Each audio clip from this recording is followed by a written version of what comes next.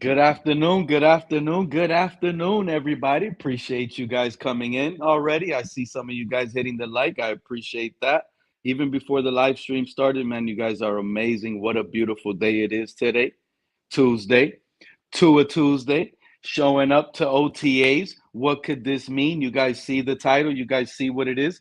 Bear with me 1 second while I go ahead and try to see if the voice is working. Oh, yep, there it is. Oh man, I just dropped the pin. People come over here. You guys can see exactly what it is. You see the title. Miami Dolphins quarterback Tua showed up to OTAs without a new contract. What could this mean moving forward for Tua? And I'm starting to bear with me 1 second while I see there you go. I see somebody in the back already, my fellow guy, one of my favorites, real one, Cap for Life is in the build. Out pulling up early, but I appreciate you coming in. Mark from the Bills Mafia.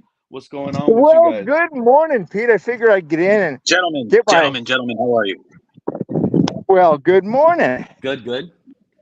Oh, Hey, I wherever just you're wanted at, it's to. probably good morning, but it's 12:17 over here where probably a lot of us are at. It's a little bit good afternoon. It is. Just It getting is out of the good morning. 10:17 in New Mexico. The weather's about 78 degrees, about a 7-mile breeze. I got the next 2 days off from work, and I wanted to talk a little bit of football. That's what's up, man. But That's let's exactly what I want to start talk with about and see what you Tua. guys are dealing with.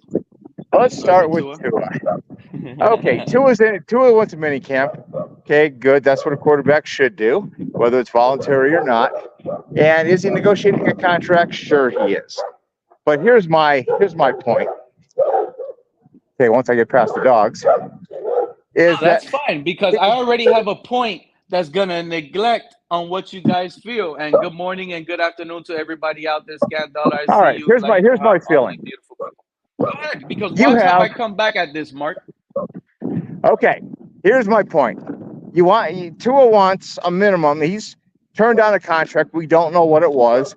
I assume that the Dolphins kind of lowballed him because that's what Greer tends to do, and he wants to be paid on the average of the current going rate. He wants 4 years, 255 or 220, or 5 years, 275, 280. If the Dolphins give it to him, I am going to be the happiest football fan in the world because that's just consigned your team to death for the next 5 years. Because what you're going to get with Mr. Tua is a small, non-NFL arm, oft injured, low wonderlic Mark, player who is has that no a history national of performance. consensus, Mark? Is that a national consensus, what you just said? Is that like a national consensus of No, what you think is the happening? national consensus has people that are boobs. They have casuals. They don't know No, but I'm teams. They asking don't you, know is player that a national personnel. consensus that our quarterback is No, not it's not a really national elite? consensus. I don't think. Well, I'll tell you. I think it's a consensus around NFL GMs. You try to trade that boy. See how many takers there are. With a new contract coming up, nobody's taking this guy. He's getting his head, pinballed one more time, and he's toast. And you're going to give this guy guaranteed money? It's ridiculous. And and I commend Dolphin fans. I commend any fan who is a diehard, dedicated, fan of the team, puts in time and effort and research and study, understands player personnel, and even those that actually step out and become more than just homer casuals. I really appreciate them and I respect them. But I am telling you from a fan who has watched Tua from his time at Alabama and from his time in the NFL, this guy is good enough to get you beat. And I'll almost say the same thing about Josh Allen.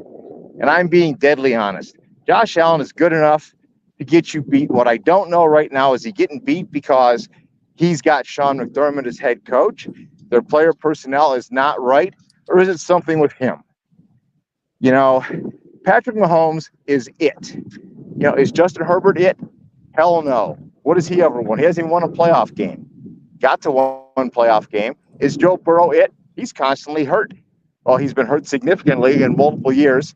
He got them to one Super Bowl with a crummy offensive line, beating a Bills team that was mentally discombobulated because of a number of things that happened, and then beat Kansas City when Kansas City went brain dead in the second half. So is he it? He's closer because at least he's got a Super Bowl.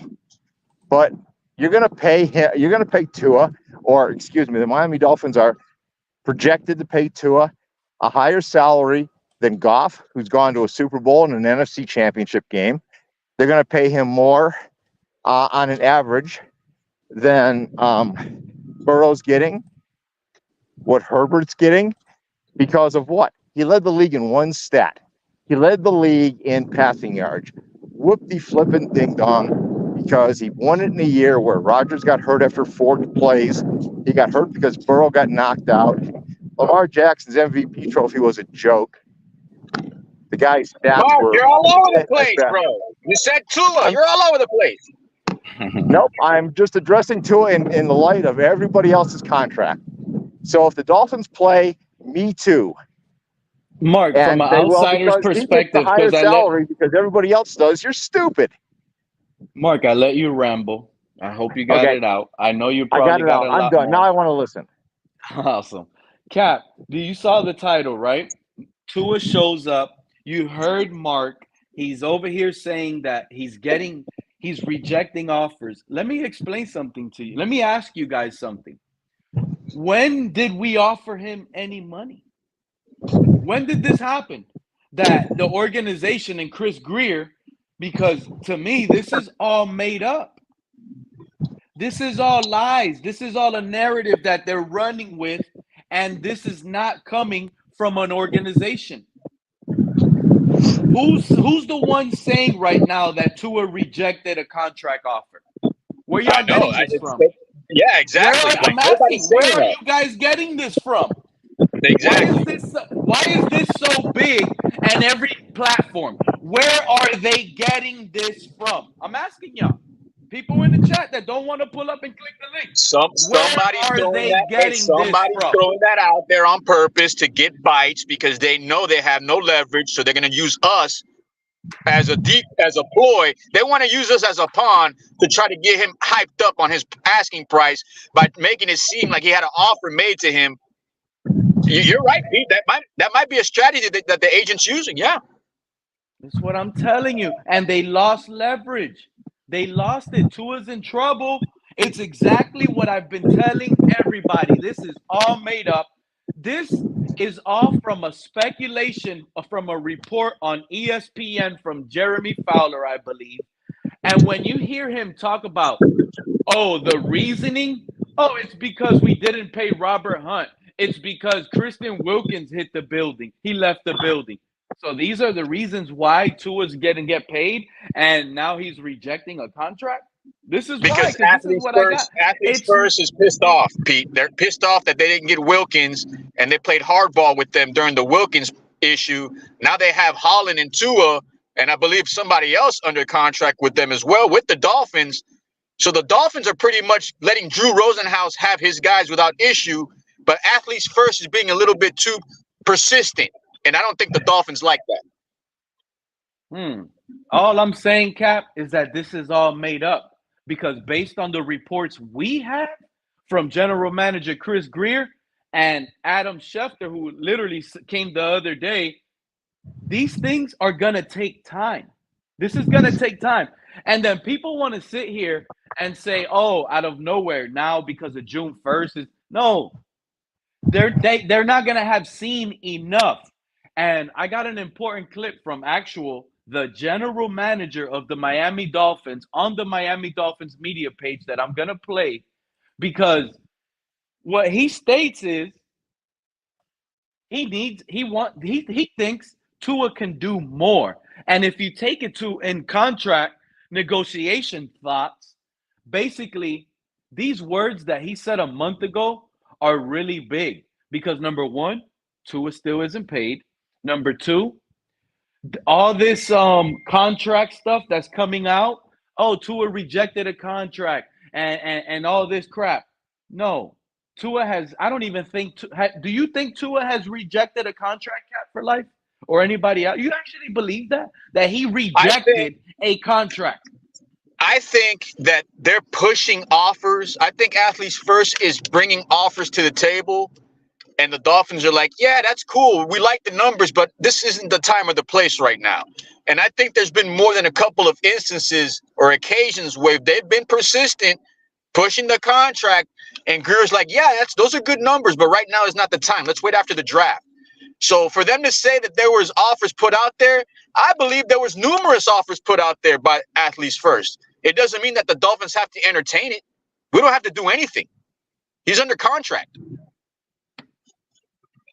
You're not going to believe it, Cap. Tua is missing the Miami. And shout out to TD. I see that TD Fins Talk is also live. Shout out to him. And oh my God, Tua is missing today's practice because he went to a golf tournament, Cap. This is not true. Eric, I need you to come. Eric, Elmer, I need you to get on the high horse right now of information intel, and you confirm that for me right now. Bro, if you do that for me today, bro, we got to give you a shout out, bro. If that is true, I need to confirm that. I don't think it's true. I hope it's not true. But if it's true, I need to see more information. I need to see more proof. Oh, you need to see more proof? No worries, Cap. I'm the proof shower right here. Share screen. Went on Twitter. Got a picture right there. Tua will be missing today's OTA so he can support former Alabama head coach Nick Saban's. So so you're telling me we're having issues at OTA, whether it's voluntary or not. Is this Tua right And this guy is on a golf cart with Nick Saban. You can't make this shit up. You cannot make this shit up. Are you fucking kidding me, bro? This is unbelievable. Are you fucking kidding me? Is this for real? Oh, Cap, I'm enjoying your reaction. You're priceless, my friend. Bro, are you shitting me right now, bro? No, what Tua's doing is he's sitting down, he's opening up his butthole, and he's shitting all over the Miami Dolphins. Wow, Pete. Whoa. Let me calm down and let me not over-exaggerate. Let me just, bro. Are you shitting me right now, bro? 100%. That's what we're getting right now, that he's missing it due to. And TD, Tua misses practice today for a golf tournament.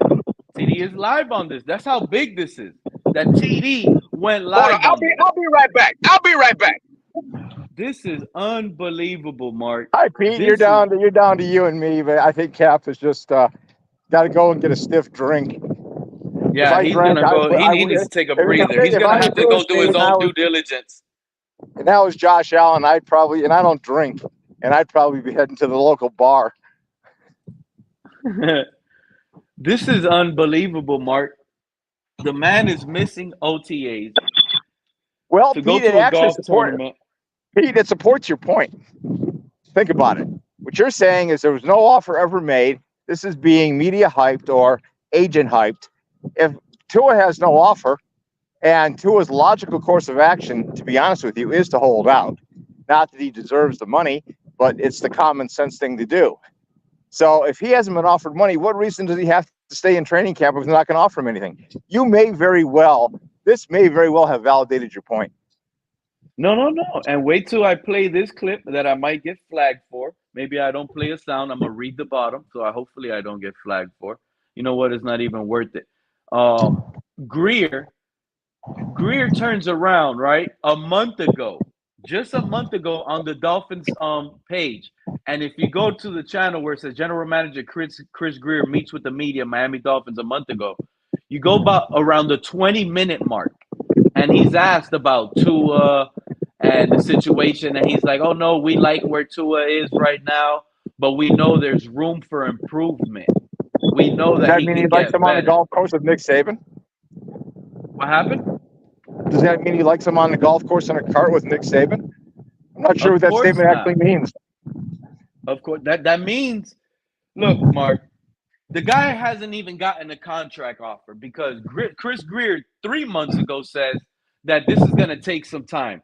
You have Adam Schefter that just came out yesterday or the day before yesterday that didn't talk nothing about a contract offer. He didn't talk anything about no numbers. And he sat here and said, this might take some time. It's going to take time. And the time is going to take is Tua to play in season. And he has to play. Like I've been telling everybody, Mark.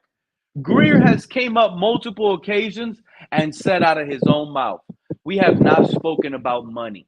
Haven't you heard that? That they have not spoken anything about money? That whole discussion is moot. Daniel Jones is at $40 million. Goff is at 53. The number is somewhere between those two. Tua wants the high end. Greer wants to give the low end with an out in the contract. Yes, there's a lot to discuss. But the bottom line is there is always one incredibly stupid general manager that'll sell the farm to go ahead and get a guy like Tua who has proven nothing. And First of all, Mark, I'm glad that what you said. I mean, you could have been right, but you're not right anymore. And the reason why I say that is because Greer doesn't have control like you think he does. If it was up to Chris Greer, that money would have came in last year in season when Tua was rolling hot. He felt right and all about. But guess what? Greer doesn't have all sole possession as GM and total control like it comes out to be. We have a salary cap guy. There's other guys behind closed doors that are doing work. Remember, when Flores was fired, it let off a fire. It pretty much, Ross said, it's a collaborative issue. And only because Flores was fired, who does that leave Greer to have a collaborative issue with?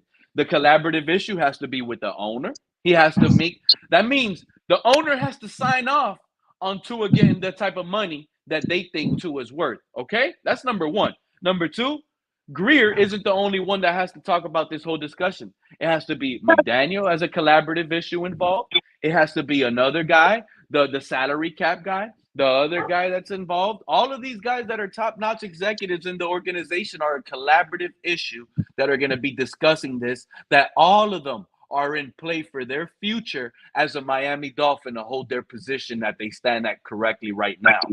So it's not solely on Greer anymore, Mark. It's not. Okay, I want to go back to something that you're going to remember because you're a guy that has some football time and experience. 1992. First two games of the season, or 1993. Okay. Well, first two games in 1993. The Dallas Cowboys were Super Bowl champions. They had stomped the Bills the year before. They go into the next season, and who's holding out? Emmitt Smith. They lose game one. They lose game two. Oh, he holds out. In fact, they lose game two. They lose game two to Buffalo. Now, what happens in week three?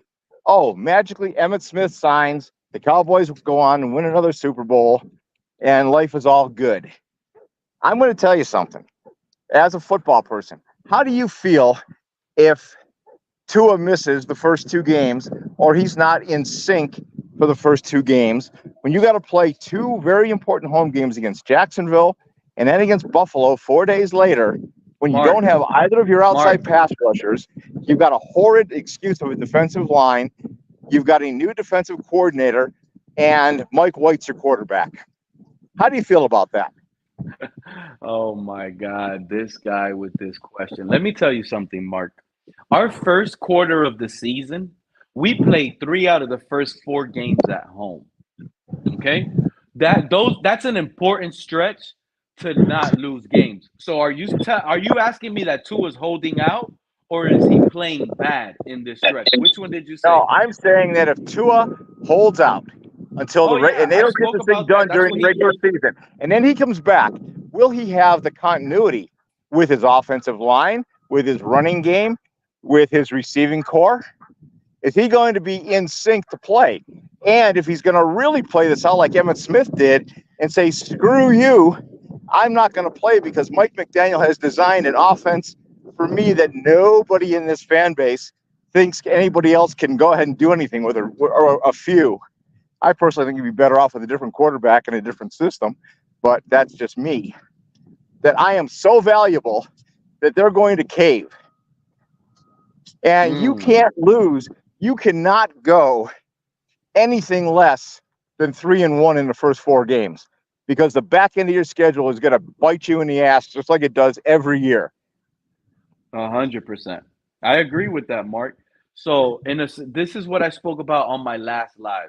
I spoke about how if Tua holds out, he's letting the agent take control of him and playing the money game. And in fact, that's what he really should do, Mark. In my opinion, if he wants to win back leverage and put pressure, because Tua showing up, it just admits to the point where, okay, I'm just going to do and accept the offer you guys give me. That's why I sit here and say there hasn't been an offer at all, Mark. Zero money offered by the Miami Dolphins to athletes first. I know what I'm telling I want you to remember. Mark. Last year, Stephon Diggs shows up in camp, takes his physical, and then he's gone. He's making a statement. Tua's making a statement. He's Diggs making had a specific statement. demands, and McDaniel and Bean had to concede hand over fist and literally make up lies and all this other BS to make Diggs happy. Well, Diggs is now off in Houston. Happy days. Bye, go away, get lost. Thank you for the 4 years. But Tua's doing the same exact thing. He's playing the same strategy. I'll show up. I'm going to give him a chance to make me an offer. Nothing's coming, because you're probably right that nothing is really coming. And they're probably about, we need to see some things. We need to see things in training camp. We need to see some things, performance-wise. And Tua's going to say, and Tua's got to have it in his mind that I'm one more hit away from having to retire. I want my money. Tua's, not a stupid man. He's a good man. He's a good Christian. I like the guy. I like the kid. But again, he is literally one hit away from not being able to take care of his family. He's slimmer now, so he's more prone to get hurt. The beefier Tua could withstand hits. Can this Tua withstand hits? I don't know. Especially the one that's going to lose weight, that's already supposedly lost 15 pounds. I was just looking at a picture of Tua on Twitter not too long ago, and his arms don't even look bigger than what they were his rookie year. It's like he just gets a lot of belly fat and looks thicker up the belly, and he thinks that was a lot of us said that though, Mark. If you go back to the beginning of last year, we told him the reason he's gaining weight is to make him healthy, but it's gonna make him look like this is the take I said. He's gonna have molasses on his foot. He's gonna run so slow he's not gonna be able to escape, and that's exactly what he's trying to work on now. His escapability. Tua holding out and missing camp is only going to give Skyler Thompson more reps, Mark. It's only going to get him better. Well, and if you think about it, the coach wants him to have more escapability. So he goes out this year to try to get more speed and escapability. Skyler already has that. So it's like he's competing against Skyler at this point. It's like Skyler is stopping his payment. I want to talk about Dolphin windows, because we always are in the NFL. We're always talking about windows. You're going into next season $3 million over the cap. No quarterback signed. You've got money tied up in Chubb and with Ramsey and with Hill. Mm-hmm. And I think there's a couple others that you've got well over $100 million tied up. You're $3 million over the salary cap, the projected salary cap, not the current salary cap, the projected salary cap. Yes, you're going to get some draft compensation with compensatory picks, so you better rebuild. But you still have to re-sign Holland. You still have to re-sign Phillips, although you got another year to play on that. Mostert's 32, so you covered your running back situation with Jalen, with the kid that you drafted. Mostert will be moved on, but he's not costing that much anyway. A-Chain's going to have to be re-signed the year after. You have Waddle you have to re-sign. So you're already behind in the cap. There's not much more that you can do other than starting to cut meat, not fat. The Bills, on the other hand, fix that? You know how you fix that? You don't pay Tua. You don't go out and overpay for. You don't pay Tua. You continue building, and you go out and get a rookie quarterback. You know, in the second round, not desperate because you believe in Skyler, and he's cheap enough. You give him a year and see what you can try to build upon.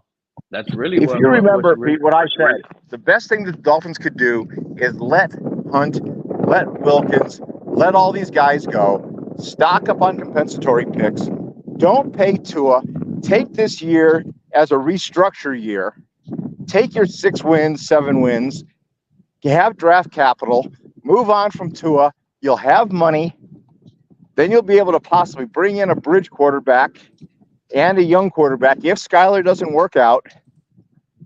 And then you actually have a legitimate rebuild. But that rebuild must continue without Greer, without Tua, and without McDaniel. That's how you do a 1-year quick turnaround. And I thought that's exactly what they were doing. And this talk about a new Tua contract, I think, is complete BS, because I think that's exactly where the Dolphins realize that they have to be. They have to do what Buffalo did. Buffalo retooled. They just have a unique situation with one of the top 3 quarterbacks in the league, and they showed diversification in their offense. Is it going to work? We don't know. Games haven't started yet. Can the Bills live without Diggs and Davis? We don't know. Season hasn't started yet. But they're set up for phase 2. Buffalo's playing for 2025. If they win the division in 2024, they get knocked out in the divisional round. Yeah, it sucks. We lost another playoff game. But 2025 and 2026 is when they're shooting for, because that's all tied into the new stadium. And they're going to play for phase 2 of the Josh Allen career. in a dome. In a dome. Well, it's not a dome. It's cantilever. His stats at home are going to be – it's pretty much closed in. Yeah, pretty much. Is it going to if you be look like at the the Bills' Dolphins, how schedule, they have the like? Are they going to let the away team get snowed upon while No. the home side no, gets better actually, coverage? we're the only, the Dolphins are the only team that actually modifies their stadium intentionally to screw somebody else. And then they whine and piss and moan about. Because they sit here and Fuck you don't deserve any. You even get rained on more on the away side if it rains. Yeah. I'm so sick of Dolphin fans saying, well, they're not giving us any 1 o'clock home games. Well, fix your stadium. Because you engineered your advantage. It's not like you're going to get the weather.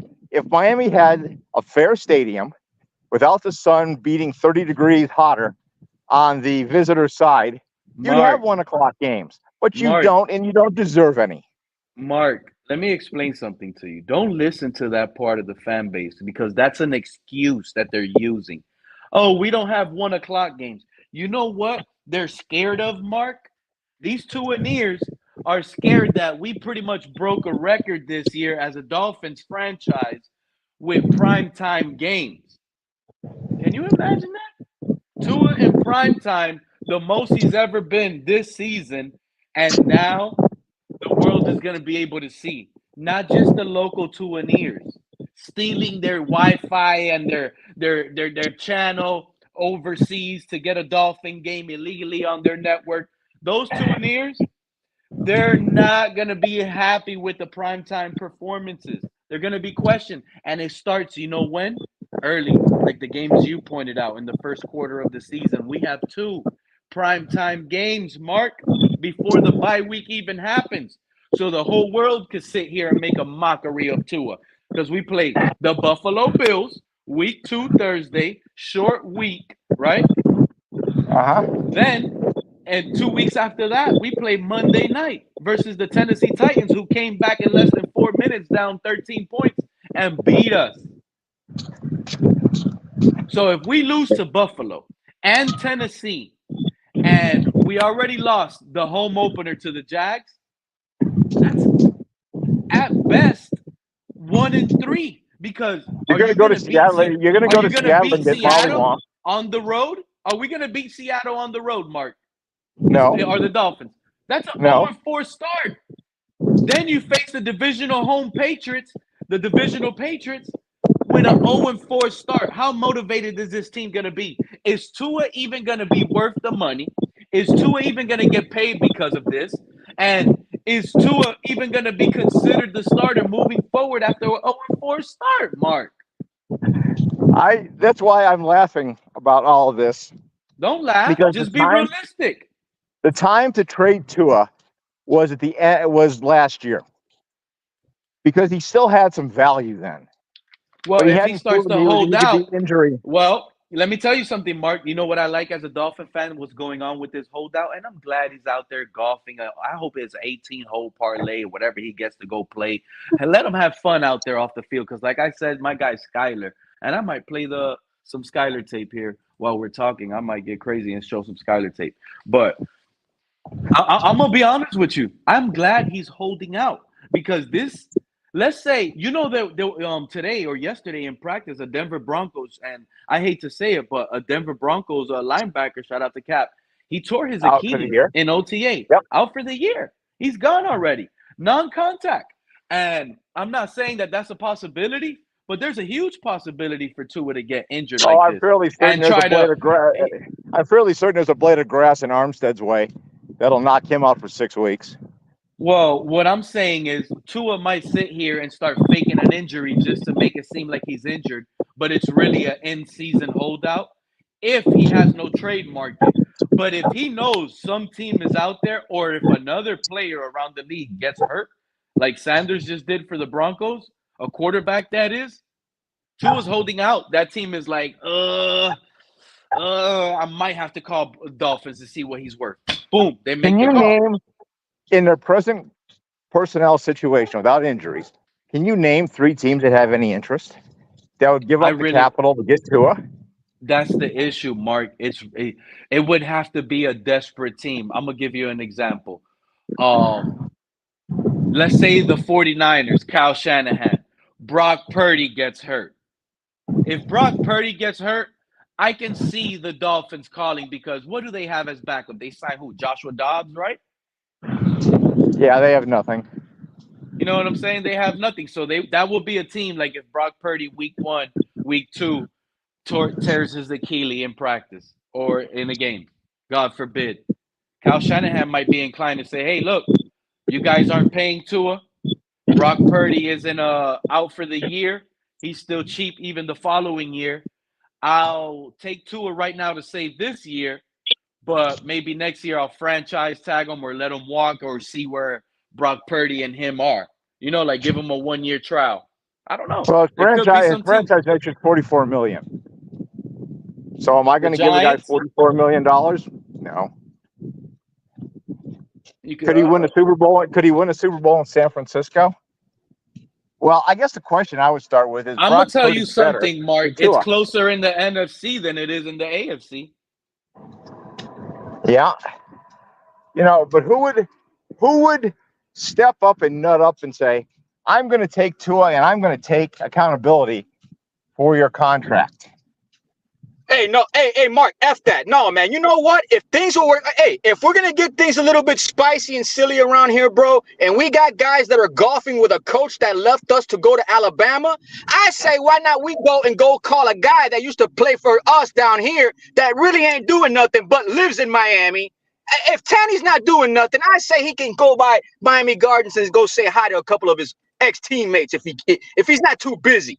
I think we can start stirring that up too at this point. If we want to go play golf, then maybe the fan base can get a little bit silly down here too. Look, the organization put up pictures. He's not there in practice. Today is Monday in Miami Gardens. They want to show off Tua. Show that on Tuesday. Let's see some passes on Tuesday on your clip. Shout out to Cater Cole. He got the orange jersey today for balling out yesterday, I guess, on 7-on-7 shorts. He did some good things. And that's another bad sign. Tua's back, and Cater Cole, who gets an orange jersey. So you're telling me our quarterback, who's under contract negotiations right now, says he's coming to OTAs, which technically he did, so he can do both. Nobody's saying he can't do both. But, dude, you want to go play golf with a guy who lied to our face in the process of going to the college that you went to go play for? That's what I'm saying. It could all be lies. could all be lies, man. Everything No, you're it's true. saying, I'm It's true. It's telling you. confirmed. It's confirmed. You're right. It's confirmed. No, I'm talking Cap, about the is the contract spit still offer that running down Tua your face has that and he he's done in your rejected. face? It's all lies. I don't think he got a contract offer. Not with money. Not yet. That's all made up, bro. And this is why he's sitting out. And this is why he's holding out and he's rather golf because you know what? In this timing offense, Tua needs his receivers the most work he can get with these guys. He needs it because he needs to be able to teach them if they're not in a spot for him. Right now, these guys are with Skyler Thompson and Mike White and Gavin Hardison. I can't believe this is. I mean, people want to make it seem like it's not a big deal because they know if we find out, we'll make it a big deal after yesterday. But this is becoming, I mean, bro, if this is how negotiations are done, bravo to the negotiation tactics. But man, you're doing it with a guy who lied to our face. Wow, bro, they really are playing hardball, bro. I like it. Let me ask you a question. Okay, you talk about Saban lying to your face. What do you think about your new safety, Jordan Poyer, talking about the best quarterback in the AFC is Josh Allen, and he's on the Dolphins. I'm not even putting that into stock because I heard the same thing from Elliott when he left to the Steelers. So it is what it is at this point. I mean, we heard that 2 years ago with an unknown source saying he's wasting his years here. I'm not even getting into that. My thing is, if you want to play for us, then show you want to play for us. That's it. I'm not making a big stink out of it, but man, this does not look good. I'm not the only one saying it. This does not look good. I'm going to tell you something, Cap. And after about June 2nd, what are you going to be saying when Justin Simmons looks at the Dolphins, looks at the Bills, and said, "I'm going to go sign with the Bills because they have a chance to win"? You don't have a chance to. It's not even that, bro. It's they got stability. They got their shit together. I mean, if we're going to be on the news for the wrong thing instead of winning, why would you want to come here? That's why you're not going to get the player that you need. That's why teams that win do. Until your organization rids itself of Greer, McDaniel, and Tua, and hope to God that Ross sells to somebody else, not the family, you're screwed. Your organization sucks nutsack. They do. They're horrid. They are 2 decade and a half losers. They have done X number of rebuilds, all failures. They've hired bad coach after bad coach. They've had shitty player development after shitty player development. They have had horrific drafts, draft after draft after draft, with the exception of 1 or 2. Isn't it about time to maybe see the light? Well, we can't see the light when you got people trying to be blind-ass fans telling us that things are not here. There's nothing to see here. That's the shit that's starting to irritate me. I told Color something. He got really pissed off. I told Color something. I said, when the Bills got better, the Bills got better when their owner died. Never. I'm sorry to say it, but they got better. Mark. Come on. Get out of here, Mark. You know what I'm about to say. And it doesn't mean that Ross has to die. It means that Ross has to divest himself of the team. Get out of here, bro. You know what I'm about to say, bro. You're talking about our team sucks for 20 years. Your team sucks for 100 years. 100 years. My team's winning divisional championships. Whatever, that's nothing. I hope you're proud of divisional championships. Guy or not. I hope you're proud of that, dude. You say that every time, bro. I hope you're proud of divisional championships. I hope you're proud of going to the AFC East Conference champion, because you guys lose. You guys lose. Y'all don't know what winning is, bro. How can you talk on winning when you don't know what winning even looks like? You don't know what it smells like. Bro, come on, man. I like hearing you talk about winning and losing and who's doing good and who's bad. that are rusted by now. Come on, hey, Manny, bro. let me ask you, how do you feel? Look, shout out to Big E. Big, he knows he has sources. Look what he put up on the Twitter. It's true. Tua Tagovailoa is at a golf charity event benefiting the nonprofit for Nick Saban's Kids Foundation. And he also, because he knows before anyone gets in their fields, also know that Jalen Hurts is in attendance, and Coach McDaniel was told today that this was known by the Miami Dolphins in advance. So pretty much this is an excuse absent. He has an excuse to go be in a charity event that Stephen Ross and Nick Saban are friends. Everybody knows that. And look at Cameron Wolf. He was proud to say this yesterday, huh? Tua Tagovailoa was on the field throwing at practice as normal today. Woo, woo, woo. From and the insiders, Tua's busy ongoing contract talks and why there isn't much concern now. But there's concern today because he missed. There's concern today because he missed, though. So because he showed up yesterday, that's it. It knocks all the dust off the wood. But no, there's concerns. He missed today. And how do you feel about that? And let me ask you something, Manny. Where's Manny? He ran off? Yeah, they run off. They run off when you ask them the tough questions. You hear that, Mark? Yep, I heard it. They don't want to answer the tough questions. And this is a situation where I'm not giving this an excuse absence. I'm not satisfied. He needs to be out there with the team trying to show that he can get better and prove that with a lesser talented roster, we can get to the next level. Nice. You know, you're going to have your homers, and every fan base has their homers. They do. And I don't condemn that. All I'm saying is that this team is built around the wrong guy. And I think they now know it by what they're showing. But they can't show it too hard because it kills his trade bait. So you have to play the game. There's going to be more of this and more of this. Why is Josh Allen trending? Who knows? Wow. Did he really do this? You see why he's trending? Yeah, I'm looking, but I'm not quite understanding it. No, I'm not letting you see. It's not. I don't know. They love Josh Allen in Buffalo, so they're tweeting it all over. It's nothing major. Well, since you said you're looking at it, I mean, I didn't see anything there other than plays that he was making. These Tuaneers out here, they know it's over, bro. These Tuaneers. This is week 2 preseason of last year. This is hilarious. Tuaneers, close your eyes. This is Tua's first game back from that concussion in Green Bay. Skyler just shows tremendous stuff in this game that I fell in love with. And this is Skyler year 2. Look, this is Tua's first play. Little tight formation out of the shotgun. First pass back. Look how easy that play was read and intercepted, Mark. That was his opening play in a preseason game, and his first pass of the game is intercepted, dude. This is when I knew the season was over, bro. Gets him in a tight formation out of the shotgun, and it's like the same play over and over. He always does this play. This is bread and butter, and it just gets picked off, dude. It just gets picked off. He makes up for it for that little touchdown saving tackle right there. Well, thank God for that. Yep. And then he gives the Texans the ball. They go down. They miss it on 4th down. Good defense by the preseason. I'll go ahead and probably try to fast forward that a bit. I was going to say, like, it matters.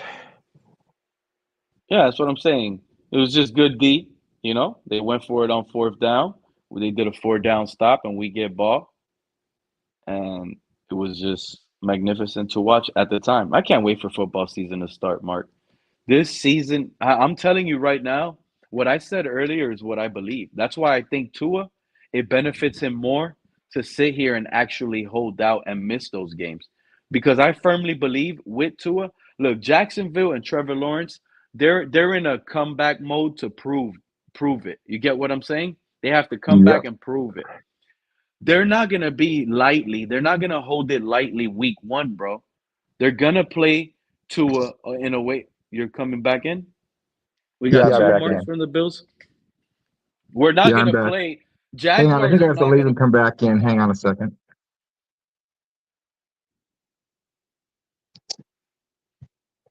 Shout out to Ken. I see you. Yep. He's at a golf tournament. Tua knows Chris can't find a better quarterback, so he's standing strong. Yeah, okay. Y'all, you see, the thing is, Kenna, there's a reason why I hold proudly and I say it loudly every time I say that Skyler Thompson is the better quarterback.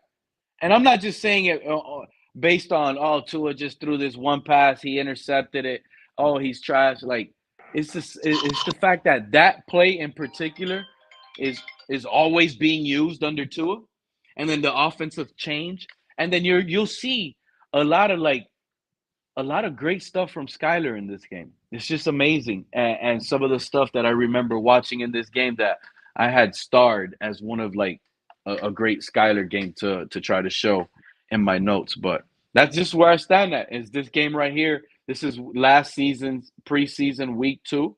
You know, we beat the Texans. Skyler gets the majority of the game. Oh, you know what happened in this game? You know what happened in this game, Mark? Let me tell you something, and I hope we catch it on all 22. They take Skyler Thompson out because of the whole new Tua concussion rule. He takes a big hit, and they take him out of his rhythm. It's incredible. Oh, I thought Mark was up here with me. But, yeah, it's incredible. Here's Tua, second snap, high snap. The guy almost loses it. The guy almost loses this snap and gets another turnover and a safety. Check this out. This is in a preseason, too. This is why it's important Tua needs to get in OTAs. He has a new center, bro. The guy has a new center, and the center exchange needs to be worked on so we don't have these issues. Look, Tua had this throughout the season, even late in the season with Connor Williams. And people want to leave that out. Tuaneers don't want to hold on and hold Tua accountable that he needs to be out there working because of miss snaps and the center QB exchange. Come on now. That's important to get as many reps as you can.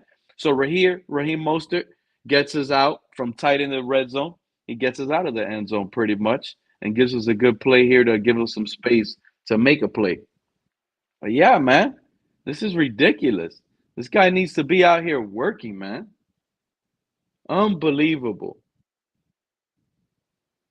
Nice little hole that he got there too. They wanted to shut those edges down. If you paid attention, they shut down those edges to close down the run. Good run up the middle and good call by McDaniel to do that. Here's Tua out of a shotgun. Mark your back. Yep, I had to reset my phone. Back. Good stuff. So Tua's pretty much going to go down on this drive. He's going to get lucky with some penalties that are going to help him, and that's why he's able to go down. This is a nice little quick timing throw.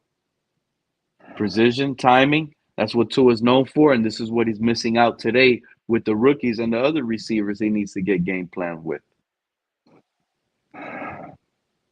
You see, I look at all these things and I evaluate and I make an assessment. Every quarterback has a level that they're at. We know the level that Mahomes is at. We know the level that Burrow and Goff are at. They are Super Bowl participant quarterbacks. Are they Super Bowl winning quarterbacks? Not yet. Where is the kid from the 49ers? You know, what level is he at? What level? Every quarterback has levels, and like Josh Allen has a level too. Is Josh Allen on the same level as Goff and Burrow? No, because see how they slung Tua. They slung Tua on this play, and it wasn't even a hard hit. He got slung. I hear you, Mark. Go ahead. Yeah, so everybody has to.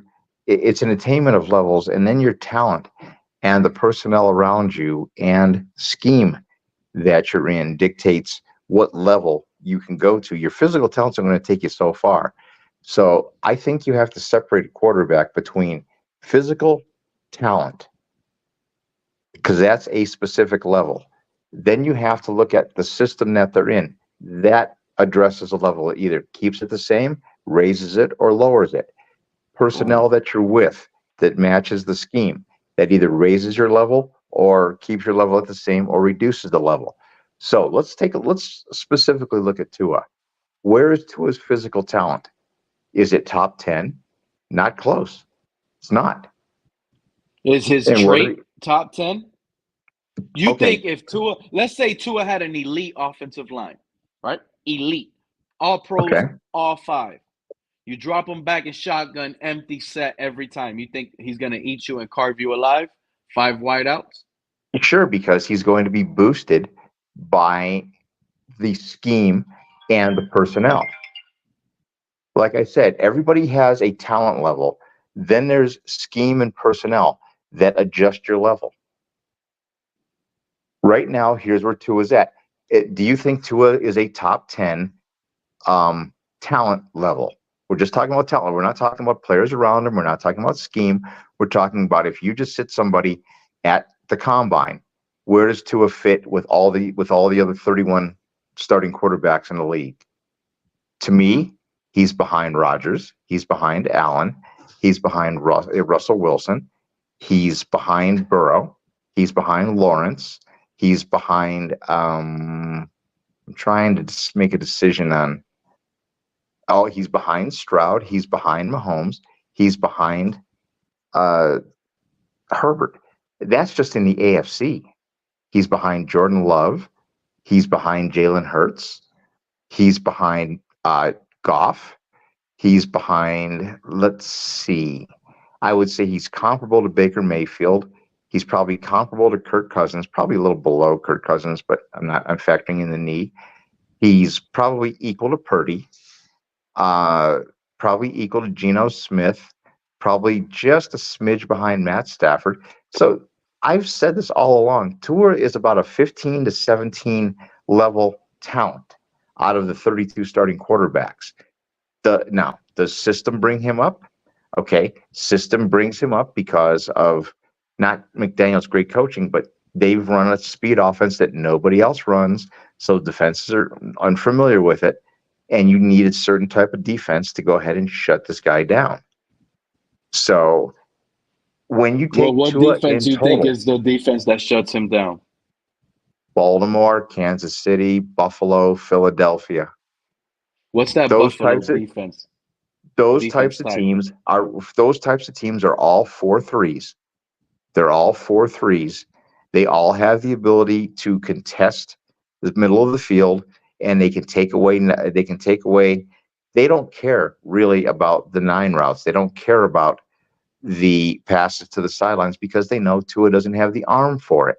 And they also know how to get to Tua because you get to Tua by containing your rush lanes on the end, and you control your rush from your defensive line positions, and then you run an occasional blitzer up the slot. Is Miami's offense going to be better equipped to deal with that this year without Robert Hunt, without Connor Williams? No. God forbid what happens to Teron Armstead. You're going to roll in Kendall Lamb, or in and the is worst it going case, to get Patrick any Ball. better with Tua missing practices the way he is? And it's Tua's superpower per se is his spot accuracy. He can throw to a spot. If he's not familiar with throwing to a spot, and TD addresses this all the time, and I have the greatest amount of respect for TD's football knowledge. And yes, I falls crack for up when he anything, bro. Look, Tua falls again.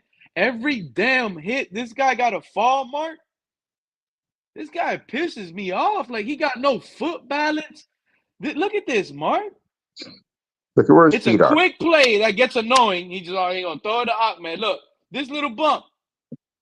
Drops him. He gets the completion. He's accurate, and that's all well and good. And the Miami Dolphins are caught. They're really, really caught in, I call it, I hate to use the term a Dan Marino issue, but they are. Dan Marino is only good enough because with his physical talent, completely elite. But personnel and scheme dragged him down. Now, Tua's in the opposite. Tua's talent level is way down, but his personnel around him is partially good. And you know what's another thing that's not spoken about? Let me tell you something. I don't think Tua has high awareness of the football game. Like, I don't think he has awareness. Situational awareness when it comes to time. I don't think he has awareness to, like, the man said under Flores' regime, he said, oh, if Flores calls a play and I see it's not going to work, just call it. Well, like, this is where I go back to the Wonderlic score. Call a timeout. Have some awareness. People mock me and say, Wonderlic score doesn't mean anything. Dan Marino had this and Jim Kelly had that. It's different than it was in 1983. It's very different.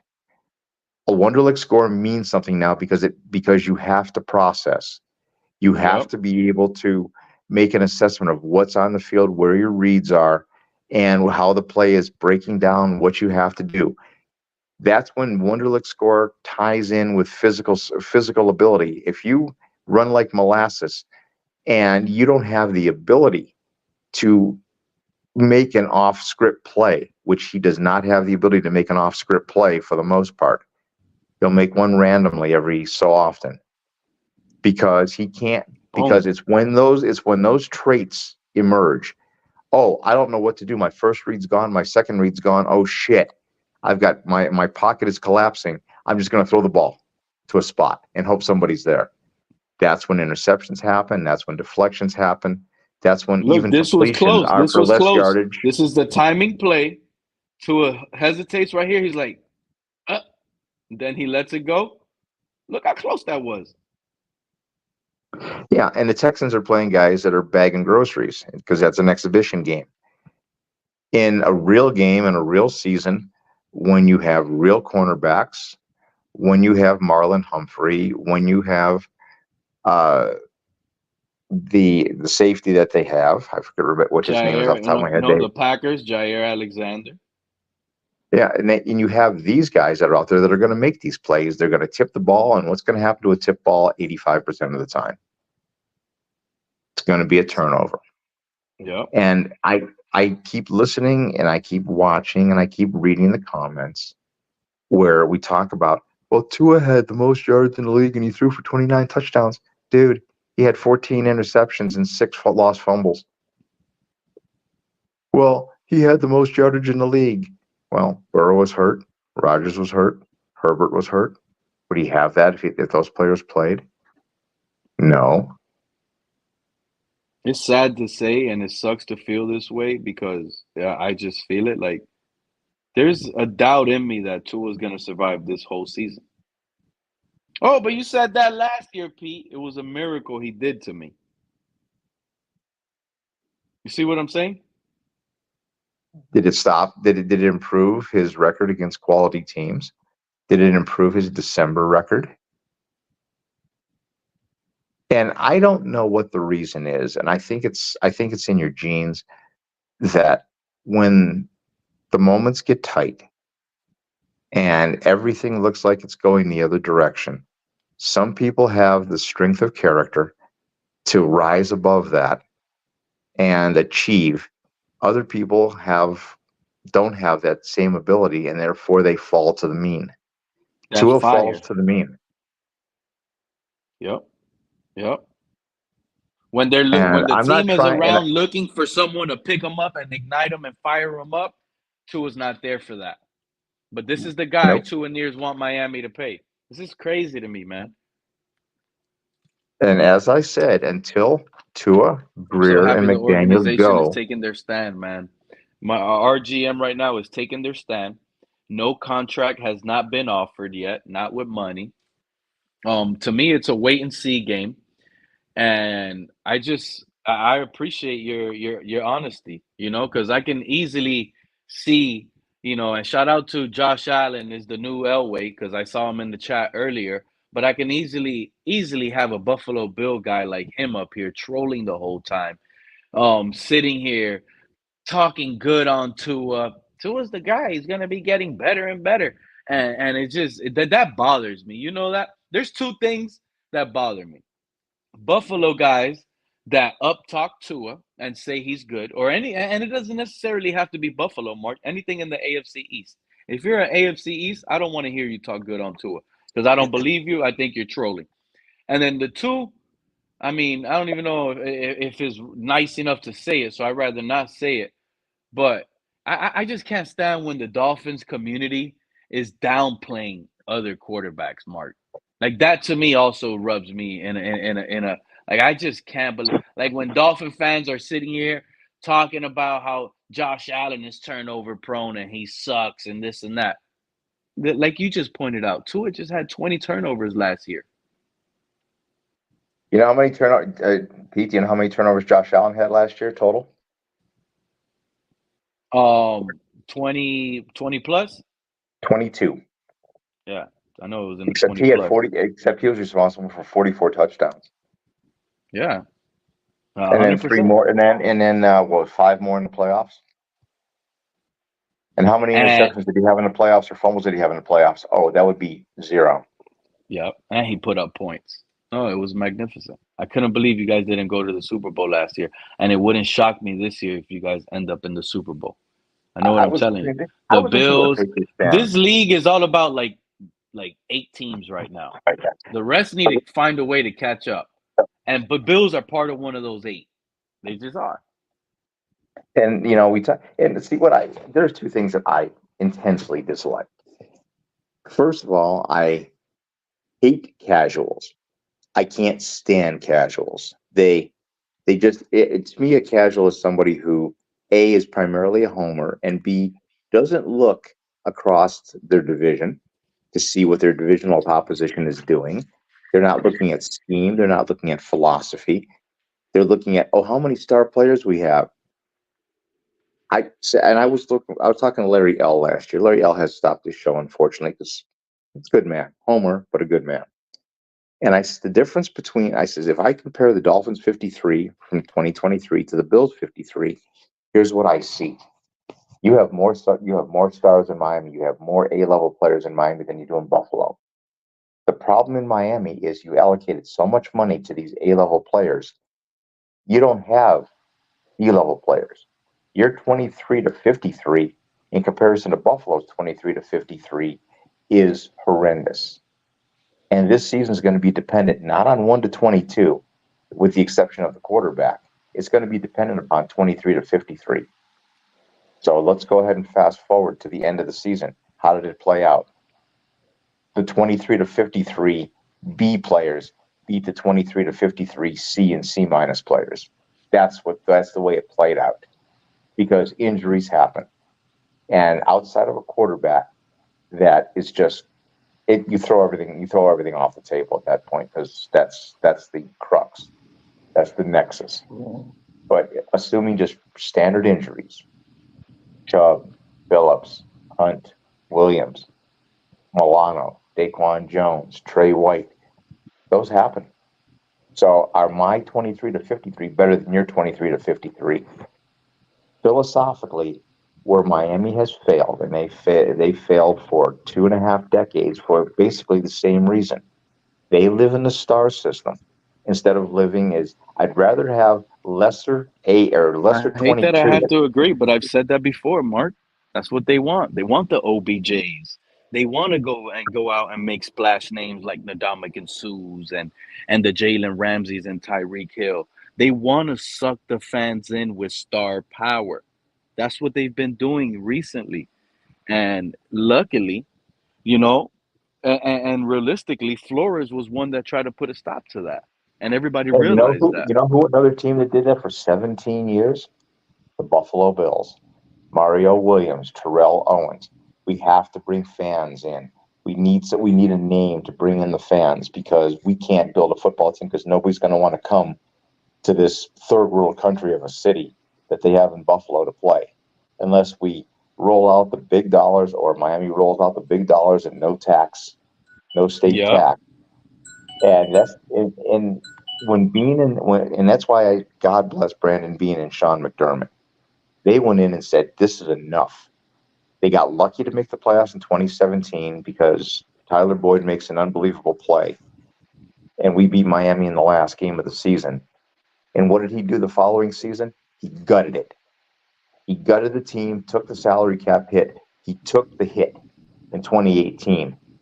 Drafted Josh Allen, played him. Drafted Edward Edmonds, who they let go because they couldn't afford him, because they could go do it. They could go to a different route and go to Bernard and pay him $2 million and not pay Edmonds $19 million, which allows like the Bears did to address their roster. And what do? You sign your quarterback. Oh, you're getting him a big contract. Well, you know what? Salary cap is going up. They know the salary cap's going up. And now his contract's never going to be more than 19% of the cap. Because the key thing, like Kansas City figured it out first. The key thing is we can pay, but everybody has a payment ratio in relationship to percentage of the cap. And if I've got Janarius Sneed, and he now wants this amount of money, I'm sorry. You're now a Tennessee Titan. Thank you very much. Oh, you're Tyreek Hill, and you want this and you want that? Yeah, thank you. I'll find a team that's going to give me 5 draft picks, and I'll rebuild my defense and win a different way. These are smart football teams. And those are that's smart. That's how you have to do it, though, Mark. Especially, that's the route to take. And you also have to trust your general manager to be a good draftee. Because if you're not hitting with a paid quarterback in draft, like, are we going to trust Chris Greer under a paid Tua to now move off some of these star players, because now you have the star player and the quarterback taking a lot of the money? Are we going to trust Chris Greer to sit here and start drafting players and developing? I'm not. I mean, it's not going to happen, Mark. So to me, it's just a total. Who had the best draft? Who had the best draft in the league? The top 3 drafts in the league, in your opinion, this year? This year, I kept telling people I'm not really high on this draft class, but I like what the draft class for Miami. This draft class was talking the epitome in total. Of stupid. I'm talking in total, but I do like what the Titans did. I feel like the Titans did. You know, they upgraded for sure. I don't like Devondre Sweat. I don't like that. I don't like it. The reason I don't like it, Devondre Sweat. Forget what his talent is. When you're in the Titans just upgraded with that guy. With that guy, they upgraded their defensive lineman, and he's going to be better than the guy that we brought from Tennessee, and Tier Tart, who's going to start for us. And a rookie is replacing Tart over there, and you'll see that that Sweat does better than Tart in Miami with experience. Yeah, he stays out of the bars in Nashville. I don't trust a guy who's in the most important stage of his life that goes out and draws a 1.01 DWI. He stays out of the bars in Nashville. That is hilarious. Come on. I have no guarantee he's going to do that. Why do you think there was so much trepidation in signing Cam Smith last year? They didn't want to give him the money so he could go to South Beach. It's been reported multiple times he was too immature to get the money early because he'd blow it out in South Beach. But I'll tell you, the teams that drafted well, the Philadelphia Eagles. You're the Philadelphia Eagles, and what do you get? Where are you weak? You're horrible in your secondary. You go get Quinyon Mitchell, and then you go get Cooper DeJean. And then you look at the other players. You're the Pittsburgh Steelers. What do you need? I need a remake on my offensive line. So what do I go get? I get Fontenot. That's going to play offensive line on the opposite side and have Broderick Jones on the opposite side for the next decade. I go get a Guy Frazier from West Virginia. I get a McCormick, who's going to be an excellent plug-in guard for them in the future. I go get a wide receiver that I need. I go get Preston Wilson, who was like the most ridiculous linebacker I've ever seen coming into the league in years. 6'4", 238, runs a 4.33. Are you kidding me? The Ravens, they got Nate Wiggins in the secondary as well. That's a beautiful draft pick that he should have been easily like a top 12 I think Wiggins is a bad fit in Baltimore because he's not a physical player. He's a Deion Sanders type who doesn't hit anybody. He's a sticky coverage guy. He's a sticky coverage guy. And he does hit. He does hit, but he's just not big enough to be a hitting corner like that with physicality. I know what you mean. But he's not afraid of contact, though. That's the difference. You can have a slimmer guy that's really good, that's not afraid of contact if it's ditched his way, and that'll be serviceable in the NFL. It's important. Wiggins is going to be a stud. 175 helps him because he's got length. Like, I didn't agree with that. And he's always on top of people. Like 5'8" and 165. It's like, you're never going to make it, dude. You're too small.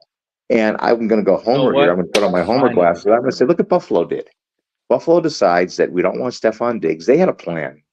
They had a plan in mind. They eliminated Diggs and Davis from the offense. Well, not so much Davis, but Diggs, because Diggs wasn't getting separation anymore. Davis had one big game in Philadelphia. We better never see A-Chain at kick return ever again. This guy has horrible kick return vision. Yep. Horrible kick return vision. I'm so happy Skyler's not in now. Oh, what's up? Shout out to Fred. He made it in the back. Fred, you made it in the most important time right now, dude. It's Skyler time. Yeah. All right.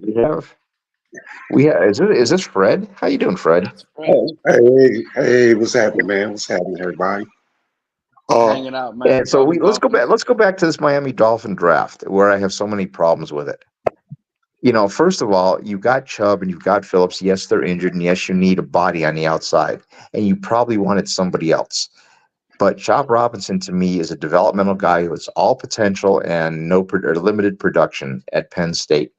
And I cite the Michigan game because when he was disrupting the passing lanes in the first part of the game, they ran 32 consecutive times, and a lot of them were on his side.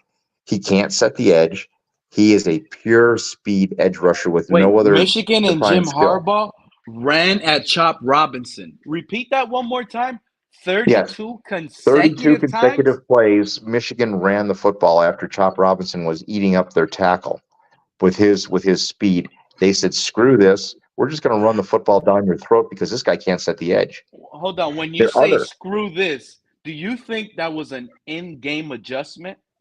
It was an absolutely an in-game adjustment. They saw the weakness live, right on the field, and they addressed it. And they addressed it. That's not a good look. Let's go to round 2. And plus, when Chubb and Phillips get back, this guy's going to be This guy's going to be the third guy. Okay, so now let's go to Patrick Paul. I've watched a ton of tape on Patrick Paul after the draft. And yes, he has wingspan. Yes, he has size, but he has development issues. There are like at least 10 plays that I've seen with him that that would be thrown a flag on, because what he does is he doesn't bring his hands inside. He brings his hands outside and he wraps. Therefore, every NFL official is going to go, "You, big guy over there, flag, holding." And you know what? That's another guy I'm interested. I can't wait for preseason. I had to say something on that on them 2 picks, man. Robinson and Paul, man. First of all, let me start with Paul, man. I wouldn't even have him as the next man up as the left tackle. I'd have Keon Smith as the next man up at left tackle, and I still sit Paul, and and just let the man watch, practice, and learn. You know what I'm saying, man? Yeah, I'm going straight to Keon Smith with that right there. Maybe even sit Patrick Paul for even 2 years if I have to, man. You know what I'm saying? And as far as Chop Robinson, Are we going to see these guys in the preseason at least? I'll probably see them in the preseason. Yeah, I mean, yeah, why not? But and as far as Chop Robinson, it is what it is. He's going to be a situational guy. You get a team in the 3rd and 12. Put the heat on. I need you to bring in the heat on 3rd and 12, because Dolphins give up so many 3rd and 12s. Is too high. It's too high of a rate. I need heat from somewhere. You know what I mean? Simple as that, bro. You ain't going. Patrick Paul's not going to come right in and be your immediate backup left tackle. No, I think you have to go through Keon Smith before you get that job. You're going to go through Kendall Lamb, Fred. Kendall Lamb is going to be the no. Kendall Lamb will be. He said he'll be retiring after this year. Okay. You know what I mean? So you don't go right to Patrick Paul. No, Keon Smith needs to be your next guy up. He's played in NFL games already. He's had plenty of chance to watch what's going on the field. You know what I'm saying? He has a feel for the game, I think. So he's your backup, and then you got Patrick Paul sit behind him, sit and learn and wait. And like I said, man, the Dolphins give up so many 3rd and 12s. It's probably the highest comparison you're going to want to look at this year. I want you to compare at the end of the season the stats between Javon Holland, who Buffalo drafted, versus Mo Kamara, because those are very, very, very similar players.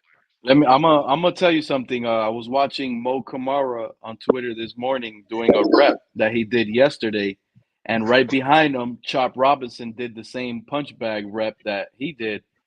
And Chop Robinson's legs were like spaghetti legs. They were trembling. And Kamara, he just stood his ground. His legs didn't tremble. He was able to hold up the thing and do it perfectly.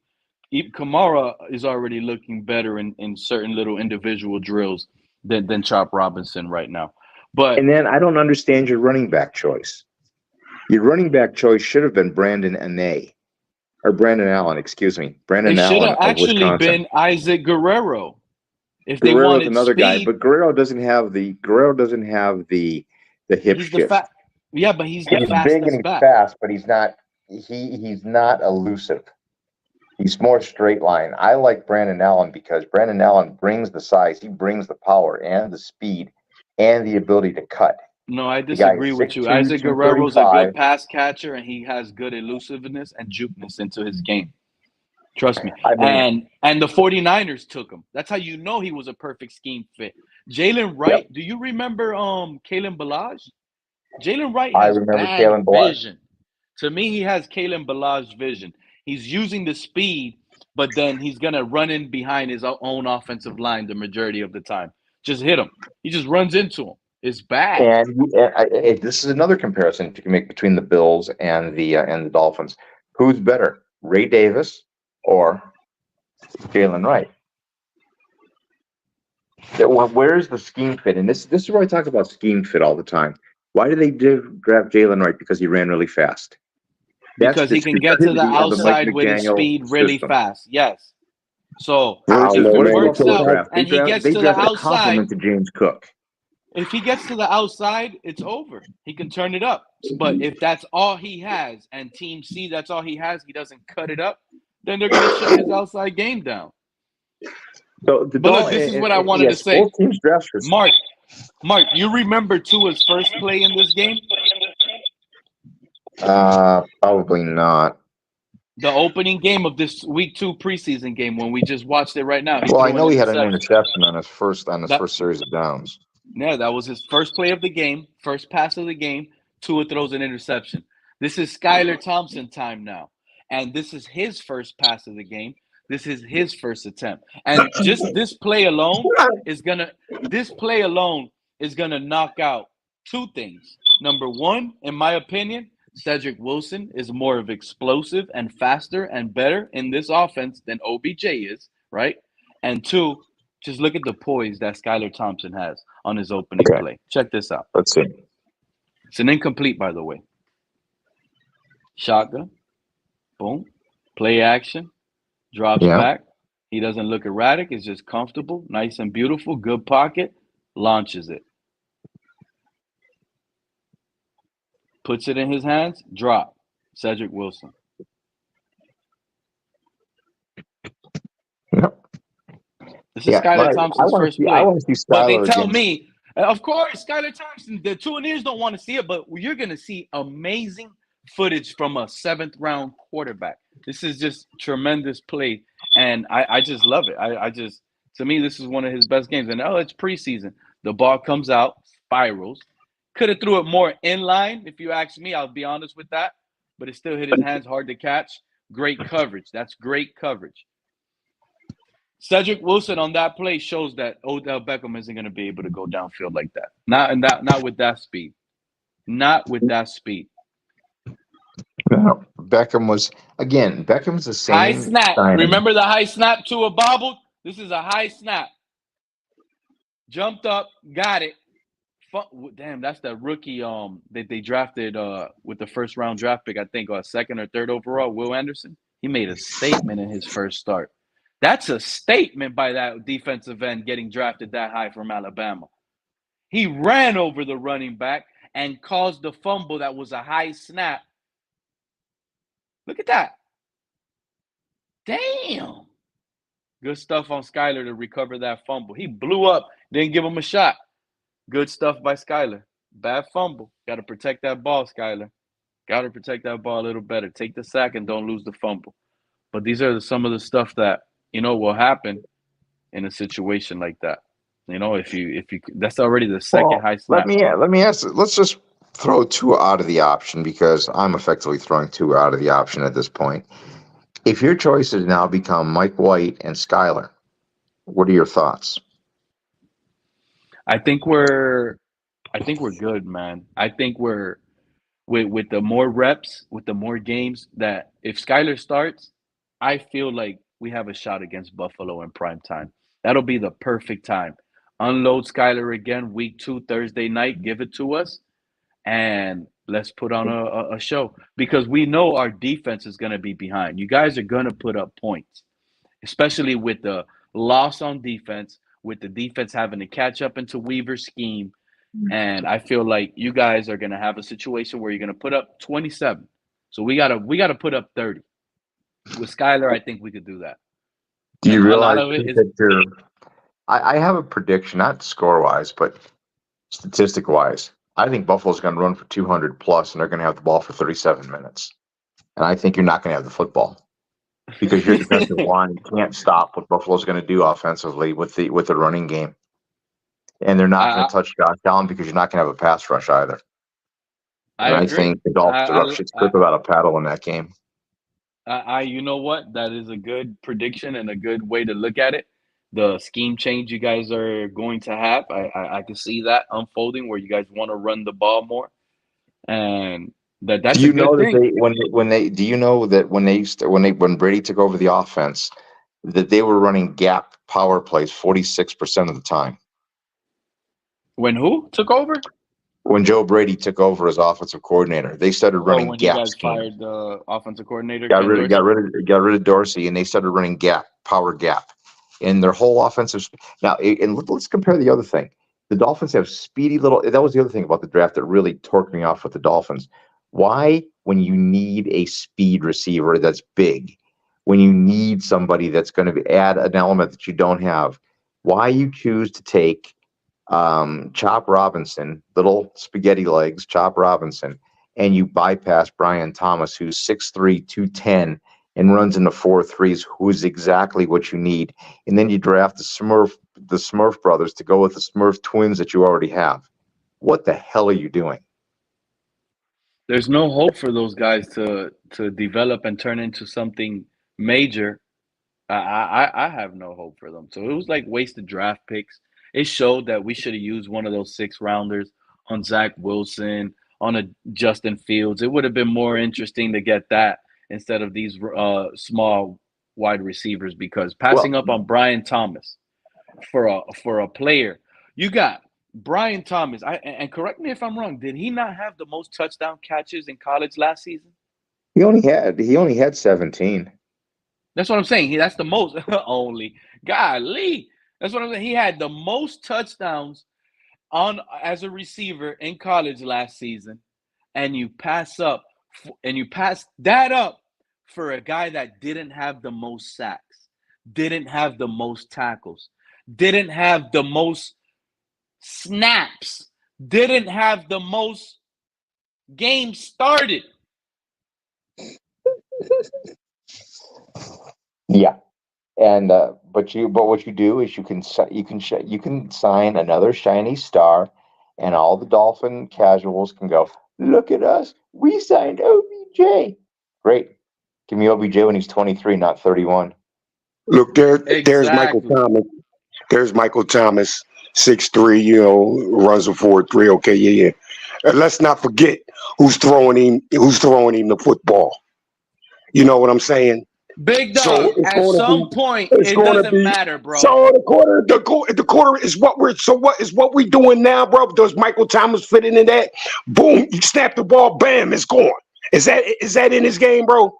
Is that in his game? Yeah. Okay. I seen the film more. I seen the film more. Michael Thomas, his quarterback was not just snap, bam, throw the ball. No. Michael Thomas was working around in the anywhere on the field, working, getting open. Michael Thomas just snap, boom, throw the ball, bro. I'm telling you, man, that'll limit his game if you ask me. It would. But it would have helped us more in the red zone, having a tall guy like that.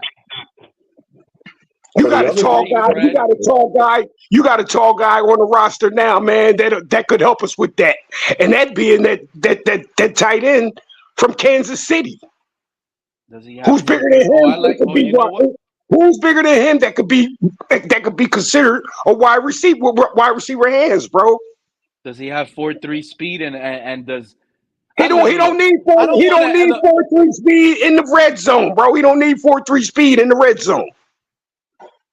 That's the difference. I'm about to look, because I like Jordan Forston. I do like him as a red zone threat. He's underrated. He's almost like Mike Gesicki, okay? But at the same time, you can't compare that with Brian Thomas Jr., bro. You just can't. Come on, man. We're talking about the red zone, bro.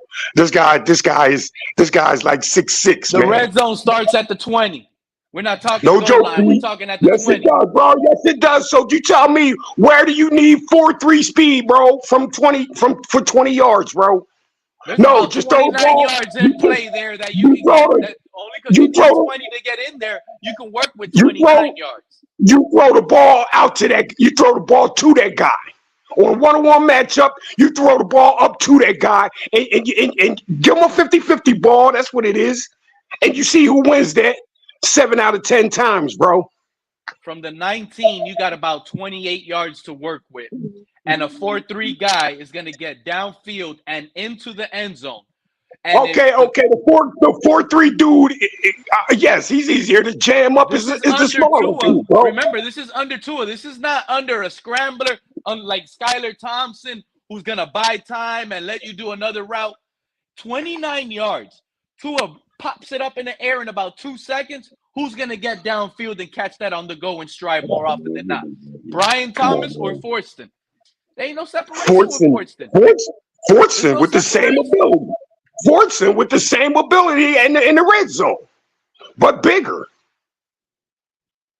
I'm telling you, he's not getting downfield long enough for the time of the play. Brad, he needs speed back there. Let me ask you a question then. From what you're saying, and I totally accept what you're saying. And back, would you Hold up, Mark. And then with the running game. Check this out. Listen, Skyler. Oh no, Chuck, let me make this point, man. You said the Bills are going to run for 200 yards on this, man. Bro, if Mike McDaniel stays with what's working when we play Buffalo, bro, we run for 150 yards on yard prop, maybe more. If he just sticks to it, bro. What you talking about, Fred? AJ had over 100 yards in the first half versus Buffalo. Okay. So if Mike McDaniel sticks with that and don't leave that, bro, if you ask me, that was a big part of why the Bills beat us, bro. Both games. Yeah. Just stick with what's working. So what's wrong with your coach? Well, that's the coach, man. But you're talking about the running game. That's what I'm talking about. I'm talking about you don't have the Dolphins do not currently have the personnel that has power that calls the plays too, Fred. So all the power is on him. All the fault is on him, like he said. What I'm saying is that the Dolphins aren't going to see the football, and it's not just going to be Buffalo that's going to do it to you. It's going to be every team in the league that's going to do it to you. They're going to exploit the fact that if you think Skyler is going to be as good without Wilkins, you're smoking. You know what? I think Skyler might be overworked, and where he's going to regress, Mark, because we don't have a good rotation. We weren't getting the ball. If you ask me, it's because of the defense we ran, and I'm glad it's out of here. Just that sit back and shit. Yes, it allowed the dink and dunk. So yes, teams are going to have the football. They're going to keep the football. Get that crazy ass dink and dunk defense out of here that eats you up. Get it out of here. Get something in here that's going to force quarterbacks to make quicker decisions. And let me go with that. No, they're not. What Buffalo's going to do is they're going to run James Cook and Ray Davis down your throat. Okay.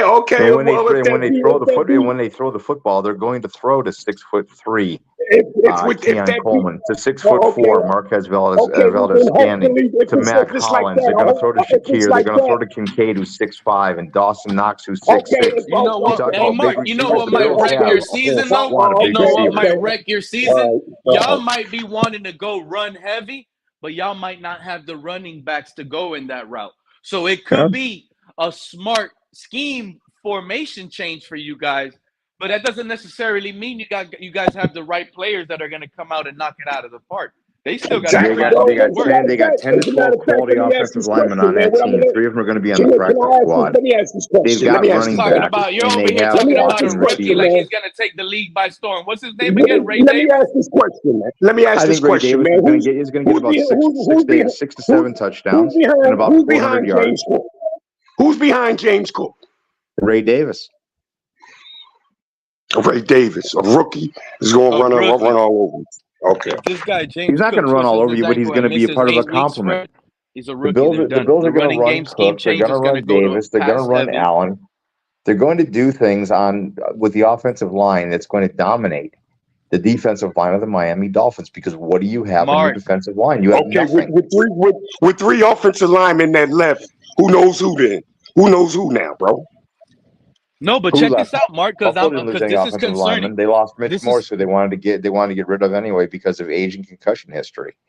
They moved Connor McGovern to center. They re-signed David Edwards. They have Spencer Brown. They have Deion Dawkins. They have Osiris Torrance. They have 4 more quality backups on top of it, and they have 3 guys that are going to be on the practice squad. We're talking about the running back. Mark, forget all of that. Forget what we have at the defensive line. You want to know how it can easily neutral out and how it can be even? Your schematic change goes into it doesn't work. If that doesn't work because James Cooks get hurt, you don't have another running back that can run that system. Now you're going to have to switch it up to a pass-heavy approach. And when the Buffalo Bills go to pass-heavy with no run game, they thought the run game was going to save them. It's over. They're going to go back to the Ken Dorsey Bills, and they're going to fail. You guys might have to be dead. Look, if James Cook gets hurt, the only thing that saves your season is if you trade for Justin Jefferson. That's what I see. No, I think what they'll do is they'll go get another running back, because running backs are a dime a dozen that you can plug in. What you need to have running backs are such a dime a dozen. I'm a lot more worried about injuries on the offensive line than I am on at the running back position. Running backs can be plugged in and plugged out, but what I don't want to have is offensive line injuries, because of all the things that devastated the Miami Dolphins last year. What devastated your team the most was the offensive line injuries, because it shortened. It did a number of things statistically to you. It forced Tua to throw the ball faster, to throw more screens. Your yards per attempt went down by over 2 yards. Your yards per catch went down over 1.5 yards. The moment you lost Connor Williams, and then you lost Robert Hunt, it's offensive line injuries that will kill a team. I'm sorry, man. My main issue about why we fail against Buffalo is simply one reason, and that's it. That's quarterback. Well, quarterback throws for 173 yards. You give me somewhat of a quarterback. My offensive line doesn't have to be elite, superb. Your offensive line is not elite and superb right now. Admits Stroud, CJ Stroud doesn't have the greatest offensive line at all, which I think is above average. What I think, but does it look like that? No, because he knows how to work it. But you know what's another thing that I liked about CJ Stroud? CJ Stroud, even with the bad offensive line, Fred, he doesn't panic. He doesn't run out of the pocket. Exactly. So smart. His offensive line is getting pushed. This is important for a quarterback, Fred. When your offensive line is getting skated back and pushed back into you, you can still know how to move into a certain angle or in a certain spot. It's not like we don't have guys up front.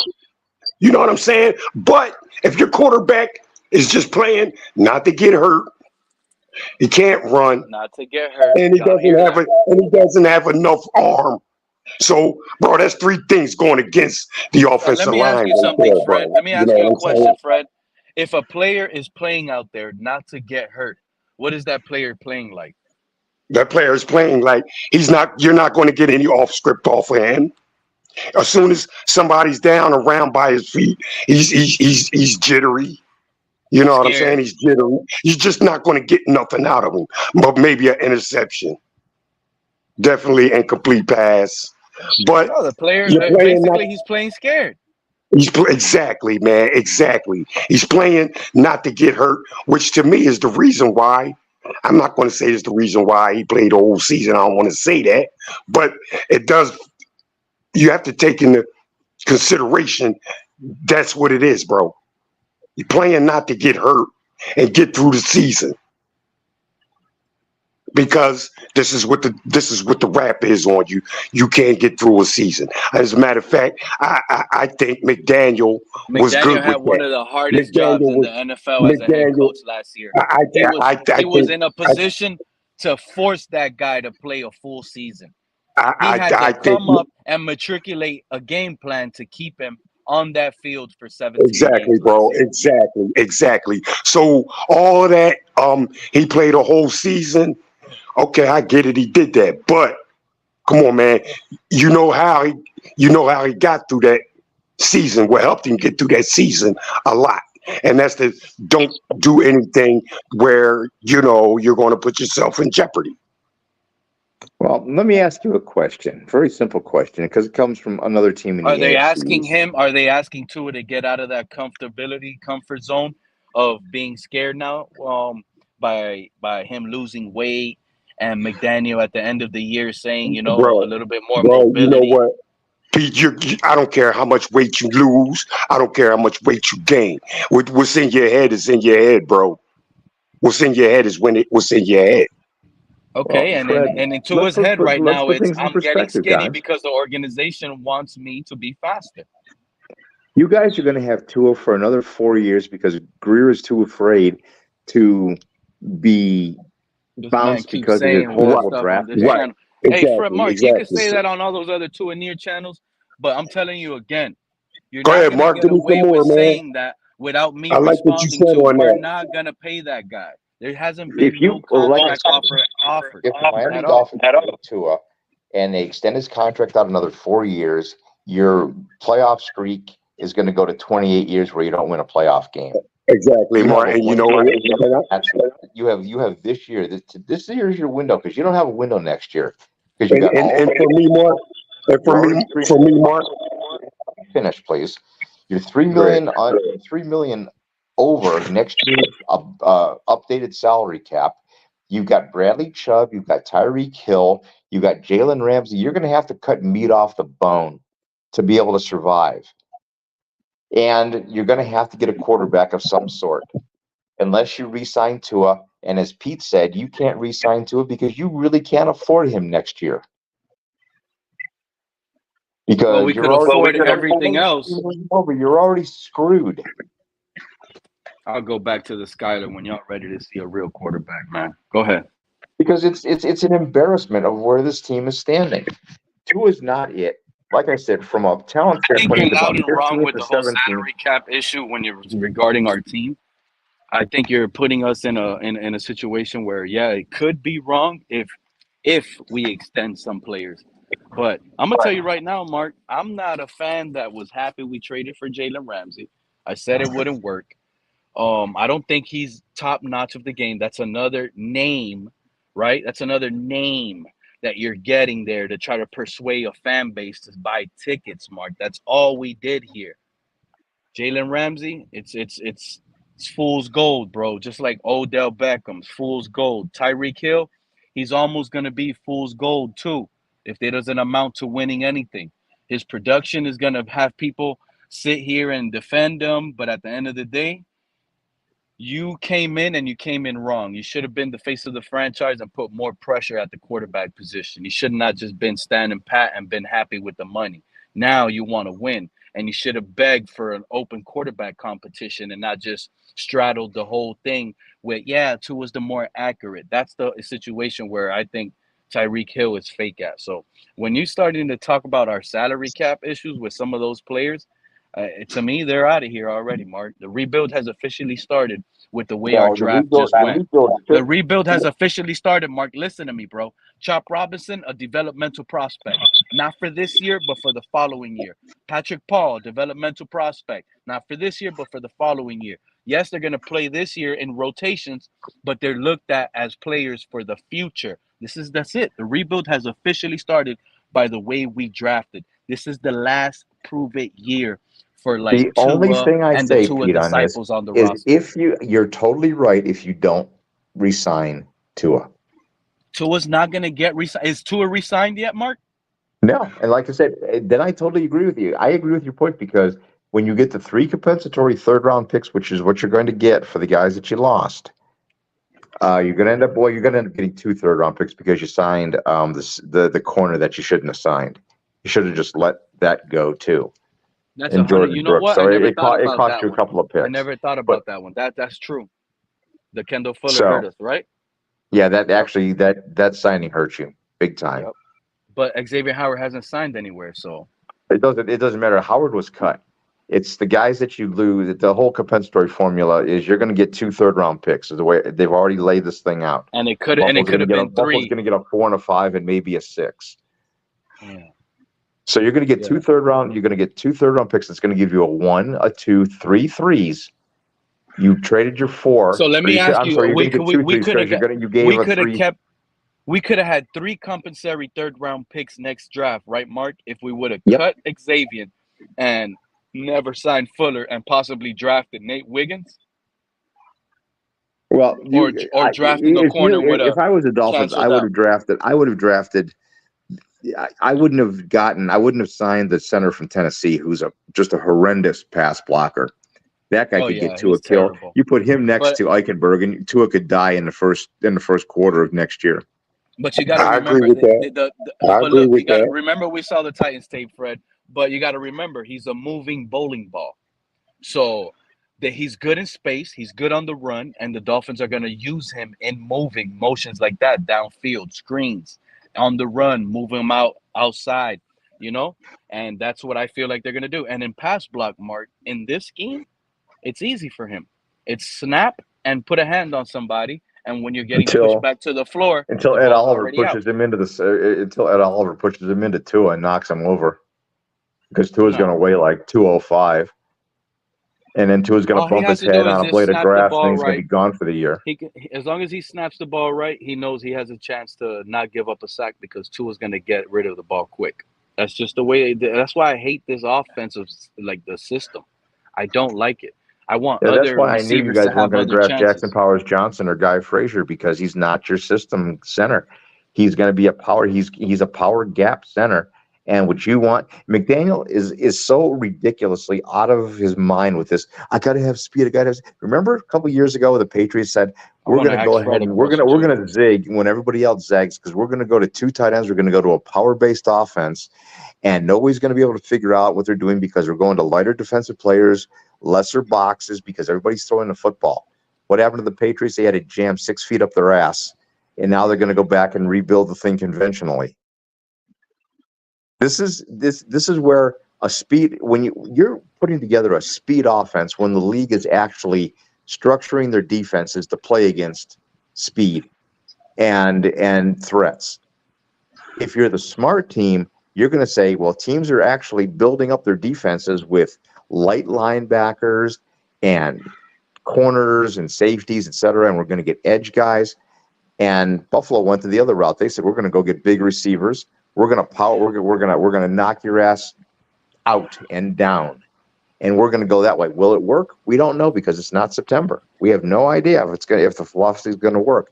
I'm just saying that the Wildcat, the double tight ends or 3 tight end offenses, they're fluky. They don't necessarily work long term. Teams adapt. And what happened to Miami at the end of every season? They run hot. And then teams adapt, and then what happens? They collapse like a cheap card table. It's happened year after year, and it's going to happen again this year, because what, Mark? I'm so tired of it sometimes. That it gets. Let me tell you something. The same thing you said about us in the regular season. How about Buffalo? Buffalo, you guys collapse in the playoffs. You guys know how to win the wild card and the divisional. Is Josh Allen it? I don't know. You guys can't get past. Oh, now you want to question Josh Allen? Now you want to question? I question. When I put it like that. Here's what I question, Pete. Is Josh Allen gone to an AFC Championship game? Yes. 1. Did he win it? No. Did he go to the Super Bowl yet? No. Does he have things to prove? You bet he does. They tried one scheme. They face planted year after year after year. They're going to try a different scheme and see if that works. We don't know if it's going to work, but I know if you go with the same players in the same system, you're going to get the same result. Injury to James Cook, And if James Cook gets injured, forget that whole, we're implementing more run. You can forget that. You scrap that. Throw that out the door. Once James Cook gets an injury, you can forget you guys running. And not addressing wide receivers is going to be the reason why it's the downfall of you guys. Gabriel Davis, losing him and not replacing him, what do you think is going to be the replacement for Gabriel Davis right now? MVS? Right now, to be honest with you, I think what they're going to do. No, I really think it's going to be. No, it's going to end up being. It's going to be Shakir's going to replace. Is going to be the quote replacement for Diggs. Keon Coleman's going to be the replacement for Davis. They're going to have Curtis Samuel, who's going to be kind of the. He's going to be like the third receiver or a slot receiver. Then they got MVS. They got Hollins for special teams primarily. We don't know what's going to happen with Claypool. Claypool could be good. He could be bad. He could be out of his mind. Who the hell knows what he is? Oh, okay. You have definitely no idea. I bank by, but I know what I do have. I do have Dalton Kincaid, and I do have Knox.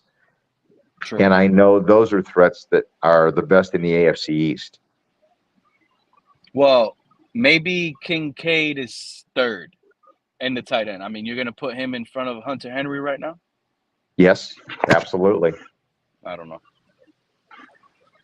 What do the Jets have a tight end? What do the Dolphins have a tight end? Jonnu Smith is Dalton is. We don't know what Jonnu Smith. I can tell you what name we have at tight end. Hold on, Pete. We don't know what we have at tight end because we have a quarterback that doesn't even use them. And Fred pretty much stole my line. We use them in the run game. Stole my line. Exactly, Fred. We use them in the run game. We don't know what we have in them in routes, bro. Exactly. So I'll tell you, Jonnu Smith is known as a relatively poor blocker. Durham Smythe is at least can block. Okay, I'm not worried about Durham Smythe. I'm not worried about Jonnu Smith. He hasn't played it down for us yet. We don't know. We don't know what Jonnu. The one that's intriguing right now is the young one, Julian Hill, that you probably don't know about, Mark, that he can be really I know about Julian Hill. I watched him play last year for a few plays, and he wasn't good. And I know you have Fortson, who has a high ceiling. I also happen to think we got 6 tight ends on the damn roster. How's none of them any good? How's none of them any good? Explain to you, Fred. He had 5 of them last year. They weren't any good. Wow. He had 5 last year. What difference does it make? You had another tight end that can't play, and you don't use him anyway, as you've already said. Julian Hill reminds me of a little bit like a Mark Andrews. He runs like him. He catches the ball. He has the same body. What happened to the guy that you drafted last year? That was supposed to be so good. The guy, I forget who he was. He was a. Pardon? Oh, we lost Fred. Hunter Long. No, you traded him to the Rams. There was a guy that you drafted last year as a wide receiver from Stanford who was going to become your H-back. And I don't know, that guy just disappeared off the face of the planet. That's unbelievable, Mark. I don't know who you're talking about. Yeah, you have to look at last year's draft. And they drafted a kid from Stanford who was big. He was like 6'3", 240. They were going to convert him into a tight end, and wide receiver to tight end conversions are really tough historically. And it didn't work out. And then you end up getting Julian Hill, who hasn't really done much of anything other than make mistakes on offensive plays from what I've seen. You got Durham Smythe, who's at least passable. And then you have Jonnu Smith, who's been bounced. Oh, Elijah Higgins. There you go. Yeah, I remember. Yeah, he's in the Cardinals right now. He was actually catching passes last year late in the season for the Cardinals from Kyler Murray when all the Cardinals receivers got hurt. He got playing time over there. One of my points, Pete, has always been the Dolphins organization has been absolutely horrible at player development. Players leave the Dolphins and then they magically go someplace else and they play better. Be something. Yeah, I hate it too. You know, I've seen years of it.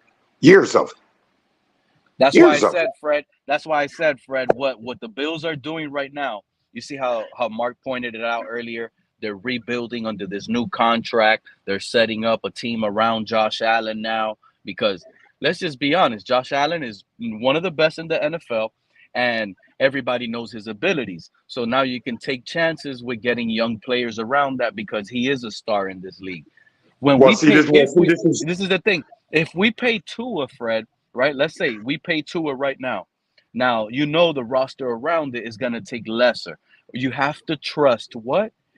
A GM that can draft good. And not only draft, you have to trust the coaches to be able to develop those draftees. Do you trust that moving forward under a paid Tua? Let me tell you something. I'm gonna tell you like this, Pete. I don't trust nothing with Tua, bro. Nothing. So if you don't trust nothing, exactly. I don't trust nothing with Tua, bro. And and like I said, PAP, man, I'm 59 years old, bro. Come on, man. I got to do another 5 more years of Tua, bro. Come on, man. You're 59, bro. Come on, man. 59. By the time if we wait another 40-something years to win the Super Bowl, come on now, Fred. This is crazy, man. 40. Imagine we don't win the That's Super right, Bowl. Pete. I'm on deck, bro. 45 years. Hey, Pete, you seen the movie Life, bro? That's right. I'm on deck. I'm on deck, Pete. I'm gonna ask the ultimate quiz question here. What's gonna happen first? The Dolphins are gonna win another Super Bowl, or the last remaining living member of the 72-73 Dolphins die? One of the last members is going to die first. One of the last members is going to die first, man. I don't want to say it, man. I don't want to say it. I don't want. Hey, Mark, why you do that, man? You know what I'm saying? Because I was about to say, I had no more Kimbo Camper before Super Bowl. He's still around. Come on, man. Kimbo Camper didn't win a Super Bowl, unfortunately, for the Miami Dolphins. That's right. The reason I bring it up, man, Kimbo Camper didn't win a Super Bowl. Nah, he wasn't there. I don't think he was there this yet. whole time, and I'd be watching the Out to Pasture, the new Kimbo Camper podcast. And let me tell you guys something, man. That has to be one of the saddest podcasts you would ever listen to. Like, I love those guys, whatever in the history they brought, but they talk about age, bro. They talk about age too much. Is Mercury Mars still around, bro? Yeah, he's out of prison at least. Thank God for that. Okay. Damn. But shout out to Kimbo. I thought he had a Super Bowl ring, man. I thought that guy. No, they lost. He was with the Dolphins in '82, and they lost to the Redskins, and they lost to the 49ers. Yeah, he wasn't. Yeah, he wasn't part of that. They had AJ Dewey and Bo Camper and all those guys, and Brzezinski, and Fulton Walker returned to kick off in the Super Bowl for a touchdown. The Tua haters are all in their 50s, man. Billy Batson. Crypto, Crypto said we're winning a Super Bowl in 2080. Fred, get ready. Killer 52. Oh my God! I do it for you guys, man. I'm fighting for the guys up there, man. That's why I always put the pressure on the team. I always want the best from our organization. Did you guys watch the video, or did you guys watch the YouTube stream about Zonka talking about aging? That was depressing. What happened? What happened, Mark? What happened? No, I was saying, have you guys watched the YouTube podcast about Larry Zonka talking about aging? That's seriously depressing. That's the one. That's the one I was talking about. Out to Pasture with Kimbo Camper is depressing, bro. It's like the saddest podcast to listen to because you just hear it's sad, man. But at the same time, you gotta listen to it. You know, it'd be even sadder if all the Tuaneers gathered up and they did a video 10 years from now after Tua's long since gone in this league, and they talk about the Tua era. That would be the saddest podcast ever. Hey, Fred, I did have a question. You heard about Tua today? Mark, man, you're talking about our guys. Mark, you're talking about our guys dying off, man, before we get another Super Bowl, bro. Hey, man, how many Bills will be still around before you guys get your first, man? Huh? Hey, I would venture to say that my chances of getting a Super Bowl right now, because like I told Pete earlier, and you weren't on the show earlier, but I said what I told Pete was the Bills are looking to get through 2024 years without getting one, Mark. Yeah, yeah. Our longtime fans are dying off. You know, people that I went to games with when I was 7 years old, they're all biting. They're all assuming room temperature. Hey, Fred, It doesn't sound. It's not sad anymore when it's from that part. It don't, Pete. It don't, man. It don't. How about that, bro? How about that? I don't even feel bad no more. You waved it off. I'm glad. That was some medicine for you, Pete. Make you feel better a little bit, Pete. You know what I'm saying? It's like taking your girlfriend to what I forget the name of the store it is. that they have the bigger women's clothes, and because she's feeling not so great about maybe putting on an extra 5 or 10 pounds, and maybe now she's like a size 8 instead of a size 6, and then you take her to a place where all the heifers go to, to go ahead and get clothes. And I'll tell you what also is one of the most depressing things of today's society. There is nothing worse than going to Victoria's Secret and watching the 3X size women bending over at the panty bar. That is.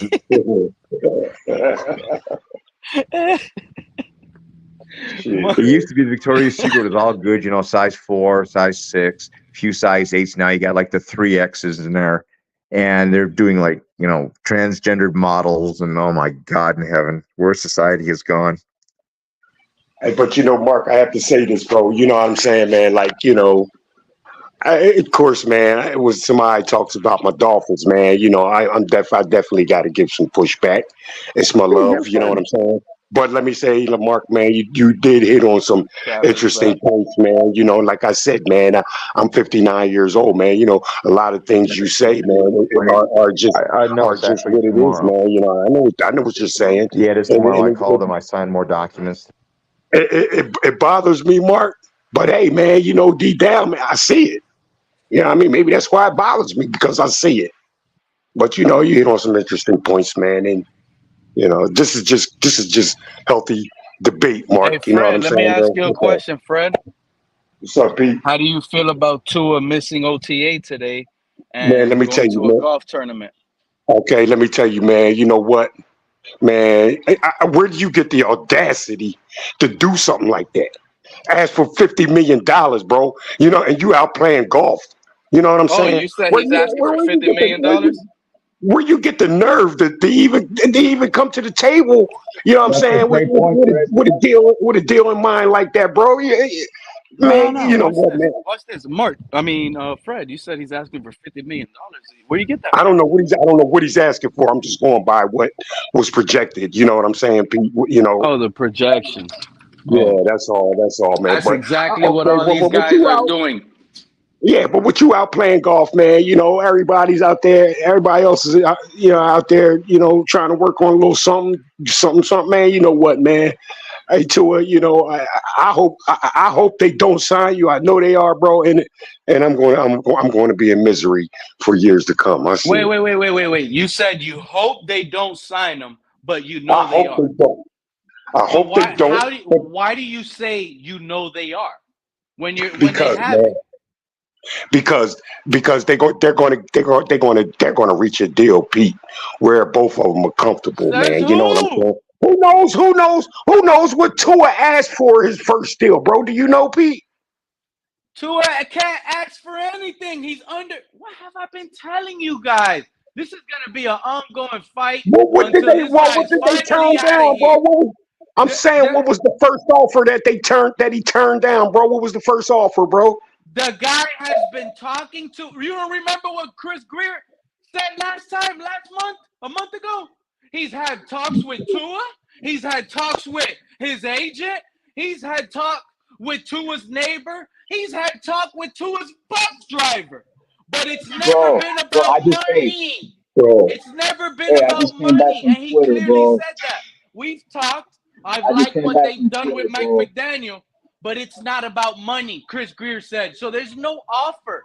There's never been a money offer. It doesn't matter. Where have you heard that Tua has gotten a contract offer? Now you're hearing, right, Fred? Now I heard that. Tua rejected a contract offer. Where are that's you what I hearing heard. this from? Where? Yeah, that's what I heard, bro. That's what I heard, man. Somewhere on my phone, it's saying that Tua turned down the first offer or some shit like that, bro. How can you reject something you never got, Fred? Where are their sources at? What did he reject? Oh, I don't know, man. I just heard, man, that he just turned down an offer. That's all I heard, bro. I don't know if he got an offer or not. I just heard that he turned down an offer. Never got. They've been told us. Adam Schefter already been told us. This is gonna take a long time. That came out of Greer's mouth.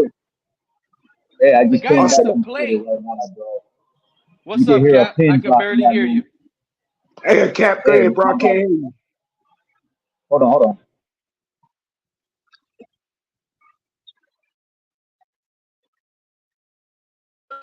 Hey, I just came back from Twitter, bro. You can hear a pin drop in that room, bro.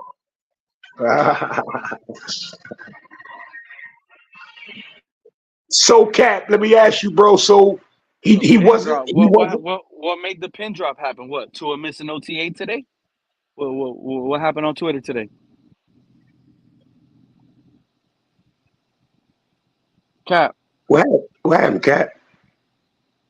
You said you could hear a pin drop in there. Oh, yeah, no, I went over there because Kane sent me the links. I said, let me go check out the crew, say what's up to everybody, right? I get in there, bro. The first thing I hear is crickets. Crickets. And then I was like 2 minutes of non-silence, bro. And then Batman trying to bring up topics and nobody really wanted to talk. And then I look in the Jumbotron and I see a link from Nick Hicks with him like showing like the emojis of like exhaustion, like trying to say like why, you know what I mean? Like it was funny as fuck, bro.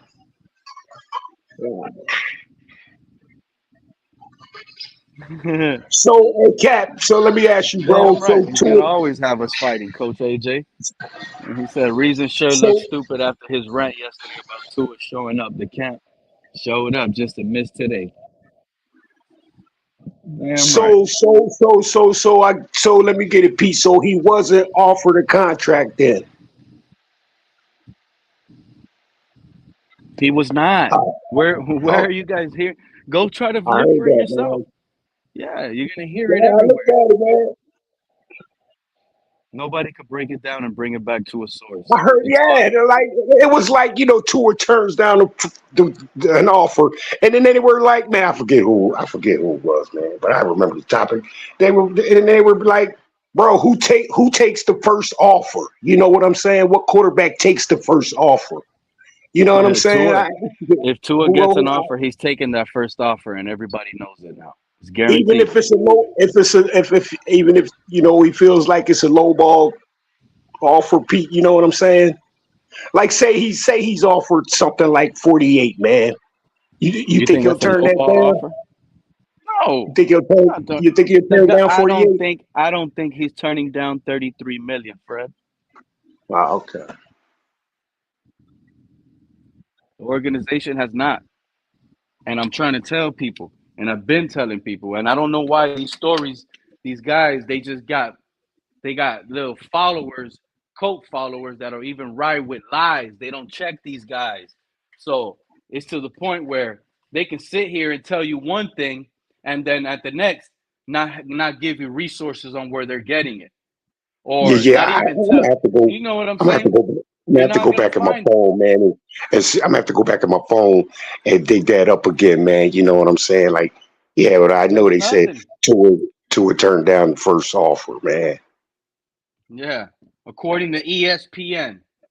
But back to this is beautiful Skyler work out here, man. This is what you call beautiful Skyler. I'm telling you, this is why Tua's not paid. And coach telling him to get some mobility, but he put that right on his breadbasket, right in the chest. That's a drop by Berrios. That was a timing play right here when they tell me Skyler can't play in a timing offense. Oh, Pete, I just thought of something, bro. Check this out, right? Tua's not great, right? Of course he's not great. He ain't had enough time he hasn't had enough time to be great. Okay, Tua's not elite either. Okay, so they're saying Tua's good. Bro, is that what we got to work with? A good quarterback, bro? That's our franchise, a good quarterback. Check these idiots out. I'm glad you said that because this is what pisses me off, right? This is what pisses me off. This is what pisses me off, Fred. Now you got these Tuaneers talking about Tua's going to take a Jared Goff type contract. Shit. Why do they continue to move the needle? Why do they continue to grab the goalposts and just run off the field with it? Why? Jared Goff took the Rams to the Super Bowl. He revived the Lions' career. And the guy has actually done something just by going to the NFC Championship game alone. With two different teams, bro. Two different teams at that, bro. Bro, some could even say that the Rams got away with it, but they probably would have won the Super Bowl with Goff if they probably didn't even have to trade for Goff. I mean, for Matthew Stafford. Matthew Stafford couldn't do nothing with the Lions. Jared Goff gets in there, he turns them out. Matthew Stafford went to Jared Goff's Super Bowl team and took him to the Super Bowl. Goff already did that. So by that standpoint, it looks like Goff is the better quarterback in reality. So, he is, man. He is. So, but check this out. Admitting to guilt. Check this out. Tua was drafted with his counterparts in his draft class. Herbert, Burrow, Hurts, Love. And forget about what I just said there. You got Tua having contract negotiation talks. When you have a star quarterback getting star-type money, Fred, what does that star quarterback usually do? Oh, he puts the team on his back and carries the team, at least at some point. Yeah, yes, you're right. But when it comes to financial contract, when it comes to getting the money, what do those guys? They reset the market, don't they? Basically. Oh, yeah, Pete. Yep. Because their organization is proud that they have a real franchise quarterback. Jared Goff right now pretty much reset the market for, I mean, at least for the NFC side. Mm-hmm. You know? So at the end of the day, why are they now comparing Tua to the Jared Goffs of the world in the 40 ranges? Because,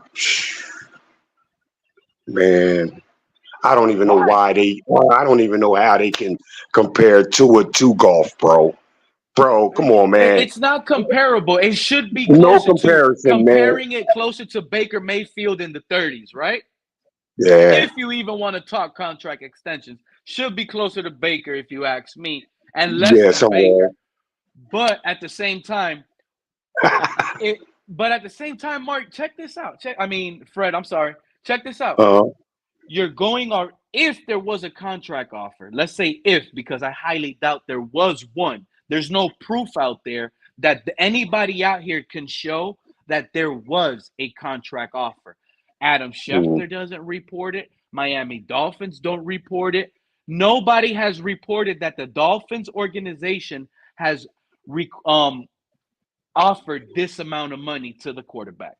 All they could come up with hypotheticals, and what ESPN came out with the other day, Jeremy Fowler, was a hypothetical that they're running with, because the hypothetical is based on the Dolphins losing Robert Hunt, and Christian Wilkins pretty much is the reason why everybody knows Tua's going to get paid. That's what they're running with, a hypothetical, Fred.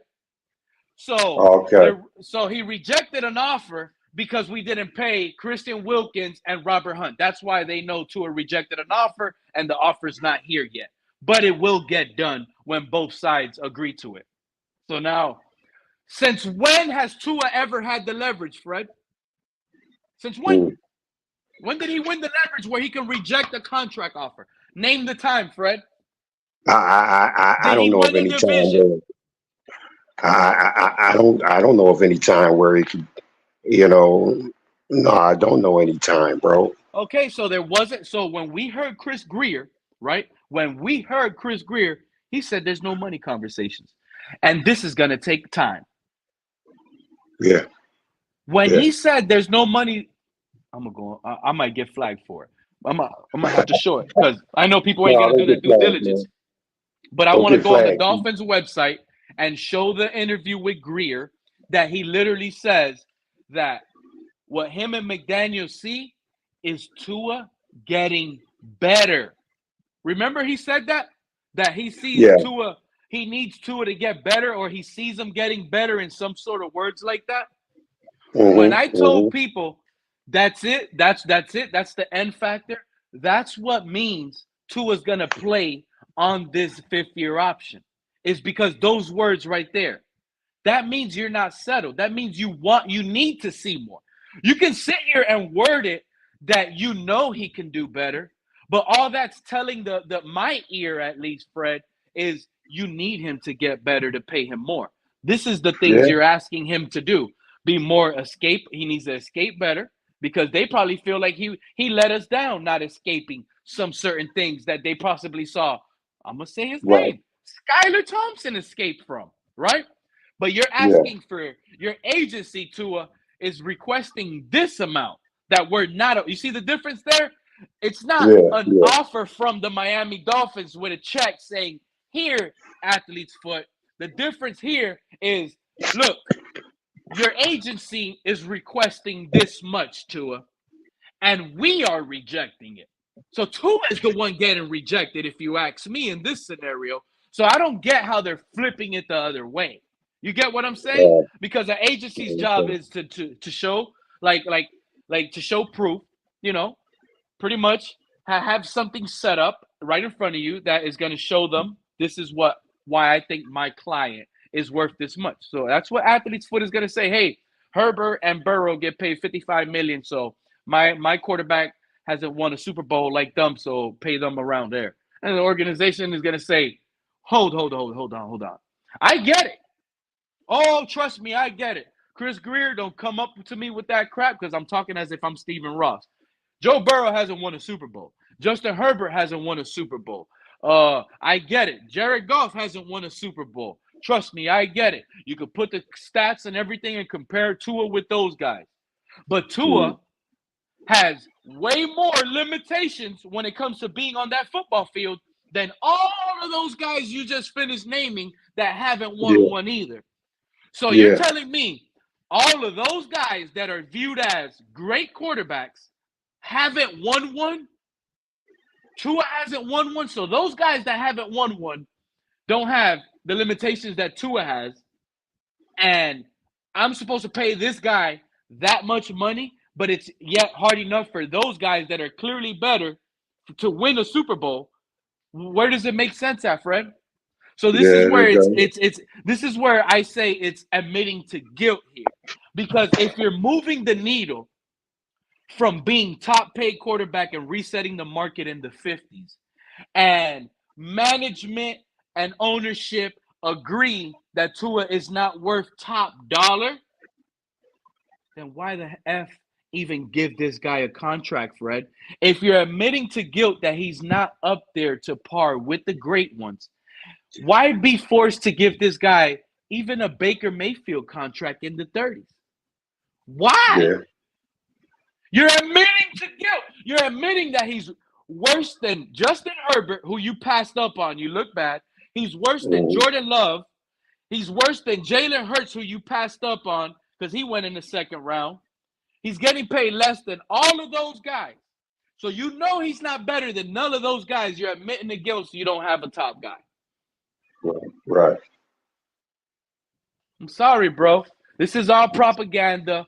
This is all, and I'm sorry I have to tell you guys, all you Tuaneers, because I know a lot of you guys are listening. It's only like 4 guys chatting, and I appreciate everybody that's in the chat commenting. The rest of them are mad Tuaneers that are listening to Pete and Fred right now, and they're hitting the thumbs down saying, I can't stand Pete. I hate him. He speaks the truth. And at the end of the day, I like to hear it, but I can't support it because what you're doing is bad for our organization. And in fact, Fred, I feel the opposite of that. I feel like me putting this pressure on this organization is opening up light and eyes where they need to do something, man. They need to get this right because fans aren't stupid. Not all fans. Yeah. Some fans know ball. Some fans really want to feel like we can win. Look at Mark, who we were just making fun of, Fred. Those guys have never won a Super Bowl. You could have been, when the NFL started, when the Buffalo Bills thrived, you could have been 3 days old. You went your whole life without watching a Super Bowl. The whole career. You died. You died never watching a Super Bowl by Buffalo. But you know how, as funny as that is, Fred, right? Check this out. If I had to ask you to put your mortgage on the line today, as of today, because today is what matters, right? Yeah. If I asked you, put your mortgage on the line on one team to win the Super Bowl in the next 3 seasons, you have 3 years to put your whole house on the line, your family involved, everything. Because if you miss out on this bet, you're going to be homeless. But you know you have to pick one. If none go, you pretty much you're muted. Which one you picking? Buffalo that never won anything, or are you picking the Dolphins right now with Tua? And Marcus back, you probably don't. It had to be. I know. Yeah, I know, guys. I want to give you one simple analogy. Hold on, Mark. Let Fred answer this real quick. Because this is about today. Hold on. Let me ask a piece question. Yeah, I am going with Buffalo. I'm going with Buffalo. I'm not going with Miami, bro. And that's all that really matters. We can talk about we are the only team that went undefeated and won a Super Bowl. There's like 78% of those fans that actually lived that time, enjoyed it, and got to drink beer in the stadiums and go to parties afterwards. Those fans, about 80% of them are gone right now. You know, sad to say. Go ahead, Mark. What you were saying, Mark? I'm going to address this over the last 24 years of Dolphin history. If you go to if you're a Dolphin fan and you go to your favorite restaurant, and every day on your burger that you order, they give you ground glass and Limburger cheese, and you keep going back, does that make you a loyal fan, or does that make you a stupid consumer? Make me a stupid ass consumer, man. I don't like those damn Limburger cheese, bro. That makes you a dumb consumer. You just want to support it and be loyal. You keep eating glass. See how long you last. Fans, welcome to that analogy, because that's what you are. You're a stupid consumer. That's why. And look, shout out to Color, one of the best voices in the community. But man, this guy, I feel bad for the guys that bought the season tickets. Hopefully, Skyler can save you guys from a history. But I don't feel bad for the guys that bought the season tickets. Pete, they're just going to sell to opposing teams' fans. So your stadium's going to be like 50% full, like it always is. The other team's going to have 50% of the crowd or more. You think the Dolphin fan or the Dolphin season ticket holders aren't going to be on speed dial selling those tickets to Bills fans for the Thursday night game?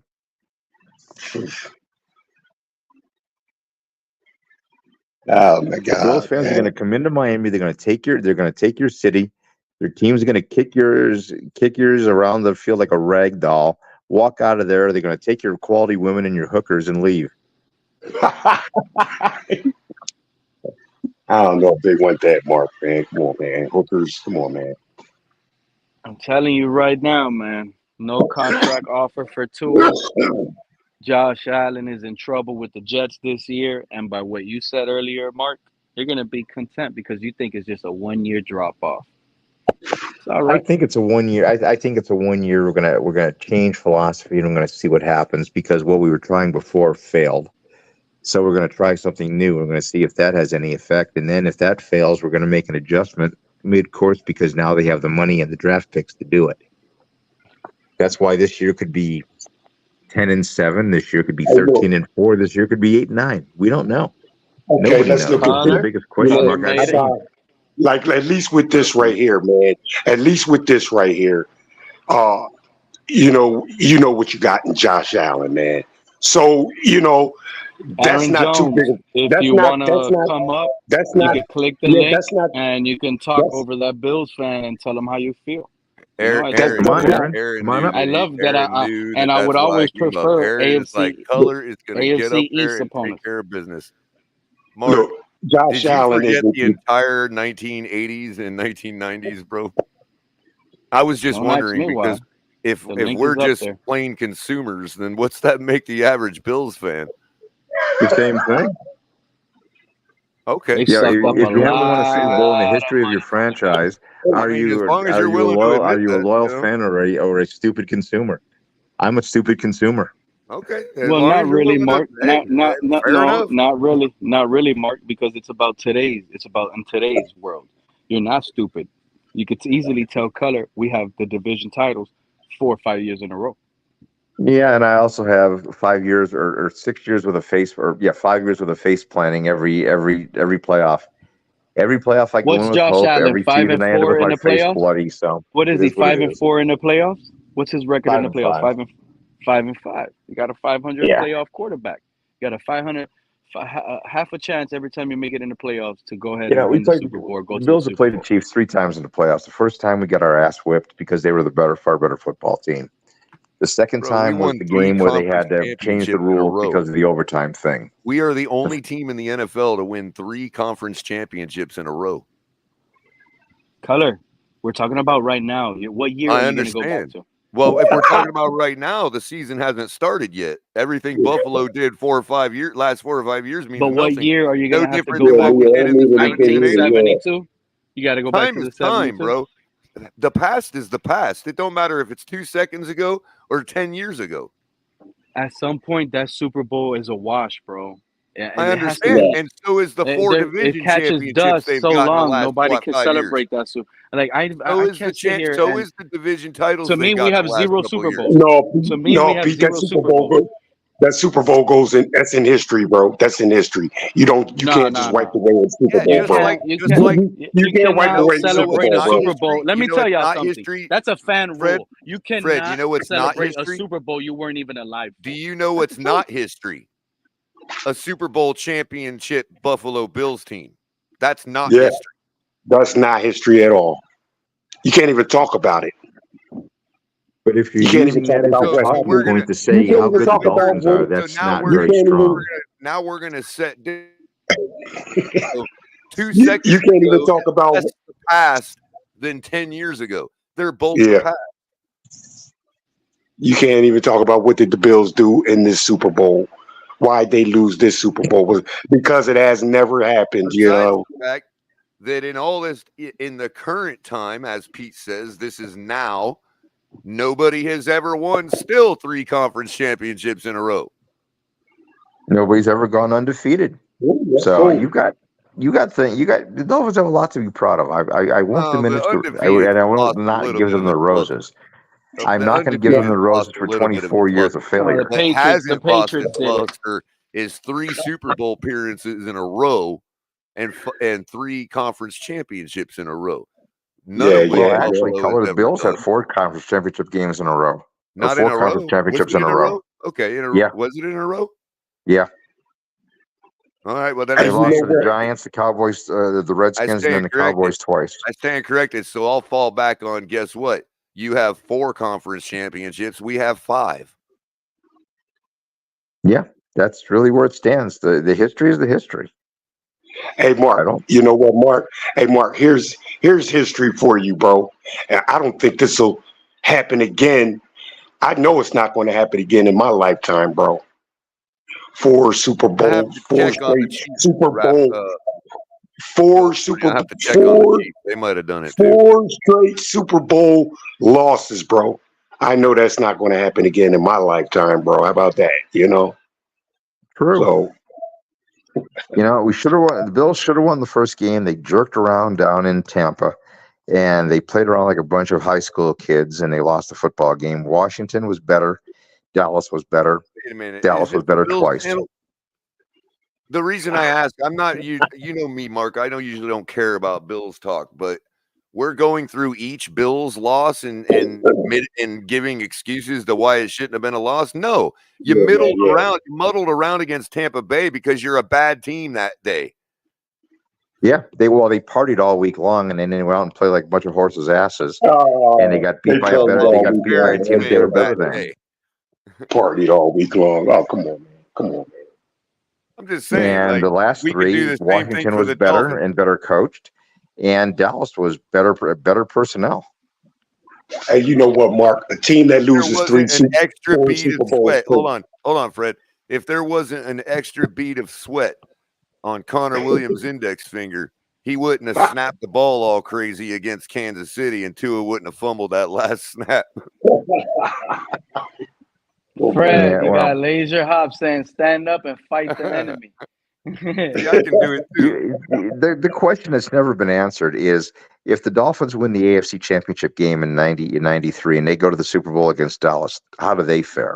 We certainly don't lose 52-17. No, they lost 52-17 the year before.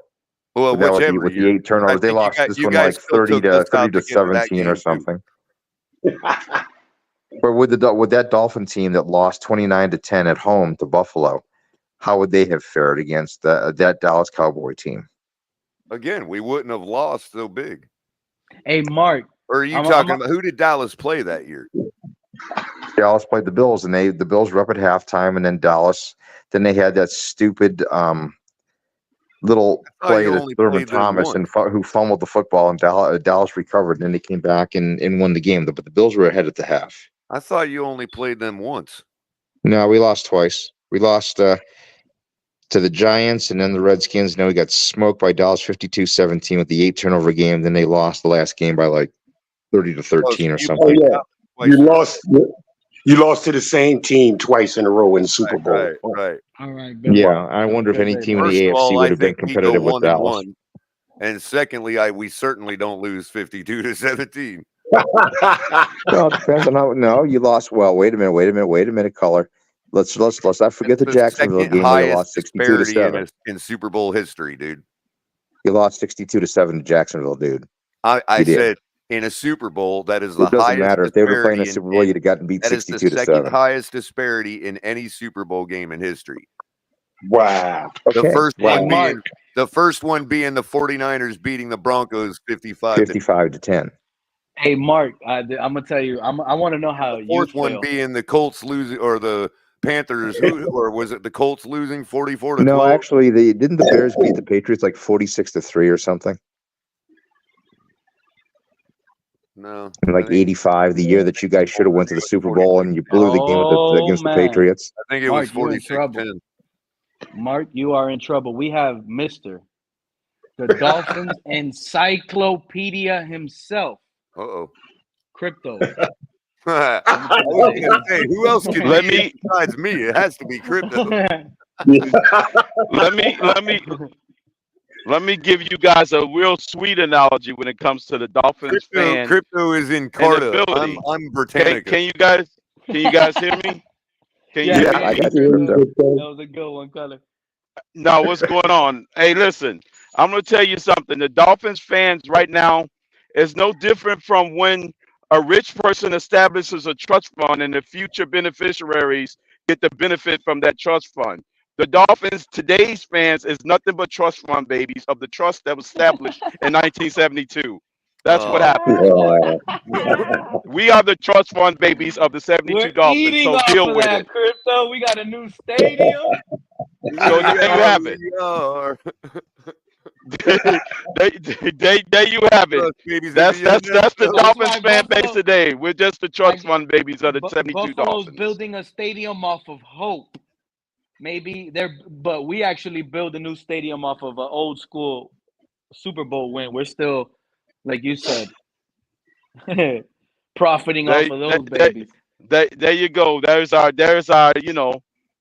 our rich inheritance that we're benefiting from. There you go. So I get to spend my trust fund money, Pete, by those 72 Dolphins. So there you have it. Oh man, I'm so happy Color and Crypto are up here. So I already asked Fred, right? Well, quickly, where are you guys? Does that money spend any different, Crypto? Do I spend it differently? No. Does trust fund money spend any different than earned money? No. No, it doesn't. That's a good one. But let me ask you two gentlemen that just came up here now. Mark eating glass. Are you guys hearing that Tua rejected an offer?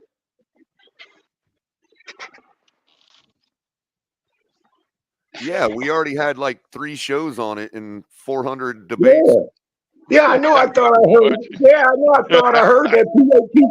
Pete, you made me think I was crazy, man. I'm like, wait a minute, man. I know I heard. So what offer is he rejecting, and where is this information coming from? Nobody knows the details. Nobody knows that.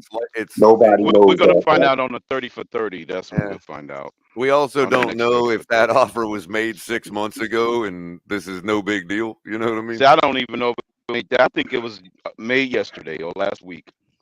Yeah, something like that. Yeah, but Pete, you had me fucked up. I'm like, I know I heard, they didn't turn down an offer, man. You know what I'm saying? You said hear it, but that doesn't necessarily mean it's true. You crack down, that didn't happen. That's all I'm saying. Right. People can say what they want. A million channels could roll with it. That doesn't mean it nobody happened. Even suggested that it was a lie. Not even two in here. Well, I mean, they didn't I even don't understand how you want. Hold on. How you want to ask for that? Hold on. Pete, not even in the when the country. news I mean, broke, not even in the state. when the news broke, the Tuaneers went right into this is no big deal mode. They didn't deny it happened. Bro, it's like Even the being in Tuaneers, Alabama, even the California Tuaneers is more accepted priority it. than They being in didn't deny Miami. it happened. You know what I mean? What do you mean? It's like Like, being in if- Alabama and California is more of a priority than being in Miami. Oh, Yeah. Cap is talking about the golf situation today. Cap, you heated on that. Well, not even that, bro. If you're gonna train, why train in California, not with your teammates, bro? If you're at OTAs, why not be at OTAs with your teammates, the new ones? That's what I say, man.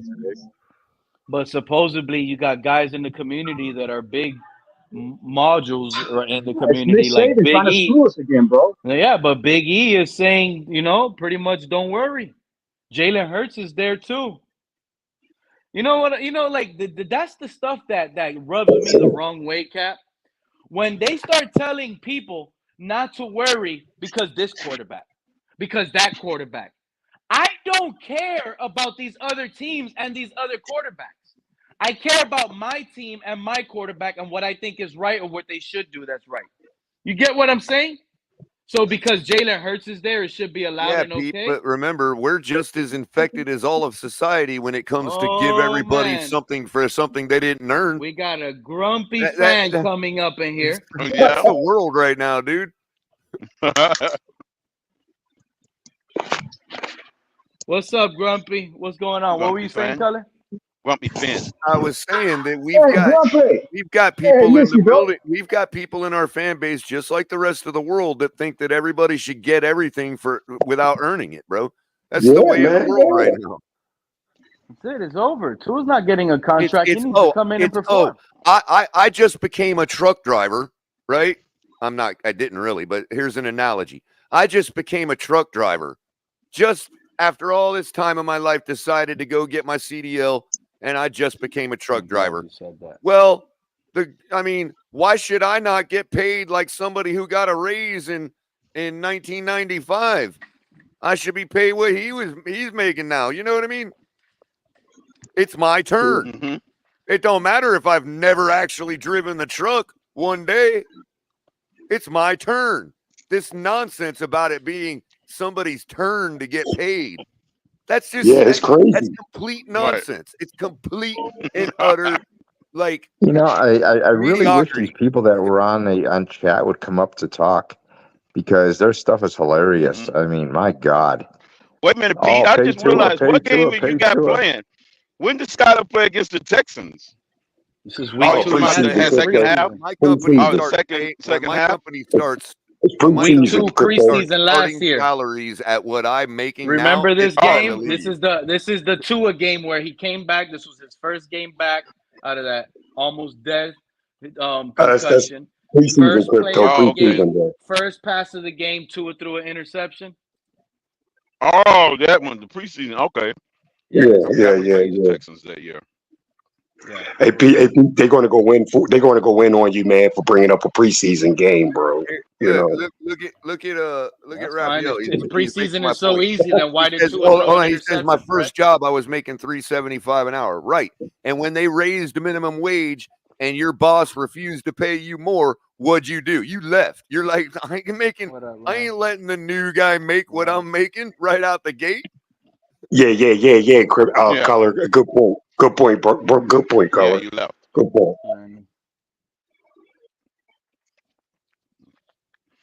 And then minimum wage is such a extreme example. Whoever's put that out there in the chat.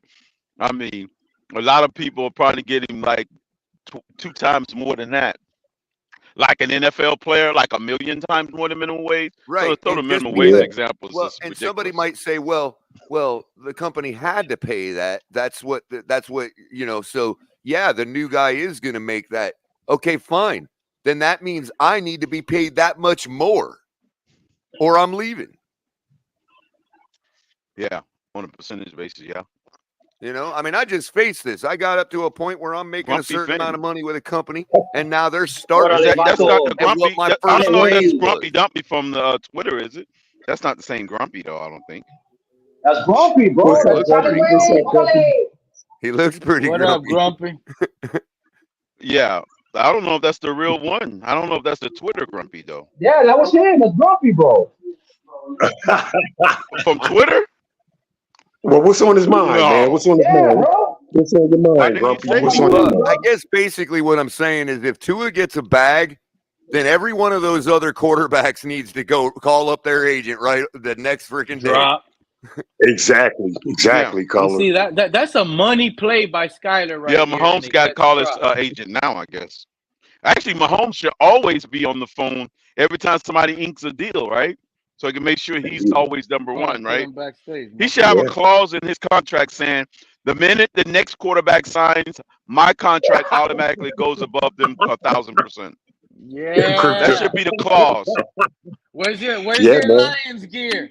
Where's That's your Grumpy, Lions bro. Is that that is Grumpy? That's him? Oh, he's got the Dolphins thing in the Unmute background. yourself, Grumpy. Hey, can y'all hear me? We hear Yeah, you we now. can hear Yeah, you, okay, bro. that's him. He said Yeah, he's bro, not. you good. You Hey, good. Grumpy, you not. Hey, Grumpy, you not. You haven't been banned on Pete's channel. You welcome aboard, Grumpy. Yeah, I mean, Yeah, I'm bro. cool Welcome with. aboard, man. Yeah, I'm cool with Pete. I'm good. I'm good. What's up, y'all? Oh, okay. Yeah, he Nothing, said bro. How's welcome everything, bro? aboard, How's Grumpy. Twitter? What's that? You tell us, Grumpy, what's good, man. What you think about the contract situation, bro? What's on your mind? Well, with the Tua thing, I mean, I don't think he's gonna. He should just get. I honestly, I think he should get like 46 million, man. That's it. No more than that. 50 million, Okay. and then somebody saying 55, 60 million, bro.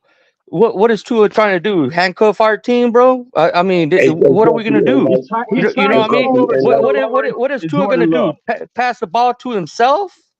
hey, No, Grumpy, he's trying to and screw up the other agents, bro. This is Definitely how they can't do work. that. You got tell me, Jordan Love next. You got Trevor Lawrence next. He's trying to screw over their agents so they don't set the market. But if those two guys set the market, Tua will not get his money. Well, Well, Trevor yeah. Lawrence was rumored to start in his negotiations too. Now they were Well, you yeah. guys Hey, Pete. argue Hey, Pete. about this I got getting rid of his. those. I got rid of those blue bags you were talking about, bro. Oh, Blue. You had me thinking you were a Lions fan. Know what I'm Nah, saying? bro. Those he got rid are of the blue fucking bags in the IKEA background. bags, bro. Those were IKEA bags, man. So check this out. Oh, I can show it. You IKEA. see who I got Okay. back there, Grumpy? I don't know if you can see it. Can you see that right there? I can't, bro. I'm not gonna lie, Grumpy. I did not expect you to look like that, bro. Hey, Yeah. Pete, you got the thing in the. No You got offense, the I'm live just saying. signal I blocking you. didn't. It didn't correlate. Oh, Hey, color. Just don't tell nobody how I look, bro. I mean, I want to. You They know what I might mean? respect you a I want little to keep more. it. I want to keep it on that. I should have put my fucking mask on. That's what I fucking No, I should was have gonna done. say they might go respect put you a it little on. Go more, put man. it You on. Nah, actually bro. look Hey, like you a good? Go grumpy put it on. motherfucker. Put on your Hey, you camera. good, Go man? put on your mask. Put on your mask. All No, right, you don't have to, Grumpy. You good. I'll go get it real quick, bro. I'll go get it. Yeah, put on your Nah, mask man. and Just talk go with your ahead. You mask good? on. I You like with us, that. bro. Don't No, worry you No, about good. that I shit, actually man. like Use With that. us. You YouTube got a Grumpy. Dolphin I mask. like YouTube Grumpy better than Twitter Grumpy. YouTube Grumpy is Hey, man. 100%. But you know what I like? While you guys argue about Tua's contract, look at the play in front of your face, and this is why he's not getting paid. This is third and long. This is third and long. Boom. Easy hits the tight end. I think this was 2nd and 9 or 3rd and long, and we went for it on 4th. Julian Hill. This is Julian Hill, the tight end, gets the tight ends involved. Man, I just gotta there's Is so Skyler much. getting played? Is Skyler getting game time in the preseason, Pete? What Yeah, that's the are you only game saying, I'm probably Pete? gonna go to this season. I'm going to What a is Skyler the preseason game. Dolphins thinking giving Skyler time in the preseason, Pete? Look, What he does that threw mean that for with the like a Dolphins weird going arm forward? angle. He got rid of the ball in a weird arm angle. What happened to Grumpy? Hey, Cat for life. Cat for life. You there, bro? You there? You there, bro? Cap for life. Cat. Oh, Cap for Cat, life. where you at, bro? He just jumped off. Ah, man. I was about to say to him, man, like, look, I done seen what everybody looks like up, most of the people Very look like, man. happy for life. I've never seen what Cat looks like, man. Never. Cap is always on camera. Yeah. Oh, No, I here we ain't go. never seen. Here we go Where you with at? Grumpy in the mask. Hey, I love this mask, man. Hey, shout out to KP jumping in the building. Hold on. Hold on. I heard. That's the grumpy mask right there, man. You need to wear that all the time. I saw Grumpy I saw you at the stadium before, Grumpy. Now I know what that mask is. I remember. Hold on, that's not a Detroit Lions mask. That's not a Detroit Lions mask. What's going on? That can't be Grumpy. Damn, KP. Hey, Grumpy, I remember seeing you now at the stadium. I remember now. Now I know. Now that you put the mask on, I remember now, Grumpy. Look at that mask, bro. It's like a mad I fan. remember you at the stadium. Hey, it's like a mad fan of a lot of losing seasons. Why you didn't make it happy? Why you didn't make the mask happy? A lot of stop it, Pete. Man, looks like he's straight out of prison, bro. Yeah, that mask, man. It's like, man, I'm worried, man. I'm disgruntled, man. Hey, man, I'm Jason Voorhees has nothing on that mask, bro. I'm trying to tell you. So, in jail, they got all the groups. They got all the racial groups, but then they got all the Jason football Voorhees. teams, too, man. Everybody's all gathered up. Yo, we're the Dolphins crew over here, man. Damn, Grumpy. Bro. And he got Dolphin gloves on, too. You got gloves on, Grumpy? What? The metallic part at the top part, the metallic part. Look at Grumpy. Wow, man, that mask is crazy, bro. Yeah, leave that Grumpy for the right guard position, man. He can play right guard for the Dolphins, man. So that was an easy fourth down pickup by Skyler. I mean, Skyler. Can you rewrite all that using English, bro, so I can understand what you said? I know y'all know about Batman, but we also got a Spider-Man in the community. Shout out to Spider-Man pulling up. Appreciate you. Yeah, we got a Spider-Man. What up? We don't have a Superman or Wonder Woman, so we got to get the Justice League going. That's Irving, the enlightened centrist. Hey, I nominate you as We only Green got one Lantern. half of Justice League. What'd you say? Crypto, I nominate you as Green Lantern. Hey, Oh, so yeah? Pete, I didn't know. hey, Pete, I didn't know you like breaking need the down film Justice of League. Gavin Hardison's backup, man. The undrafted quarterback from UTEP. Did you know that did you know that Skyler Thompson is in terms of the depth chart? He's under Gavin Hardison right now. Yeah, that's your opinion. This is the quarterback you think. Look at the quarterback on the screen right now. Pete, so this is the same quarterback that you wanted to replace J.J. McCarthy, that you wanted J.J. McCarthy to replace, Pete? You're way better than that, bro. You're way smarter than that. McCarthy. Come on, man. Low-hanging fruit, bro. Yeah, because I think Gavin Hardison has more skill than Skyler Thompson. Low-hanging fruit growing in Batman's backyard, bro. Did the Big O say he has the most lively arm yet? Did the Big O say he had the best arm in the camp yet? I heard that Gavin Hardison is more talented than Skyler Thompson. Well, that means he has the most liveliest arm in camp.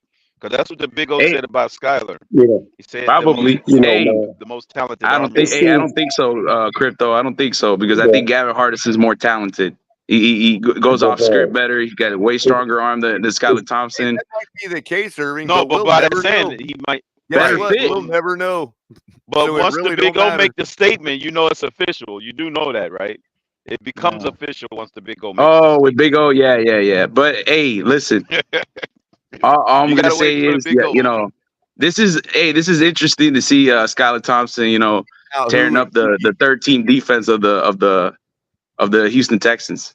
Yeah, but do you remember Tua threw an interception in this game? I don't hear any CJ Stroud fans. And did you know he tore up that same defense right after? He didn't tore it up. We just watched it. I ain't heard he not got one saved by other team penalty. talking about their QB3 competition, bro. Not one. Hey, man, why it doesn't? Maybe it's me, man. It seems like the quarterback room, bro, just getting weaker and weaker and weaker, bro. That's just what it seems like. I agree. When it comes to our backups, Fred, I definitely agree. I don't think we have good backups, but I think Hardison is way more talented than Skyler Thompson. I think that was by design. Our quarterback room was designed to not have good backups. Let's throw that in the face of That's all called the the other Tua fans, effect, man. Fred. They'll definitely so back down, man. That's the Tua effect, Fred. This is the difference between. Look at the difference. Look at the difference between we have to Skyler. talk about QB3. The difference between Skyler and Tua, you show it right here. Tua would have took off with this ball, he would have ran out of bounds. Skyler took the back end, juke buddy, almost tore his ACL. That's how he juked him. Brought it back in and got an extra force. Tua would have ran out of bounds. Wait a minute, Pete. Why is Skyler playing against the Texans, bro? This is preseason. Preseason. Oh, okay. This is the preseason game. I told him he's going to catch flack for that. Game where Tua got pulled because they were afraid he was going to get hurt again. So many sacks. Yeah, that's the game I thought, Color. I thought it was that game because he got pulled out. He had like 5 sacks in a row. And he just Fred, cap for life is back. Whatever. It was 30-0. I was like, why is he in the game in 30-0? Hey, what I do? I didn't do nothing. What I do? No, Crypto. Crypto. We pull Tua out when we're up 30-0, but we leave Chubb in when we're losing 30-something. Right. Exactly. Hey, Kev, thank you. Kev, check it out. You heard that on Twitter, right? They were trying to say, well, he could have came from behind. This is what I love. We rarely see this with Tua, man. Empty back there, just in a passing down. This is third down. Must get it. Everybody knows his pass. Let's see what Skyler does. Hey, let me ask you guys, man. Have you guys ever? Let me see what Skyler does. That's Mahomes. I never said Teddy would take Tua's job. I said if Teddy was better than Skyler, if Skyler was better than Teddy, then they would take his job. Spider-Man hit and ran? Yep, he hit and ran. That's fine, because he knew this play was coming. Check this out. You think it's dead. Tua right here is dead, bro. He drops. Boom. This guy hops up and throws it. You got to see that play from the back. Why didn't he just let the ball go to the receiver, though? But Skyler made a first down under duress in the pocket. On this last play, though, why didn't he just throw that ball that he just cooked down? The guy was wide open. Let's see it again. I want to ask the question, man. Crypto, you thought it was that Texans game where Armstead went out, bro. You know, you guys remember that game? Right here. Watch when he pumps. When he pumps it, you'll see the guy's wide open across the middle. When Armstead went out in that Texans game, he even pumps to him, bro. Yeah, he was wide open. When Armstead went out in that game, Crypto, have you ever in the life of watching football? Hold on, Pete. Have you ever seen such drastic play, bro? Watch. He was thinking too hard here because what he's afraid of is the receiver getting blown up, dude. He was protecting the receiver. I have to ask you again. Watch when the receiver comes across. Oh, no, dude, no. He's going to get defensive blown up lineman was going to pat it. No, the defensive lineman was going to bat it down. That was a smart, take it down. That was smart to put it back down because look at the lineman. You're saying the lineman was going to. Yeah, he was too crunched up. The lineman already. He was going to look at 93. 93 is going to put his hands up. He's watching it. You see? Oh, I see what you're saying. Yeah. He couldn't. Yeah. He didn't want to throw it through him. Exactly. He would have batted arm angle. Yeah. Although he probably could have lobbed it over his head. He was so wide open. If he would have lobbed it, we were talking about what you just brought up. Yeah, the safety would have blown the guy up. Exactly. He was protecting the receiver too. Exactly. He didn't rob. He chose. That was hot. That was beautiful. That was beautiful. High awareness. My bad, Fred. Go ahead. So he got a bootleg? No, that's the running back. I know.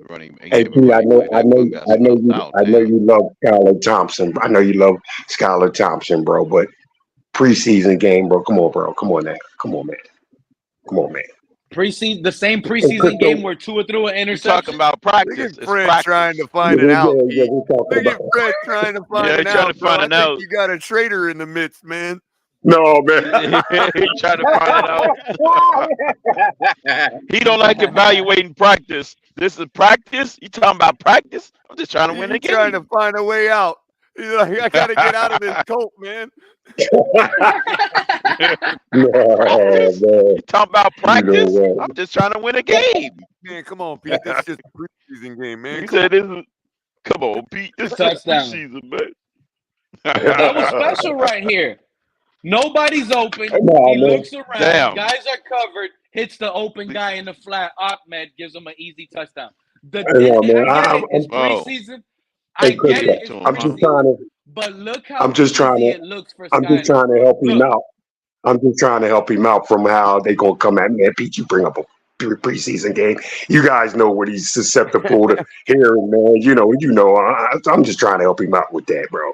Right, exactly, Brett, exactly. Oh, damn. Logger says Gavin Hardison might be a hidden gem, and that's true. But Gavin That's Hardison, true. that has to be worse than Skyler Thompson as far as football names, man. Hey, don't tell me, Color, you're sitting up there judging guys by their names, bro. Are we doing that, Color? But for real, Fred, let's say Gavin Hardison beats out Tua. The most amazing thing happens, and he beats out Tua, right? Yeah. Are we really talking 3 years from now? Our franchise quarterback is Gavin Hardison? Yeah. Hey, man. Really? Hey. You imagine that being a household name in 3 or 4 years, like Patrick Mahomes? Gavin Hardison. Come on, man. Yeah, his parents raised him to be a lawyer or a doctor, not a quarterback. Right. I'm still having problems. You get what I mean by these names. I mean, I know it's funny and it's meant to be a joke, but it's really not a joke, man. Hey, Color, I'm still trying to grasp.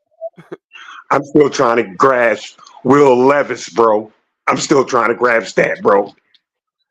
That ain't so too bad. That's at least your journeyman type quarterback name. You know what I mean? Will Levis.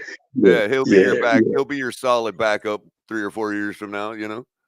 Will Levis. Hey, man, it actually sounds like like Gannon. He could go the Rich Gannon route. Will Levis is kind of like Rich Gannon. No, I like Rich Gannon. I like that, man. I'm talking about as far as names go. Yeah, I know, man. I like that, man. Rich Gannon. That's what I mean, man. I like that Gannon, man. You can put that with Gannon, bro. You know what I'm saying, Color? You can do that with that.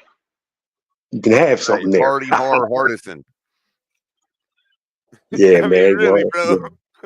That's the best I could come up with. Hardy Hardison.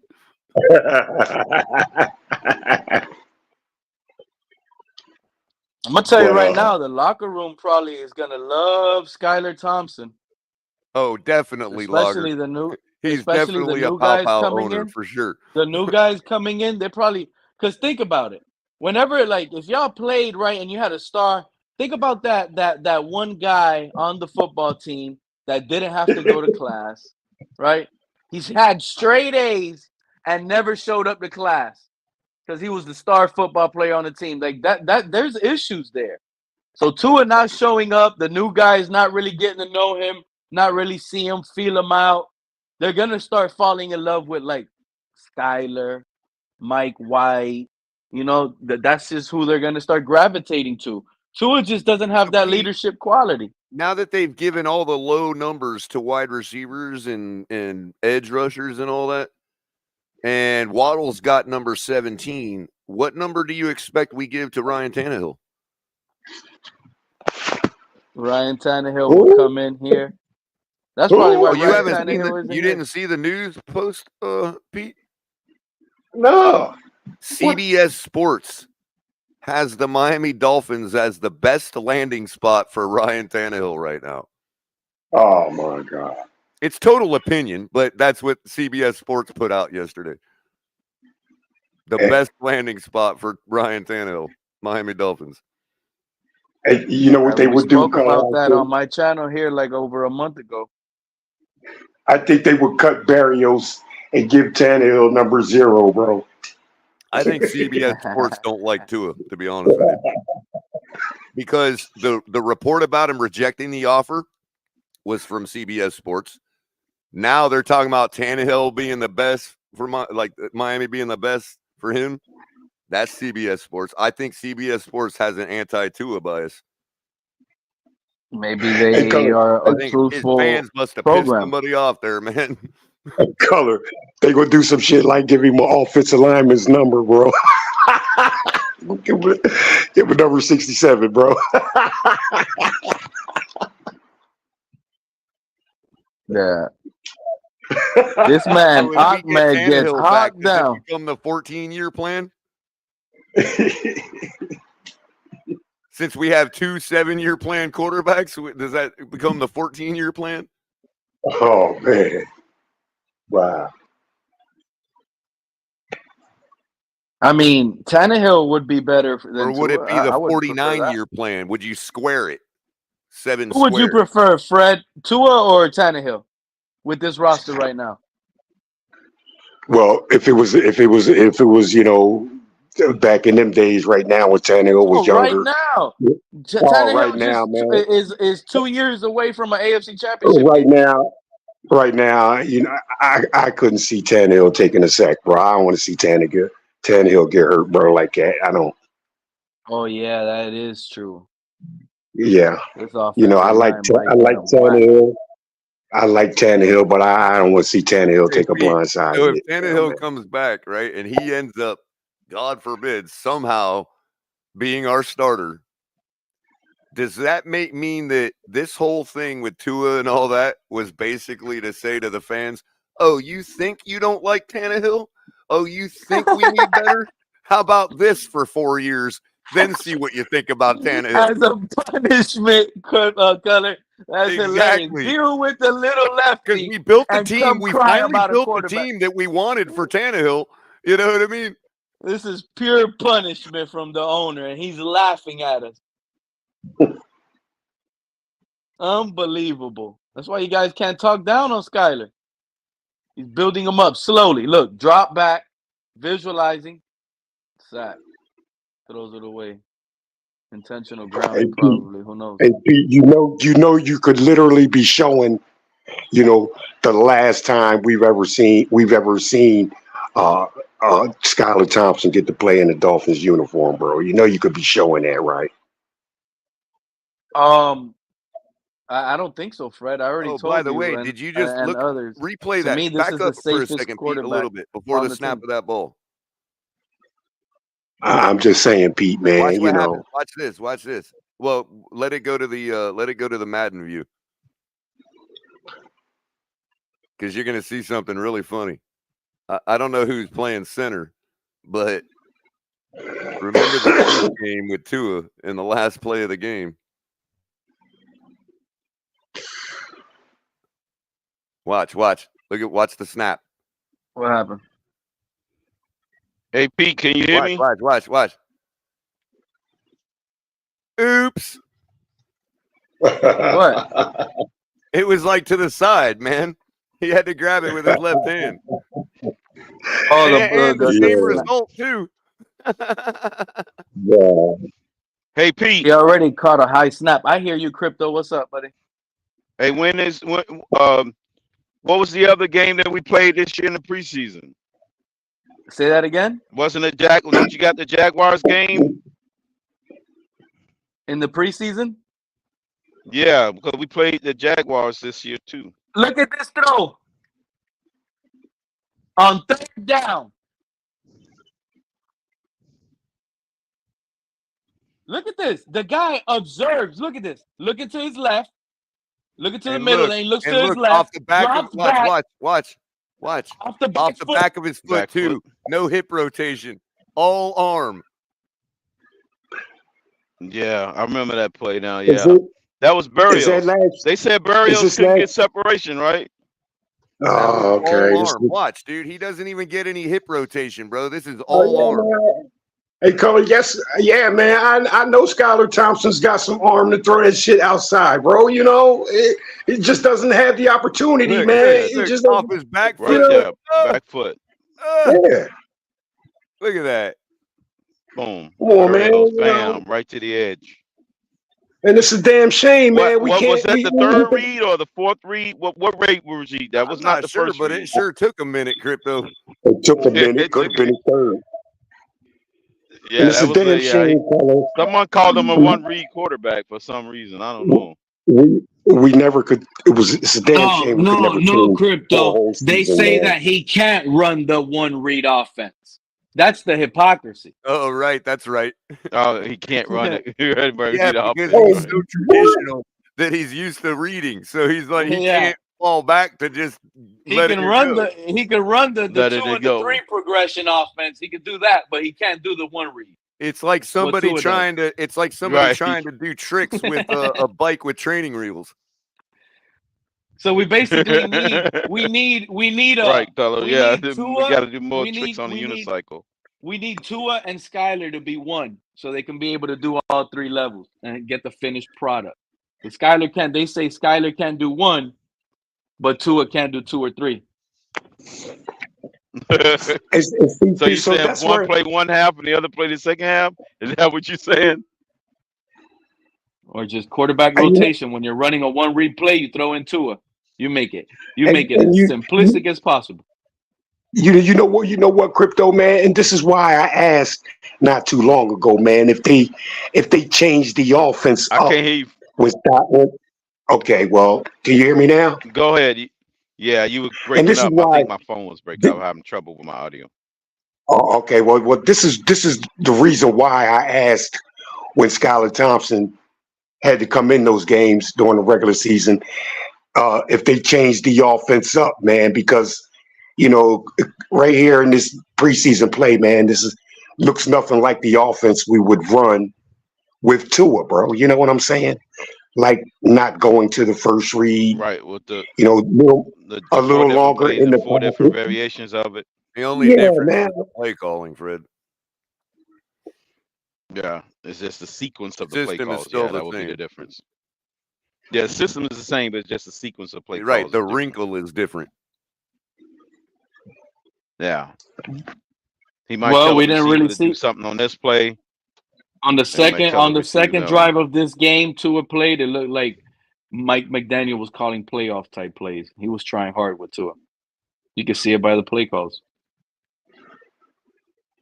Because it started off really bad. Right. He And threw that's the the thing people interception. don't understand. When the QB1 is in a preseason game, we're trying to look at what things are going to look like when the regular season starts. When the backups come in a preseason game, it's time to get a look at individual players. They're calling plays that have nothing to do with the game. Oh, wow. So they're you could calling say plays to exemplify somebody that they're looking at. They don't care about actually succeeding in the play. They want to know. So they don't wide receiver block close to. So we're going to call this play no matter what the defense is running. Wow. Right. So Skyler Thompson he's shortchanged then, bro. It's not to see what he can do. It's to see what other people can do. No, Fred. He's not on purpose. He's shortchanged by the fans that want to call him trash and use those examples as real examples of his play. Yeah, man. Oh, man. And it bothers me, man, that it really does, man, that I couldn't get to see the guy more, man, with a big sample size, man, other than, what he has to do for 2 games, you know what I'm saying? It really, man, really kind of messes with me, man, because I really think the guy had ability, man.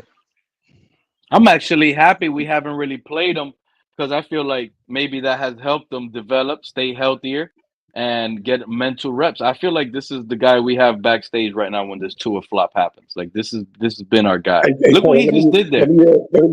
Let me ask you something, Color Crypto.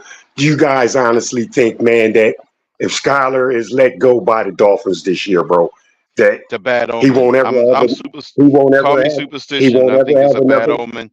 That will be the final satisfaction of the the pro-tuning faction of the base. Somebody pick him up, Color. You said no. You don't think nobody will pick him up? No. Wow.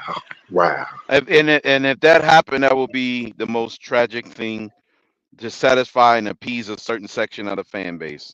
That will be the final nail in our team's coffin because it'll be such a bad omen, call me superstition, that it would take a trickle effect and it will lead all the way up to our first string quarterback not being able to complete a season. Tell him, Crypto, why That's is just that? my personal belief. Because God don't like ugly.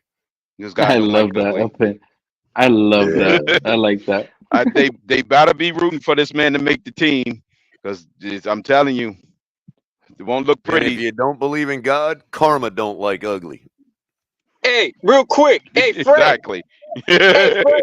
Exactly. Fred, is it true, Fred? Hey, Fred, is it true that you used to box and wrestle with bears back in the day with Bernard Hopkins? No, man. Nah, man. That wasn't me. Boxing That bears. wasn't me, friend, bro. Hey, so check this out, guys. going around, bro. Truck stop. So check this out, guys. We see where the Patriots. we see where the Patriots and the Jets are at quarterback. Okay, we let Skyler go. You guys couldn't see the Jets nor the Patriots picking him up, bro, for insurance. Maybe the Patriots, because the Patriots are holding a freaking quarterback school this year. Oh, look, this is the play. Look. I'm glad I remember this now. Look at this. Look at this play again. It, Pete. I saw it, Pete. You saw that? Look, but this play, they take him out for concussion protocol on this play. I remember this game. And I don't expect y'all to remember that much. You know, I'm a Skyler fan more. But this play, he completes it. Look at that Brock Purdy throw. Look at that Brock Purdy throw. And just wait until y'all get Mike White. Brock Purdy This is still Skyler. I think they take him out. They call timeout or something. Oh no, this is what's going on here? I thought they took him out. So Crypto, the Jets didn't draft a quarterback this year, did they? Yeah, they did. They did. They did. One. They got the guy from Florida State. From Florida State. Oh, okay. Okay. So well, they. We know how well quarterbacks develop when they sit behind. He's a little bit like Jalen Hurts. Travis, right. He's a little bit like Jalen Hurts, Fred. Okay, Crypto. So, of course, the Patriots, they drafted their guy, but Brissett as backup, I would think. Quarterbacks. They went in double insurance policy. Two quarterbacks? Okay, I couldn't see the Patriots drafted two quarterbacks. Oh, yeah, it is. Look at Mike White. This is who they want as backup. This is who Aaron Jones in the comments section is happy as their backup. Mike White. Wait till you see what this guy does. Hands it off. How good that handoff was, man. God, that was a Hall of Fame level handing off right there, man. This is a homegrown guy. Yeah, it was. But this just doesn't look good, man. He get his yellow jacket soon with the handoff. This is just a handoff talking about the sack he takes. You can't. I myself, man, can't believe Look at the technique and how he hands it off. See the technique? He sold it. He sold the run. That was good work. You see the guy's I don't believe that. If Skyler Thompson's let go, I don't believe it's the end of his career, bro. I see somebody snatching him up, getting him, and having him with that ball club, man. No, that means the universe collapses in on the Miami Dolphins for the shenanigans. Look at Mike White. That will be equivalent to the Death Star and the quasars happening 400 light years away. It would come down upon us so fast. Who was that to? I'm telling you. Who was that to? Julian Hill, the tight end, on a setup. I could see Mike White being let go. Look at this. Who'd be in the rush to grab Mike White? That was actually pretty good work by Mike White. Yeah, but he threw to a guy that, bro, he didn't put Smythe in the greatest spot there, bro. I'm telling you, there's a flag on the play. Does not look good. He threw Durham Smythe into a linebacker. But they screamed at me that it's strategic to get the running. To have the very next guy in line look so bad, he throws his so it could be no question on what's going on up top. Great set of plays right there, man. Wow. See what I'm saying? Oh, and no escapability. Look at that. Mark the watch. Back. Aaron Jones ain't going to say the same thing about Mike. You got to give Chris Greer credit, though. Hurt. Look.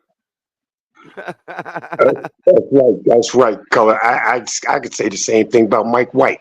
If he's let go, who's grabbing him up? Yeah, what do you call that? What do you call that nonsense? No one, Fred. But it's a strategy by the general manager. This is why he'll never get fired, because he strategically makes sure he puts distance between number one and number two. Yeah, for the satisfaction of a certain section of the fan base. Therefore, it would appease them Crypto, at the for same all time. we know, Skyler, when So- they told Skyler you're QB2, he's like, fuck that, I don't want nothing to do with that spot. So Right. Crypto, we literally have a quarterback room that where as though any of them would let go, nobody would want them, bro. This is what our quarterback room looks like. Even Well, our with starters. Mike White, I don't think he finds a. I don't think anybody be banging down the door, you know what I mean, to grab Tua once if Tua was going, bro. You see where I'm going with the quarterback class, bro? With the quarterback room, you crazy. mean? Yeah, with the quarterback room, yeah. The It's only crazy. one I think It's rare, teams it's will rare. be interested in is Skyler Thompson. But Fred, Fred, you fail to not realize trolling. that it's a aura of protection around Tua, like none other. Serious. I think the Patriots would nab up Skyler. It's Yeah, an exactly. aura. Crypto. I mean, color, good point, color. Exactly. defend- I could see the Patriots doing that, bro. I could. They'll make sure Tua doesn't get let go because he has that aura of protection around The him. reason I say that, Fred, is because drafting two quarterbacks like that means that they're basically trying to throw a bunch of bud at the wall and see which one sticks. Yeah. Well, yeah, you could go with that, man. Yeah, you could go with that. But they was it Bo I Penix? go back. Bo Nix went to the Broncos. It was the other guy with the strong okay. arm that threw like 80 yards through a mile out of the stadium. That's the other guy they picked. Joe Milton. Color, but Guys, when you said Joe Milton that the Patriots got. when you said the What was that, Patriots, Mark?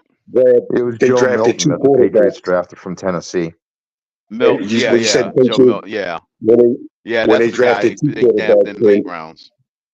then Just that to let you guys excludes know, which quarterback in the Skyler AFC East was at OTAs today?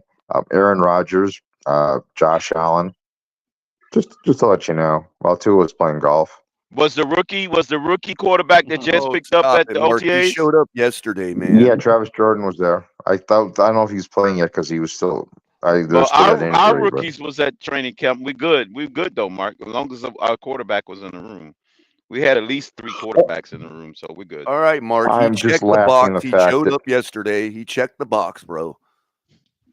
yeah. Then No, he goes color. to We had 3 Alabama. quarterbacks there. We had 70% of our quarterback room was present, so we're good. Right. So shame the guy that you plan on I was starting just on them. emulating the average Tua in here. Tua showed up yesterday. Oh, He checked okay. the box. That's all he needed to do was check the box. Now give him his $90 zillion. Okay, so Right, he checked the box. so Right. he's not when he's not there. He's playing golf. Pete Not said because he's Skyler was with his, there. not because he's with his quarterback, not because he's with his privately hired quarterback coach. It's because he's playing golf. And you know Not what? because One he's thing I going don't to like, when Fred. you have a hobby. Like, you know what, Fred? That guy don't even go. I'm going to buy fishing. a train set in a couple of weeks, color, because that's my hobby. Fred, he don't go fishing. He don't go basketball. He don't do nothing else. Crypto? That's he just fun. plays that boring ass golf, bro. Yep. Yeah, I'm go play some basketball or something. Get your You're gonna footwork go going. with the end scale. The end Yeah, scale. you're talking about getting faster, getting quicker on your feet. Yeah. You think golf, riding on a damn golf cart? Yeah, I'm gonna go with the with all the little towns and the little villages and stuff. Yeah, I'm gonna have to. The end scale gets you the best of both And we worlds. got You Mark get the up here. detail Mark, and your the quarterback is out smallness. there playing With the baseball, Z scale, you could actually slide one of Yeah, those. he was under at your the bed, Micah. dude. He was at the Micah High charity Yeah. game and had the most home runs. The HO scale. I wonder if I Tua can actually get a ball that's pitched. like the bigger ones. You know what I mean? With the tree, yeah. You can kind of put them in Hey, your Mark. yard. You can put them in and outside Mark. the house. Like you can go Right. in and out. Well, they have with the it. really big Yeah, one Fred, that's I'm right above here. the HO I'm scale. gonna tell where you, you Mark. can I'm gonna almost tell get you. a I'm ride on gonna it, tell you you, know? Mark. I'm gonna tell you, Yeah. Mark. Is when our quarterback's not at camp, it's not because he's with his private quarterback coach. It's because he's playing golf, bro. So that maybe he's with his private quarterback coach. You know, that's bullshit. He's playing golf. Uncle in Germany got me into that shit when I was a kid. I understand that he is. Yeah. But Josh Allen's a training And camp. how He's just much throwing. does He's this just guy throwing love the lasers game, to though, It's Fred? nice Coleman. building them up too, because you Hey, don't have Fred, to how start. much You can does start this like guy in one love place this game? and just expand Yeah. each time. That's what I'm saying, Pete.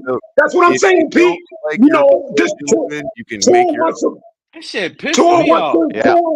wants a big contract, beat, to fade out into the sunset and be happy the rest of his life, bro. This dude ain't in football to win.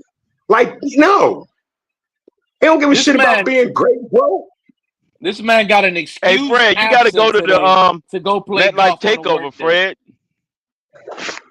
Hey, look, Hey, Fred, you got to come to MetLife Takeover. Look at this pass. It's the end of the season. Look at Skyler. It's gonna be cold. So I'm going to say this to the Tua fan base. I'm going to say this to the Tua fan base. By the way, no, he's not at camp. Whoever threw that ball, that was brilliant. No, he's not at camp. Who was that? I know it looks kind of like Jakeem Grant there. If he don't throw that behind Smythe there, then Smythe's gonna get freaking sandwiched, bro. That was a brilliant throw. Yeah. Listen to me, Pete. Can you hear me, Pete? Well, yeah, I can hear you now. Yeah. Okay, Pete. So I'm gonna put it out there, man, for the Tuaneers. No, he's not at camp because he's with his hired quarterback coach. No, he's not doing that. It's because he's playing fucking golf. That's why he's not at camp. No, they can't use hanging his old lady. Would you all have a problem with that? On a well, work he can day, do that at the He can do that at the stadium in the restroom. Voluntary work day. On a work day, it don't matter. It don't matter. Voluntary work day, bro. Well, I guess you can bring your lady to the stadium. You could bang her at the stadium, color. It doesn't matter. You could do it anywhere. I mean, you getting paid to bang your old lady. Like, who wouldn't take advantage of that? Well, there you go. Well, hey, he can bring her to practice. Hey, Aaron Jones, why don't you pop up on the chat instead of running your mouth and running your probe chew up? I want to suck his nutsack and gargle his sperm. You know what, Pete? You don't know what he's talking about, but he's cool. He's gonna have to snap, Fred. You're gonna have to snap, Fred. Guy has never insulted me, bro. The quarterback coach, bro. The quarterback coach. Him into a playing golf, bro. And it's always nice to have Green Bay Packer running backs as Dolphin fans. You know, I like it. Right. Yeah, that's cool too, color. Yep. And it really is Aaron Jones. I confirmed it a couple weeks ago. That is, in fact, Green Bay Packer Aaron Jones in our chat right now. Yep. I had a feeling that was himself as a Dolphins fan. I thought of that too. I said, "Damn, is that Aaron Jones from the Packers?" I was like, "No, somebody's got to be using that." It is, bro. I said, "Should you be in practice one day?" He's like, "I got the day off." It really is Aaron Jones. I'm telling you. Right. His cover's been blown. Hey, Jordan Poyer is getting cornered by the beat writers. He's getting cornered. He had an interview. Oh, today, yeah. And they hit him hard. That's why I say we got a hit piece coming out on him in about the next couple of days. He was like, "Oh, it's already they locked asked him and about, loaded. oh, you love Josh Allen?" And he had to say, "Yeah, I love Josh Allen, but I love Tua too." Like, they cornered him into sitting here saying that he loves Tua too. That's right. Hey, by the way, wow, Aaron's right here. This is where that's I some mafia type stuff there. Tua is so magnanimous that he's letting Skyler get some first team reps today. Right. That's that now. Yep. Oh, Brian Baldigger's in the building today, right? Because look, what's important about today was what's going on with Brian Baldinger. These guys finally get to go in and see. Nobody could have went to go in and see, but today was the day. Yesterday wasn't the day. Today's the day. Nah, dude, and they're yesterday, like ambulance chasers, bro. Yesterday like nobody showed up. No, Pete, they're like ambulance chasers. They hear a little bit of commotion going on the past couple days in Earland, and they're converging just like a court trial or something. They're like ambulance chasers, man. But they knew that Tua knows that they're allowed to come in today, and he decided to go golfing today. Really? Right, but and going to somewhere with Nick Saban. The past couple days of reports, they need to get their own eyes on it to see what the score is down on the field. Is Tua showing up? They need to make their own stories about it. So, like, you know what I mean? That's what I mean. They're like ambulance chasers, dude. They're like, oh, noise in Miami. Get there, you know, like, get to the chopper. Right. It almost confirms if Tua shows up, that means he has a contract offer. If Tua doesn't show up, he doesn't have a contract offer. I'm gonna tell you, man, the I'm organization, not really a white guy in Hawaii. bro, the organization is screwed, bro. I don't even think they think down wholeheartedly in their hearts that Tua is the franchise guy, bro. They And got to don't, pay this or guy he a would have new got paid contract. already. They got to pay this guy almost $50 million, bro. And they're not even sure if he's the franchise guy, man. And you know what? This organization is screwed, bro. It's screwed. Been saying that. I've been saying that for 3 years, 4 years. How long I've been trying to say that, Mark? Been saying it the same time. That hurts me as a fan. We are realists and we understand the nature of football and we understand what's going on. He's That ahead. hurts me as a long-time fan. How much does Tua get today? And broadcasting How much rights and did he everything get? else. How He's only much does concerned Tua himself about get? winning. This really hurts me as a fan, bro. It really does. You don't even know if you got a franchise quarterback, and you're talking to a guy for wanting $50 million. But Fred, the question is, do we have a French fries quarterback? Oh, well, you know, you guys can all come to the Bills It's not website French fries, and go Subway. and become Bills fans. At least have a chance to win a division title. We have Subway color. He's got the Subway contract now, right? You know, he probably just had his place kissy face with Jared Fogle from Subway or ex Subway. This is crazy, man. I mean, you know what I find weird? You know what I find weird, Fred? That it is crazy. You know why? And what makes it even more crazy? All I hear is people saying Tua deserves the contract. Tua needs the contract. But how come you don't hear it together? Tua deserves a contract, but right after, you must extend the head coach, Mike McDaniel. Yeah, why not? Why not extend him to a 10-year contract? Can I ask everybody 5-year deal and go about 10 years? Salary going up? Why is it that everybody thinks that when they say the salary's going up, like it's one thing to say, well, there's inflation, so we don't have to worry about being $5 million under the cap, right? That's one thing to say. But to say you can give your quarterback money he hasn't earned because of the inflation, again, I'll ask, how much people, last night I asked this question on a Twitter, boy, it was a late night Twitter space going on. Shout out to Jay Miami Talk. And I let all my frustrations out. Y'all should have heard it, Pete. It was crazy. I was like, I was there, Cole. I wish I heard could. 2021 color form, dude. You know what I mean? And yeah, right. So I asked this one guy, I'm like, yo, how much do you expect? Let's say we don't pay him. We play him on the 5th year and he balls out. We win a Super Bowl. How much do you really think? What is the number? Give me a number.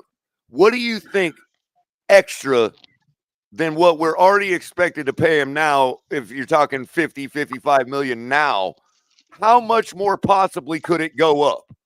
And this dude, he's like, I don't know. What do you think? I said, maybe 5 million, 10 million. He laughed at me. Like, okay, so what are you talking? 20? So you're telling me that Tua winning a Super Bowl is all of a sudden going to raise the bar to $70 million.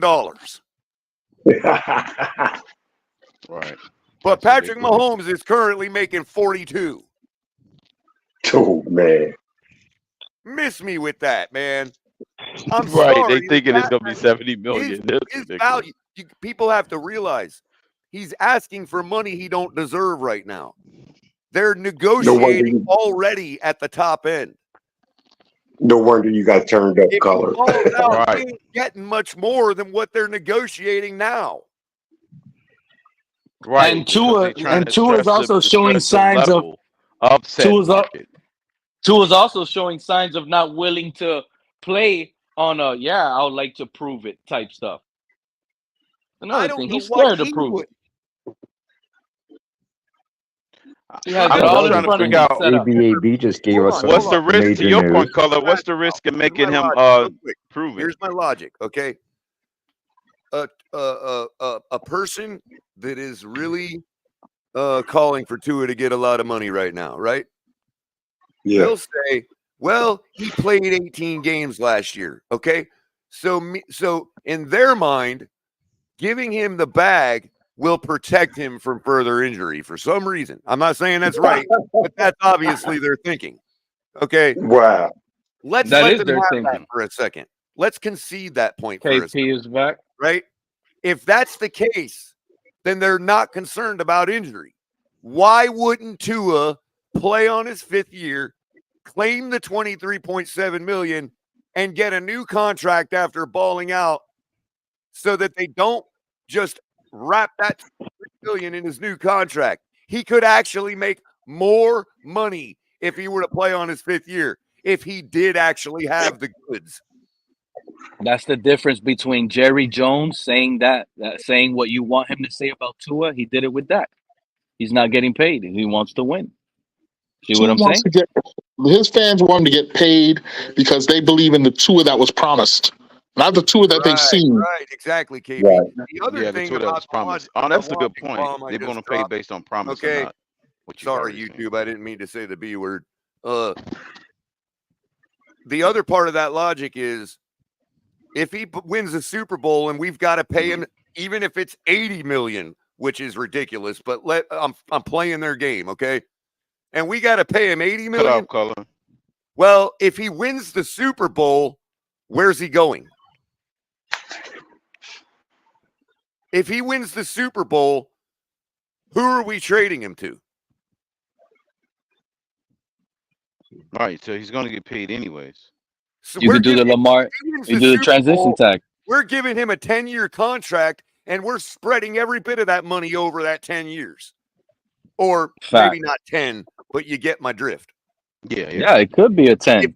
If he wins the Super Bowl, he's our guy.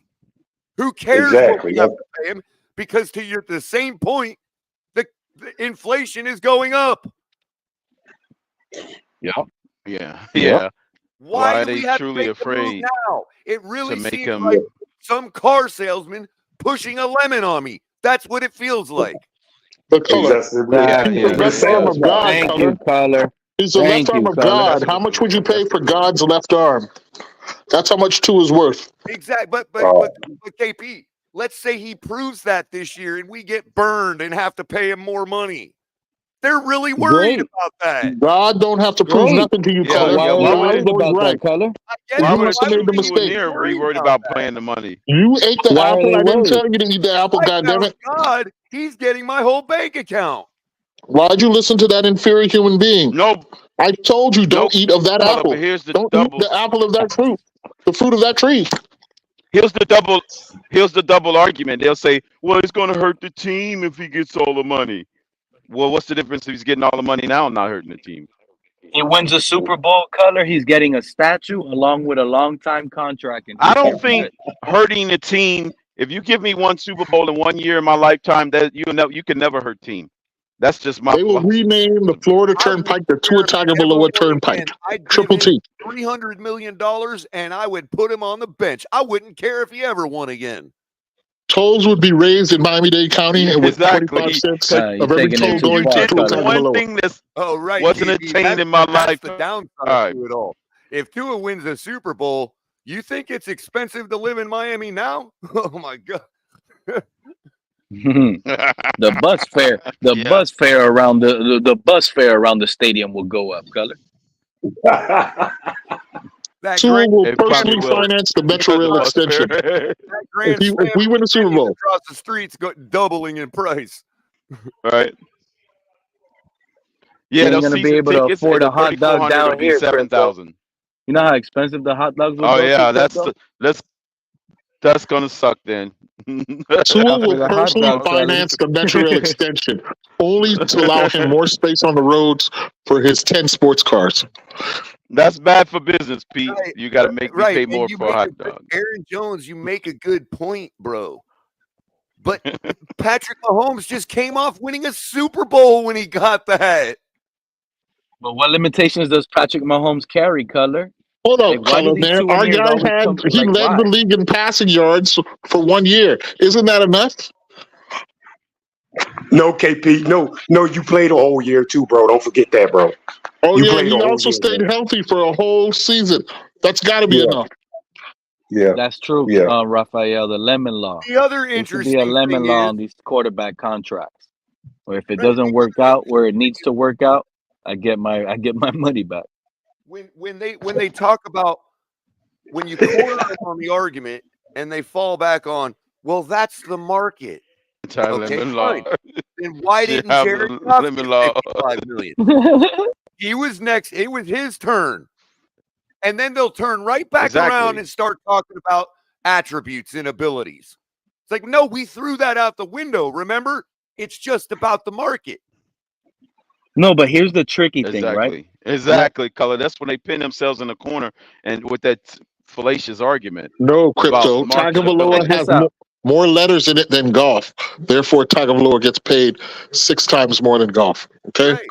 just The accept that. What they fail to realize is there is I suppose so. there is turns. Okay. The problem that they don't realize is it's Jordan Love's turn right now, not Tua's.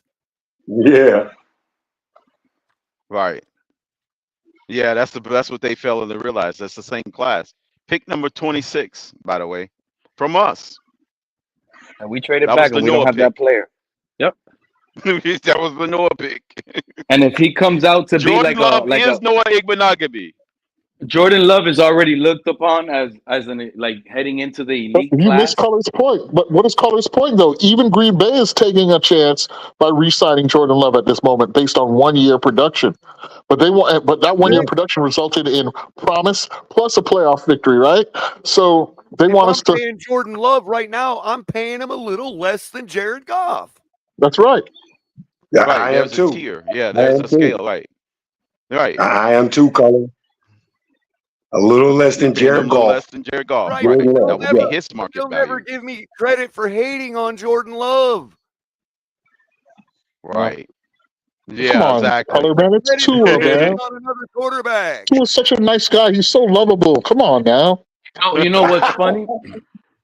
How much did Brett Favre get when he won his first playoff game? When you When he was only 1-0 in the playoffs.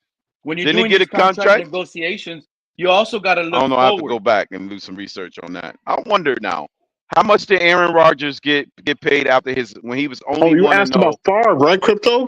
Favre was given Mississippi's welfare rolls, half the welfare rolls in Mississippi. That was the caveat. That's right. Yeah. That was the caveat, right?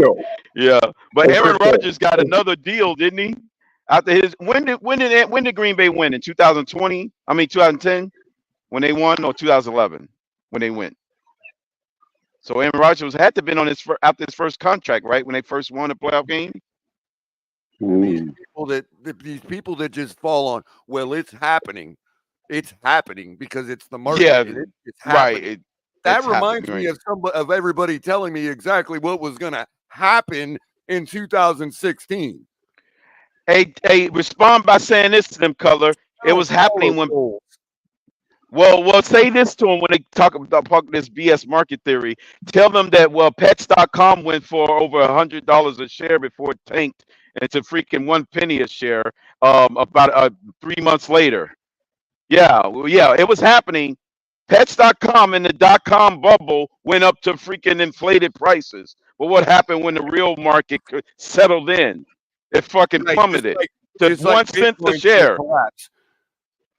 By the way, Crypto, the nation of the Bahamas. but you know what's funny that you say that, Crypto? But the thing is, Bitcoin will only collapse down to about 300,000 after it reaches $1 million. That's what's funny that you say that, Crypto?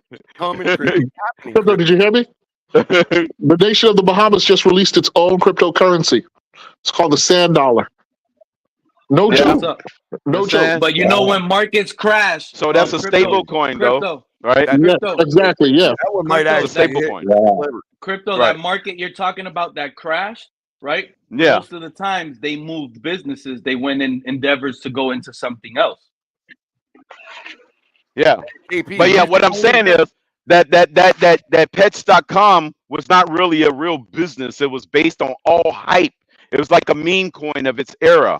Oh, if we're doing this to certain quarterbacks, they're like the meme coins of this era. The GameStop of the NFL.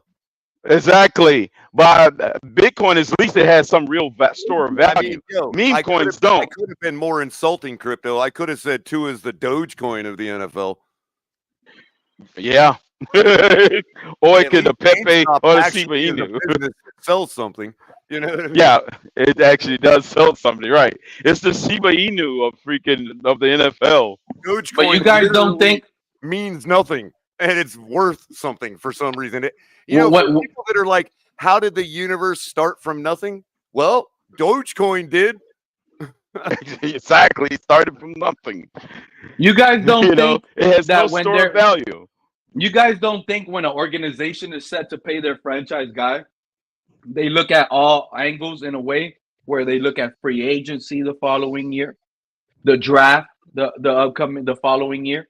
You don't think that the organization is sitting here saying, man, we could look at these draft prospects in the first round next year, or these quarterbacks are set to hit the market and maybe we can upgrade the position and paying this guy instead. There's going to be a whole class of quarterbacks from the recent couple drafts that are going to open up the next couple years, bro. Yeah. Some of them are going to be quarterbacks that were just in bad situations that are actually good decent quarterbacks. Teams will kick the tires on those guys. But you know what? Speaking of crypto, what every franchise needs to do, or the NFL, is create a cryptocurrency for each team. There's stored value in these teams. It would allow. That's what they should do. Yeah, they should. That's a good point, KP. Yeah, they should create their home coin out of whole cloth. Pay their salaries in coin, dude. That's right. FinCoin. Yep. Pay the entire salary in that and when coin. The player, it would incentivize the players to perform, right? Because the player performance will raise the value of the coin. So that put it on a decentralized exchange owned by the Dolphins or the city of Miami. Hey, I need credit for this idea. NFL. No color. It won't be owned by them. It'll be issued on a decentralized KP is the one who gave me this idea. NFL market makers to make it. Like the Dolphins KP needs or credit. the city of Miami. Damn, I need to go get a patent on that idea. Go get a patent, KP. Oh, KP, I'm sorry. Yeah, get your patent, man. Go ahead. Go ahead, copyright that shit, man. Hey, who's next? Blockchain for you by the end of the night. Yeah, I can have it put on the blockchain for you. Who's next to get paid after Tua? Announcement yet, or are you saving that? Wait, say that again. KP. I just hit complete color. Yep. I just patented it. Too bad for KP. Well, Pete, remember us little folks, man, when you become a gazillionaire. A gazillionaire Indian rupee. When you get that Indian rupee, I can't hear it.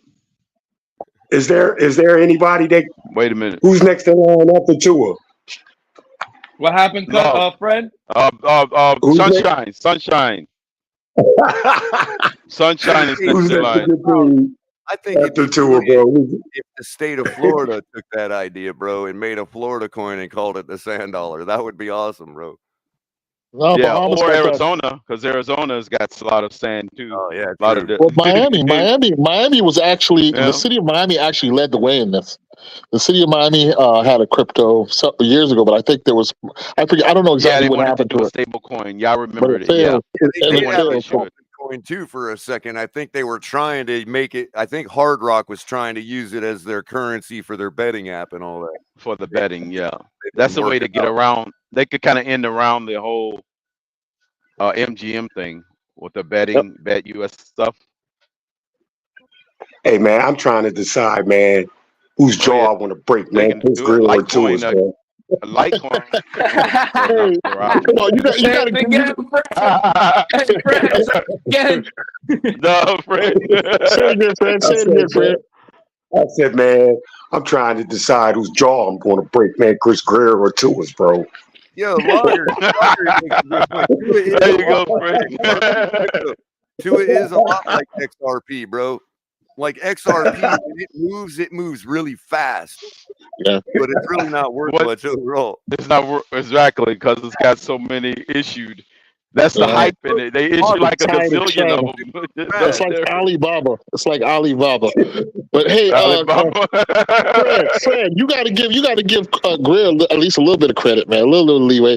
It seems to be he's playing hardball with Tua. Doesn't that earn him back some credit? This image of him giving. I mean, he didn't sign him on. Yeah, real quick, let me define standing his ground. Yeah, I'll give Greer some credit. Hold on. Instead of knocking him out with the left hand, I'm knocking him out with the right, bro. Even if he gets a contract done this year, Chris Greer could still stand his ground. In other words, it could be a really fair contract that doesn't kill us, right? Right. So what I'm saying is that is also defined as standing his ground. If Chris Greer stands his ground on this deal, and I said this last night and yesterday all day, I will be calling to build a statue for Chris Greer at the stadium. Would you be mad if he offered to a $35 million fully guaranteed for 3 years? If you assigned it, I would build a statue for Chris Greer. $35 million fully guaranteed. Fully guaranteed, yeah. If you assigned it, I would build a statue for Chris Greer. All right. How about $40 million? $40 million fully guaranteed. If that happens, I'm telling you right now. Depending on the details and the incentives, KP, I'd probably still build a statue for him. What if we go to 45? Nah, that's where it starts to get iffy, right? Now you're getting into the what's the sunken return area? You know what I mean? Right. You know, negative returns. You know what I mean? Yeah. Now you're getting into the territory of what's the difference between 45 and 52. I mean, across the spectrum, I think the consensus has been low 40s to high 30s. I think most people would agree that would be a number to settle on going forward. The franchise tag currently for 2023 is $38 million. Yeah. And I don't care what Real Talk Perez says. That is the set agreed value between the NFL Players Association, the NFL, the owners, and the players. That is the agreed. If there's an argument as to what a franchise quarterback is valued at, there is no argument because the rules and the contract of the NFL PA is $38 million right now. However they factor that was agreed upon in a collective bargaining agreement. Okay, so that is the value of a franchise quarterback. Yeah, what is the formula? Isn't the formula like you average out the top 5 salaries or something like that? Right. However they figured that's what the franchise they agreed that they all agreed that was a way to determine it. So when we all talk about what's the value of a franchise quarterback, well, we don't have to argue about it. It's $38 million currently. Okay. Because if you have to franchise tag a guy, they didn't just use the word franchise tag because they liked the word. Right. They used it to express an idea, which is you consider this to be a franchise guy and you want to try to get a deal done, but that shit ain't working. So you're telling them, I'm franchising you. I'm making you a brand name Miami Dolphin. You can't go nowhere unless this other team over here pays this follows these rules and whatever to get you. Okay. So when you're asking the question, what is a franchise quarterback worth and what's their value? The NFL has set that currently at $38 million. However they set it. And now we could get into the details like KP was saying about how they come up with that. But however they came up with it was agreed upon in the collective bargaining agreement. Right. You're right, Color, but at the same time, you're wrong. And I'm going to tell you why. That's what Real Talk tried to say, Pete, but he didn't make a good enough argument, in my opinion. Okay, so hopefully I can maybe help here. The franchise tag, and shout out to Hooked Up Joe, is exactly that. I get what you're saying. You're basically saying that you found the franchise tag market number, but in reality, what it means, Pete. Yeah, but the franchise tag, the franchise, what it should be, none of that. I'm speaking to what it means. No, I got you. But what it means is exactly what Hooked Up Joe is saying in the chat, which that's what the franchise tag, and that's how they come up with the number. How it's factored. I'm talking about what it means. It is simply the fair market value of a franchise quarterback. A quarterback that qualifies to be a franchise guy should be paid $38 million. That's all I'm But saying. if you're saying that, then that would be considered an average quarterback. Well, no, because a franchise guy, in my because opinion, yes, it is because you're That's why going based on franchises you're going objectives based on subjective. averages. You're going based on averages from top to the fifth one, and you're getting those averages. I get it, but the so you got the franchise middle. guy itself is an above average guy, in my opinion. Okay. Like you have Fair to be enough. above An average actual to franchise qualify guy. as a franchise guy. Fair enough. But you're right. So if you're willing to pay him that's an average franchise quarterback. Inside the paradigm of a franchise quarterback, the fair market value should be $38 million. That's what the NFL says. For an average quarterback, basically $38 million for an average franchise quarterback. How many times I gotta say it? Well, Fred. What did you call Fred? To be a franchise guy, you are inherently above average. Okay, what if your franchise guy is just average? Then he's not a franchise guy. Then he's technically not a franchise. Franchise, you have to win in the postseason or preseason. I mean, postseason and regular season. You have to get significant wins. These teams are they're considered these teams they're franchise guy, but there's teams to me, man. Like, look, this guy is just average to me, man. Fred, you know. Fred, here's an example. The best example is Baker Mayfield. I think he's worth more money. I think he's a guy that should have got a Jared Goff type contract, right? But they didn't give him that. Right. You know I why agree they with didn't you. give him that? I agree because with you. they don't consider him their franchise What's guy. up, Anthony? What's up? Okay. I heard you in a minute. How you been, buddy? Fine. To be honest, Color, I'm sick and tired of this crap. Like these idiots that follow this kid are defending him, saying he should have a time off when he has struggled at the end of the season. This kid should be in the facility training. You know, where's that flag? Real appreciate quick, I just want to answer AB's question because it's a great question. I'd estimate about 12, AB. Maybe 12. What happened, Anthony? Repeat what you were saying. Say what you were saying again. Yeah, I didn't hear you, Anthony. Go ahead. Well, what I was. Can you hear me now? Yeah. Sorry, I had it. I'm in a hotel right now, so I had to keep the volume a little bit low. What I was saying was, to be honest, I'm sick and tired of his fan base defending this kid, saying he should have a day off, time off during the off season when he has basically collapsed during the playoff and the ending of the last two seasons. Yeah, but Anthony, you can't try God like that, bro. Yeah, you can't. Yeah, but it wasn't him that collapsed. It was the team, Anthony. We had the injuries. team, Anthony. It wasn't. Yeah. And Vic Fangio, Jason Sanders missing key kicks. No. But what I'm saying, missed the tackle, dog. It's Jerome Baker's fault. Go ahead.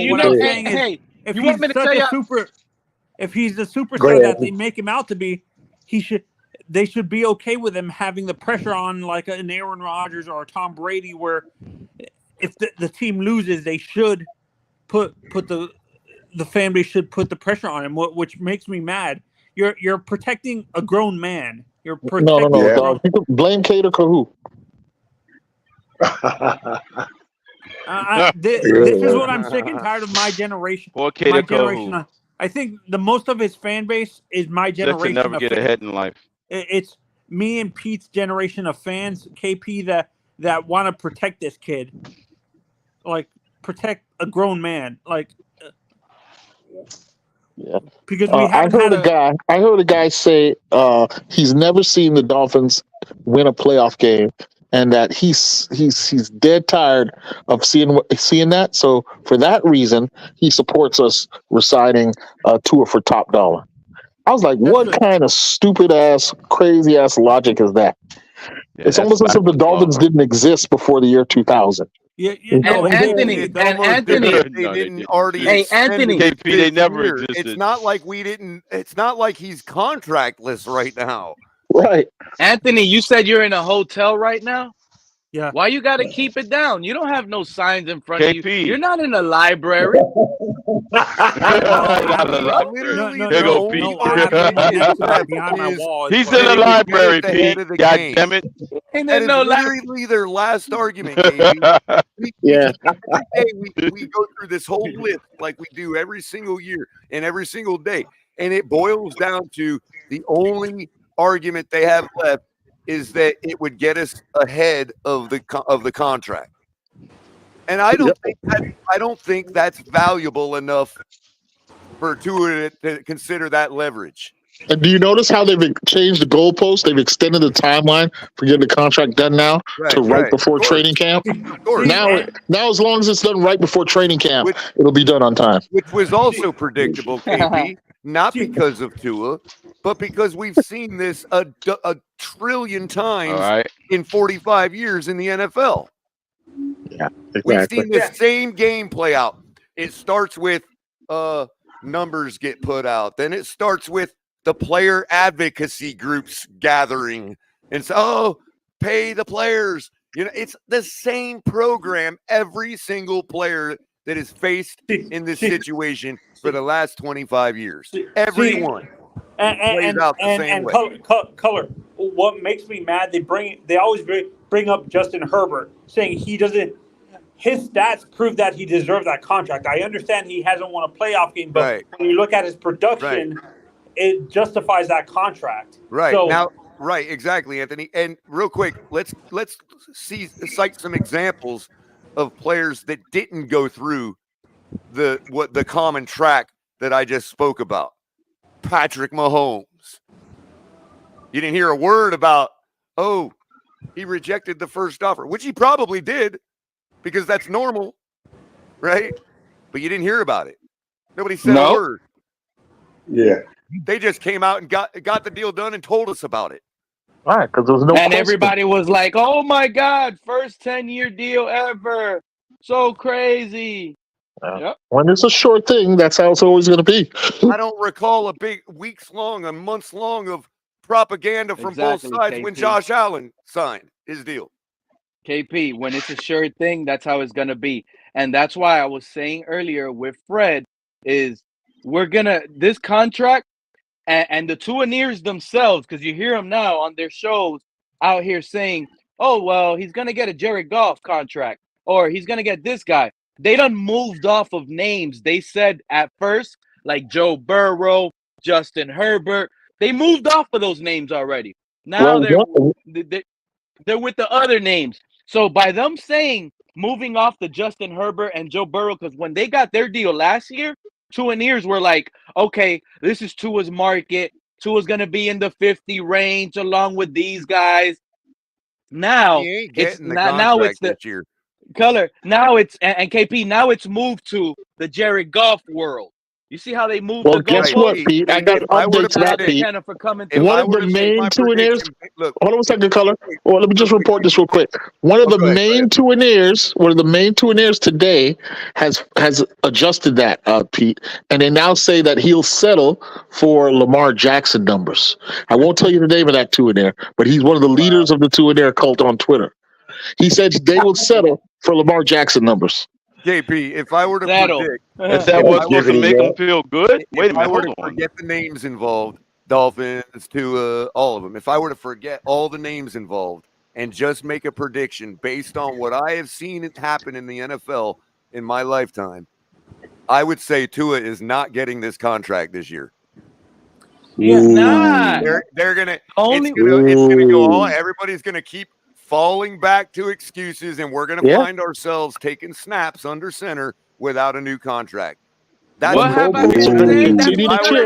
If I were to take all the names off of it, you know what I mean, and I were to just go on what I've seen happen in the NFL at large over the last 30 years of my life, I would predict if I went to Vegas, I would put my money on Tua not getting a contract before he takes a snap of the ball. So you don't think he Wait, you don't even think he gets a franchise tag? That's up That to would be him. next year. That would be next year, That's Anthony. next year anyway, Anthony. Yeah. If the only way I'm wrong is if Tua signs whatever we freaking offer him. Yeah, I think Chris Greer lowballs him. Yeah, because he has Kenna, I'm What's glad up? you said that. I think Chris Greer hasn't been allowed to send any offer. Why do people sit here and think, oh, the Miami Dolphins gave him this check and said, here, if you want it? That has not happened yet. It has. The last time we heard Chris Greer speak, he said there's no money being talked about until later down the line. Well, Pete, let me blow your mind here real quick, Pete. You remember back in Flores days, right? When the rumor was that Tua was healthy, but the team insisted that he had a thumb injury, right? What did Tua do? Yeah. He went and played golf. He sucked his thumb and went and played golf, right? Well, look now. I want a contract. I want my contract. I want my $50 million. The team said no. So what does he do? He went and played golf. Golf is What's his, up, Kenna? golf What is you the were only saying? thing- Golf is his shit. Golf is his shit. Sorry, relieve the stress, bro. And I've said this from the beginning, Pete, and his fan base doesn't want to hear it. And I was on the tailgate, and I said this. Oh, you were on the tailgate, and you said the tailgate didn't want to hear that, Anthony? What do you mean the tailgate didn't want to hear I it? know, like we're one monolith or something. Yeah. Look, What do you say? We say. I'm gonna say this. We strive at the tailgate. That. We strive at the tailgate to be the true arbiters Hey, of Anthony, all of our hosts have their own opinion. I disagree with them cats. I disagree with my tailgate brothers all the time, Anthony. They disagree with me all the time. KP Color agrees 100% of the time. Not me. Don't say that about me. No, it's not the tailgate. Member, right? right? The fan base doesn't want to hear it. I said to me, at the max, he's worth 40 to 45 million a year. He's Daniel Jones, and Daniel Jones has at least won a playoff game. But I'm telling when y'all, I said that, a lot of people said I was crazy. But look, check this out, y'all. Just paint this picture real quick. At Tua last year in college, the reason for him entering the draft was because he was taking advantage of a good season, right? Mm-hmm. He's turned around and his contract season. Now, if I was Tua, I would do this. I would stand 10 toes down and make them give me what I want, just for the simple fact the last 2 years, what quarterback have we had to do that? Correct. Yeah, listen. So with that being said, the reason why I said Greer lowballed him is because I'm thinking Tua agent got a number in his mind that he wants so he can get paid, and Greer wasn't feeling that, so they still in cahoots with it. Because true enough, like Cutler said, within the last 30 years on the NFL, every team that has found their franchise quarterback has been paid before its contract time.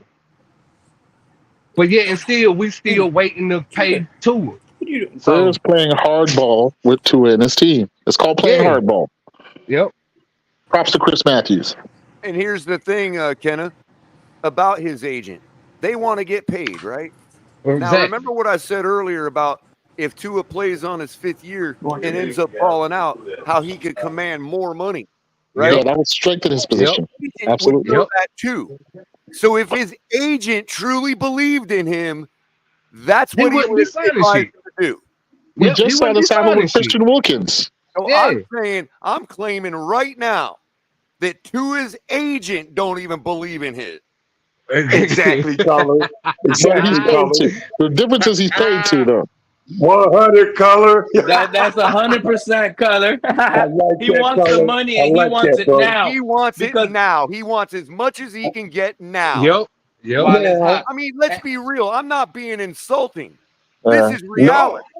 Yeah, I like that. This, if we were watching this in any other negotiation with any other two people for any other commodity, we would be saying this. That sounds like a J.G. Whitworth commercial. I want my money and I need it now. Right. It's the classic Ring of Lava. Will you take $5 million a year for 30 years, or will you take 30% of it now? So why should I have to be insulted? Because in this particular case, the players involved are Tua, his agent, the Dolphins, and the commodity is Tua's play. Why should I be hated on for making the same assessment I would make if the commodities was a car salesman, myself, and a lemon? Well, let me give you my car salesman act. What about the Tagovailoa family, man? They've got to be taken care of, Color. Come on now. Right. It's his family we're talking about. No, we can't go down that road, KP. Again, KP, remember that one, Crypto? You about to use it. This falls back to $40 million won't take care of your family, bro. $40 million won't take care of your family. You see inflation, man. Groups that want to talk about players got to get paid. You know what I mean? It's all of that, bro. That's all they can fall on is that, and we got to get ahead of the contract. Well, what are you getting ahead of if he ends up failing? In 2 years, his deal will look like a bargain. Right, you're not, Color. No, I'm gonna tell you what ends up happening if it fails. I'm gonna tell you what ends up happening if it fails. My family ends up spending more money on season tickets. I mean, it was a money gimmick. It was a money gimmick. It was a money gimmick to even draft Tua, because if you go by the scouting report, everything tells you not to draft this dude. Exactly. Right. So it was the Dolphins are like your average cutthroat organization. They're going to keep that money they've made off him. One time. Listen, more than we have to pay him according to the league. I think we need Mark Cuban to buy the team, because like the Shark Tank, we need the guys on the Shark Tank to own the team so they can cut bait with things that don't work. Hey, Color, I like that, bro. Oh, crypto. Hey, Color, I like that, man. Crypto. I like that you said the agent probably doesn't even believe in him, bro.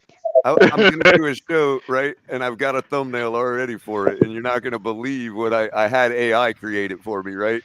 And I'm going to get HB to incorporate it for a thumbnail for a show I'm going to do, right? And it has a bunch of sharks in suits, like mob suits. And they're holding, the middle one is holding a paper that says contract on it. Right. Every time Tua's agent would be, are the Dolphins in uncharted or shark infested waters? You know what I mean? Was going to be something along the lines of the title. Shark infested. Well, yeah, we need the Dolphins to enter the Shark Tank. They're giving these crazy business proposals and asking for money, and the guy's sitting there like, freaking get out of here. This thing ain't gonna work. Why should I spend my money in your project? Hey, crypto, they're gonna come to the front and say, "Look, we have something to offer you." Man, what is it? Pete, I wish you were on a desktop or something. I'd send you the thumbnail right now for you to show everybody. I swear to God, I just created that last night. Oh yeah.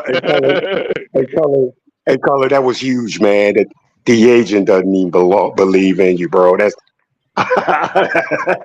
was huge, man. That's real. Because I mean, for real, you make way more money if you played on his fifth year. Look, Colin brought this up last week. Look, I'm telling you right now, he knows that if Trevor Lawrence gets paid with his agent and Jordan Love starts to get his top revved up, they're not going to have nothing even close to the 50-50 club. They lose their leverage completely.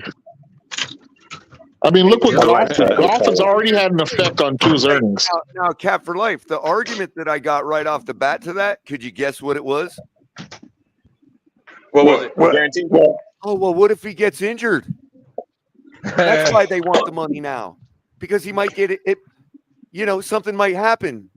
So that is exactly that's oxymoron saying that. That makes exactly. So taking the money now is showing that they don't believe in him. Injury, collapsing, failure in play, all the same thing to me. First you tell me, that means that the team is trying to protect themselves.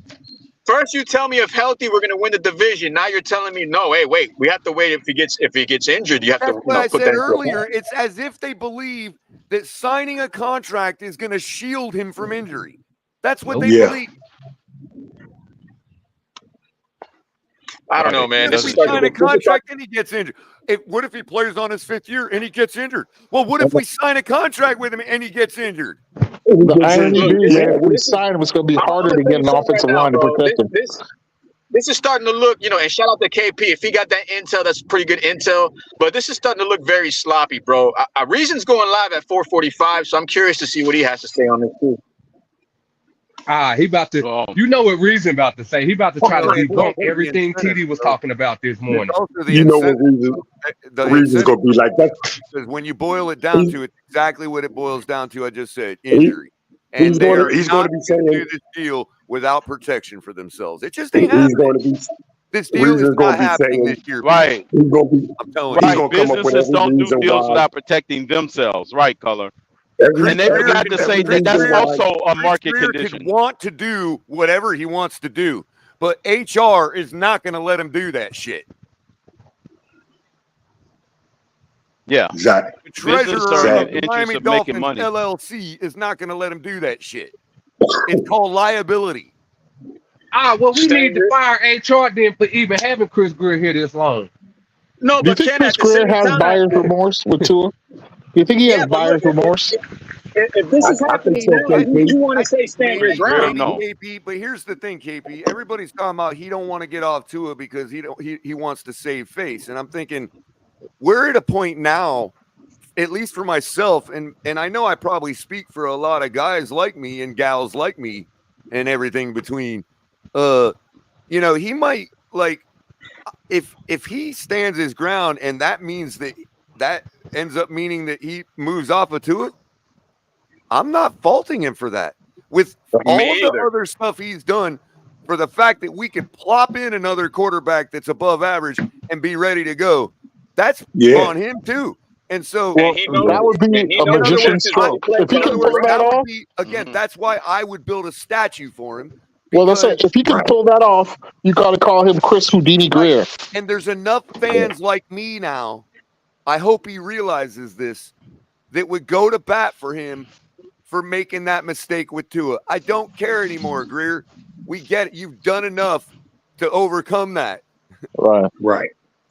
Now, he doesn't have to do anything either at this point. All he can do, no, Color, but they're going to say, can't no quarterback run this system, Color. What about that talking point? This is the only quarterback in human history that can run this offense. We're so smarter than that, bro. The only quarterback in human history that can run this offense. I got something to say about that, Crypto. That's it. Well, Kenner, you know that's coming. You know that's what they're going to say. If Tua can't run it, then who else in human history can? Well, I'm sorry, Kenneth. I've got an entire website to throw at them, Crypto, called westcoastoffense.com. I was about to say the same shit, Color. Like at the end of the day, they taking away all the credit from Mike McDaniel. Mike McDaniel said there before he took the job and said, "I had 72 plays for you." Come on, now. Well, he saw 700 plays of Tua. Wait, 700. You dare say that, Kenner? You dare say that they have a tailor-made offense for Tua? Wow. You damn right, and I'll stand on it. I don't give a damn about none of them Tua leaders. It is tailored for Tua. It is. They don't realize they're insulting McDaniel when they say that. That's a direct insult. They are. Yes. Hey, Kenneth, that's what God that's forbid why if he can create another offense for another quarterback. Kenneth, this is why I say that I believe Mike McDaniel has much more shit in his playbook, bro, that he's not even using because he's saying he can't do it, bro. He's just going with what Tua can do. So this is why it's said that from day one. He said that from day one. He said that when he was on the plane coming to Miami. I'm just sick of the Mike McDaniel insults. That's what I'm gonna sick of. I want Chris Greer, when it comes to this, Stephen Ross, and Garfinkel. I want them all to know that this fan would support them. Welcome up, Hooked Up Joe. And would support keeping Mike McDaniel if he moved off of Tua. I'm Two in just the letting house. y'all Two in know the that. house. What's up? I would keep Mike McDaniel. I would we keep got Mike a 2 in here in McDaniel. here. Oh Lord. Yeah, I would No, too. Hooked Up Joe's cool, man. What's up? I know. I'm just That's messing with Hooked Joe. Up Joe. I'm Joe, just messing with him. No, Hooked Up Hey, Joe is Hooked Up the Joe. objective Dolphin 2 weeks fan ago, I hooked up into a 20-inch mangrove snapper, man. that we should My continue personal best. trying with Oh, Tua. yeah. There's nothing wrong with that. Did you I had a video to send you, KP. Guys was throwing nets off the side of a dam and catching big fish, man. They was just Oh, yeah. tossing to the Hooked Up side. Joe can They're make doing a a cast cogent net. logical Yeah. argument. Yeah, it was a that's cast a that 20 just year. grabbing them Hey, right off you the got to side try of to a catch a dam. 20-inch mangrove on a 15-pound test, and a light rod, a medium heavy rod. Yeah. I'm sorry, medium light rod. What 15-pound did you do? test. You hooked them up and swam to the fish after or You know something, why? KP? You How'd know you why bring Just it fight in? him for Hooked 5-6 Up Joe's minutes, name man. is so perfect for me Yeah, because Hooked Up Joe literally he has jumped me out of hooked the up to boat, a went in tether there and line, stabbed him. pulling me Yeah. back up off the cliff, man. Hey, Hooked Up Joe. Let me, KP's can I out there ask you something, swimming. Joe? Hey, how's it make you feel, Hooked Up Joe, when you come up on the panel, man, and it's just all I'm gonna say Tua haters, Tua and hate. you're And and you're Bunch of the, Tua haters. This is welcome to the Tua haters home. He's how's it make you Daniel in feel, the Joe? lion's How's it den. make you feel, He's Joe? Daniel in the Like you're the lion's only den. guy, man. Welcome. Hey, welcome, bro. Welcome. What you Actually, got, you man? know, What I you got? didn't. I Look, didn't even want to draft Tua, right? I ain't no Tua I was hater. a Just don't call me draft real. Tua guy. Oh, I got you wrong, Joe. My bad. Then I No, got you no, wrong. he Man. said he I'm didn't want to fine with draft him. Tua now, but I'm just telling you that I hadn't been, like, oh my God, we got a tank for Tua and all that. I just, okay, there he is. And personally, I think he's, 1 year's not enough to deserve what he's going to get, but the market forces are going to make him get it. And that's where we're at right now. You know Why what do I you mean? say 1 year, Hooked Up Joe? Like you And I haven't got seen this 2 years. Well, 1 year of being healthy. I don't care how well you do if you can't make it through the year. Here we go with that like being that. healthy thing, and man. I just want I to get the point. clarify what Hooked Up Joe just said was the market forces are going to make him get it. He didn't say that was the right thing. He just said that's what was going to happen, and that's a fair assessment. Right. We know Exactly. what That's market all it value is. is. That's It's fair. 38 The million. You market's get the going top up. We're five. Is seeing he a it. top 5 quarterback? You get the top 5, right? You get the average of that, and that's at 38. Of course, he's not worth 55. I mean, come on. And of course, Hooked Up Nobody's Joe. worth Even 55 though besides people are Mahomes. pounding the table for And 55. Joe, based on what you said, the market forces making him get it. This is why it would be a risk for me to bet that he doesn't get it. You see what I'm saying? It's not like I have no risk making that bet. Well, you got a high return because the market forces are likely right. going to make it happen. If you place that bet, though, Color, that means you're going to get a high return on your investment. Exactly. If it doesn't happen, it's like it's one of those good bad bets. You know what I mean? I don't think Greer's gonna do good it. on the I don't think payout, he gonna bad do on it. the odds. On paper, it looks good, Color. Right, good on the payout, but bad on the odds. Say about our odds team are every year. probably inflated. You know what I mean? Oh, it's like we That's say probably about like our a team every 1 year. to On 100. paper, it looks good. It's 99% chance he gets the money. That 1%, if you get it, you're going to make a lot of money if you win on that bet. So it'll be. Anybody know of a broker that's got that on their betting sheet? I know. It'll be backwards to do that though, because if you got your franchise quarterback and you trying to sign him, wouldn't it be ideal to sign him before the draft and before free agency? That way you know what you got to play with. Yep.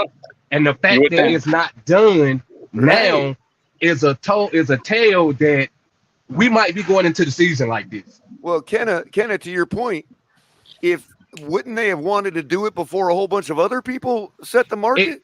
That's my whole point. Yeah, before they said it, because they'll be further behind the curve. Exactly. So that's a really what good you point, saying? Connor. So what you saying, Cutler, is we should have signed him in his 3rd year. We should have signed him the year we got Mike McDaniel. You're not allowed to. Midway through his 4th, you can sign him. Well, technically, though, well, Hooked Up Joe, you can hook up by exercising the 5th year option. That literally is extending him. True indeed. Yeah, but the problem is it happened during the concussions. If they were going to do it, then unfortunately it happened during the after concussions. finally getting a full season in, the question is, has he outperformed first of all that set value that we put on him, and how much more? So in other words, Well, nobody has. If he was ready to get his contract last year, what would it have been at that point? And that's what we should make it now. He wasn't eligible last and year. that's crazy because you can't start. You can throw Kirk Cousins in this same system, and he will do more, even though Kirk Cousins has a hard time in the spotlight. Right. So that begs the question. That's just a high percentage. What would you have all, let's say that we were ready to give him a contract last year instead of exercising the 5th-year option. What do you think that contract would have looked like? At that point, nothing, because they wouldn't have taken it. Just like Wilkins, he said, "No, I'm not taking." They all know. Fair enough. That's a great answer. So his agent is going to tell Tua right off the bat, the market's going up $10 million a year. Right. Don't take any deal before the last minute. Right. That's a great answer, man. And even though it was an in-between answer, it was still a great answer because it leads to why wouldn't they be telling him the same thing now? Exactly. That's what I was just about to say. So they basically telling him to go ahead and play this year and bet on yourself. They would be concerned that they're not going to be able to cash in next year. Exactly.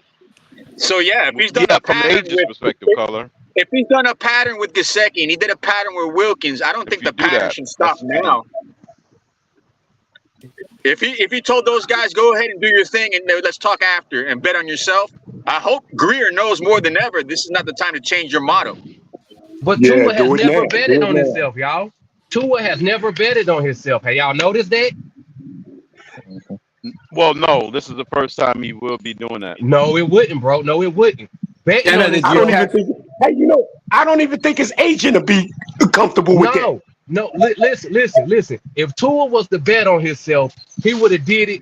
He would have stayed in college and played one more year. That's betting on yourself. No, yeah, well, yeah. Well, from that perspective, yeah. He never bet on himself. But now sometimes you got to wait for the best time of opportunity to bet on yourself. And if he really, truly wants to take a stand, let's say Tua and his agent really think they're that guy, Kenna. What if Tua looks in the mirror and says, yeah, I shut everybody up. Then he should play on his 5th year. Yeah, exactly. Right. No, he should play on his 5th year. He'd make at least $50 million more. Hell yeah, he should bet on himself. Yeah. If that's how he feels, he should bet on himself. Most people would want that. Like most people would actually bring that upon. Okay, you're gonna let me do this. I know I'm good. But Pete, you understand that if he were to get a contract right now, the current 23.7 that we have to pay him will be wrapped up in that money. If he plays, it almost goes away. He claims that 23.7 now cash, and then does a new deal. Right, but this is what I'm saying. It will basically almost get ripped up and woven in. It would at least give him 23.7 million more than he could get if he did the contract now. It's like what Kenna just said, right? We didn't get a quarterback in the draft. We didn't pay Tua before the draft. Guaranteed. So right now, Tua's feeling like he has all the power. But the organization is probably sitting back like, man, he rejected my offer. If there was, hypothetically speaking, any offer and Tua feels comfortable enough to reject it, maybe the only stance he got left is to sit out during the season. Well, because he needs it to outplay into his favor. 23.7. No, Pete. But that's fine. 23 million. But that's how you gamble. That's how you gamble. Why would you just sit 23 million on the sideline? I was about to say he can't sit. He got to play. Force them to bench him because if he sits, he'll lose the 23.7. He'll forfeit the entire thing. If he goes out there and threatens to throw the ball in the dirt every play, they will bench him. Right. I forgot. Right. Quarterback job anywhere. Yeah. Right. He has to force them to bench him. Yes. You can go in. Well, I don't mean do it himself. He's done. But we saw what Lamar Jackson did. You know he what I mean? can go in through the year. He can go in through the year and hold in. He can do a hold in through the season. But I ain't really playing for you either. So it forced them to bench him basically and eat the money.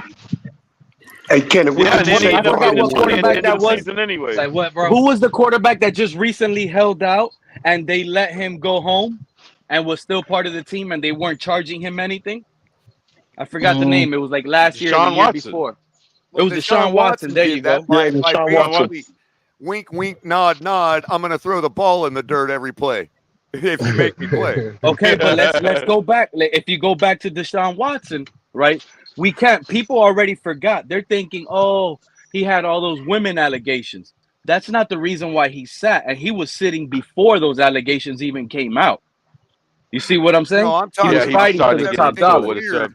Once everything cleared and he was trying to force them into trading him, when he started playing hardball instead of holding out, did he not sign their franchise tag and or play on his last year? Yeah, because he was showing up to camp.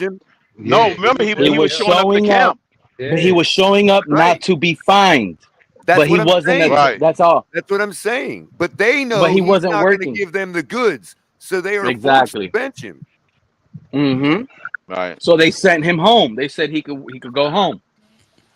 Hey, I think any talk of Tua actually sitting out isn't going to happen, though, because I think Tua has a personal Tua internally. You can tell he's not the type of guy. He's going to say, "Well, that was my stance." I agree with his that. agent would force him to sit out if he's sitting out. And you know what? I don't think Tua organically does a contract that says he has to hold out in order to sign with the agent. You could see that being a contract. You know, you're going to give. Yeah, go ahead, Pete.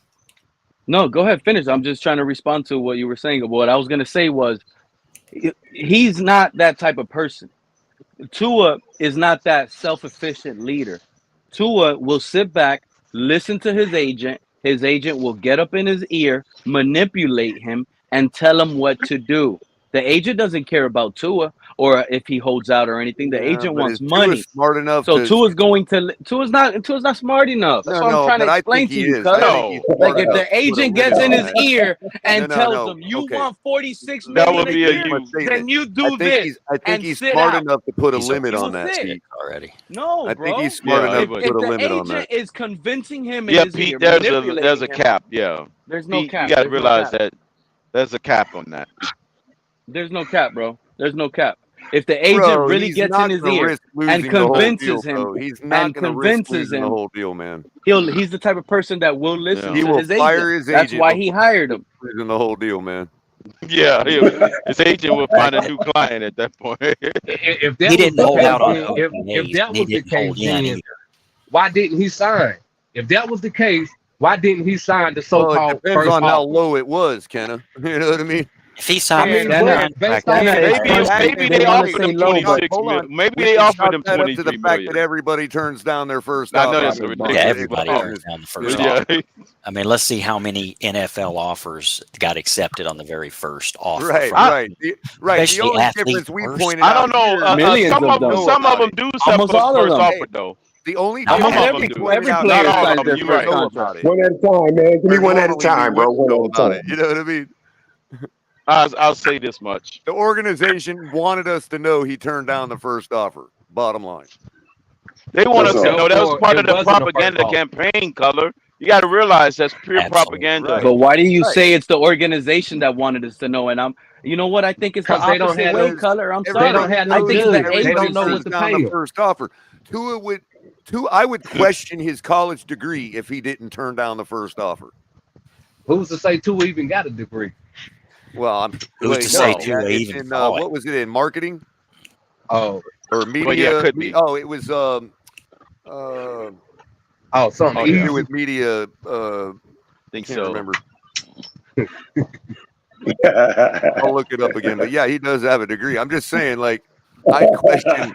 Not that I ain't questioning colleges these days, but they're not that bad. Where like you can pretty much guarantee somebody's going to turn down the first offer if they got a college diploma.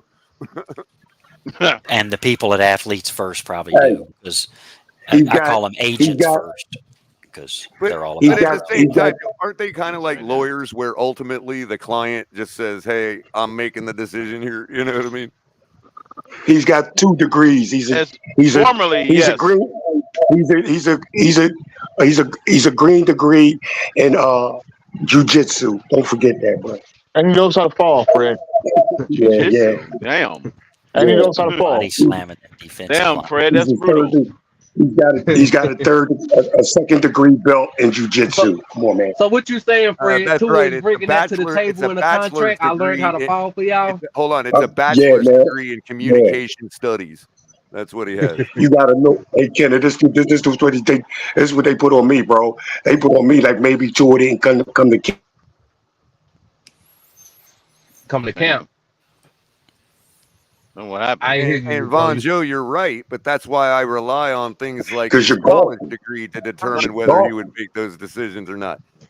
You know, but yeah, he does have a bachelor's in communication studies, which is great. McDaniel's all about communication. He said that exactly, Joe. It like communication. Exactly. Yeah. Well, actually, the owner is about communication. For sure. Well, isn't the owner good? Happy about communications and collaboration? Isn't that his stick? Communications and but collaboration. Communication, like in other words, Tua is in control, fully 100% in control of what gets put out to the media and gets put out to the public. You know what I mean? So I got a question. I don't know. Y'all probably so already. that means he's not innocent in any kind of thing that gets No. dripped out to the media. No, exactly. That's what I was talking about earlier in the Twitter space, and I got killed for it. He's very I got killed for the suggestion that Tua and his team are the ones leaking all this stuff to control the narrative. Tua doesn't have a social media team, man. He doesn't. He's not in social at all. He's completely disconnected. You don't see anything about Tua. Right. And Right, like you don't, but and he look up, responds Joe, to it. wouldn't that exactly be where the guy that knows how to do all this shit would be positioned? His agent. You know what I mean? Like, So I'm pretty sure He's y'all playing talked about football, this man. earlier He's not already. involved in all that shit. He no, could not give, heavily. I give just meant shit. that he's How do y'all very feel smart about and he Tua going to understands golf? Yeah, but you're not what's totally going on oblivious to what what's we going on know. in the You real know what I world. mean? Yeah. When people talk to him about it, but he's not sitting there flipping through freaking Instagram or some shit. He you're said right. it You're flat right. out. He never touches No, it. he's probably not doing that, but You're people right. bring it to his Hold attention. up. Hold up now. Tua did reference us keyboard warriors when he was salty to Right. it, remember? And it's a bachelor's, not an associate's. So he doesn't have to Yeah, do when he much uses to the affect a lot terminology of change. keyboard warrior, You know, he's probably very that efficient. tells you know that what I he's mean? aware. He was talking Yeah, about he you, knows. Crypto. He was talking about you, Crypto. Yeah, he probably was. Hey, Fred, I just figured out we're gonna make a coin called "Break Your Jaw" coin, Fred.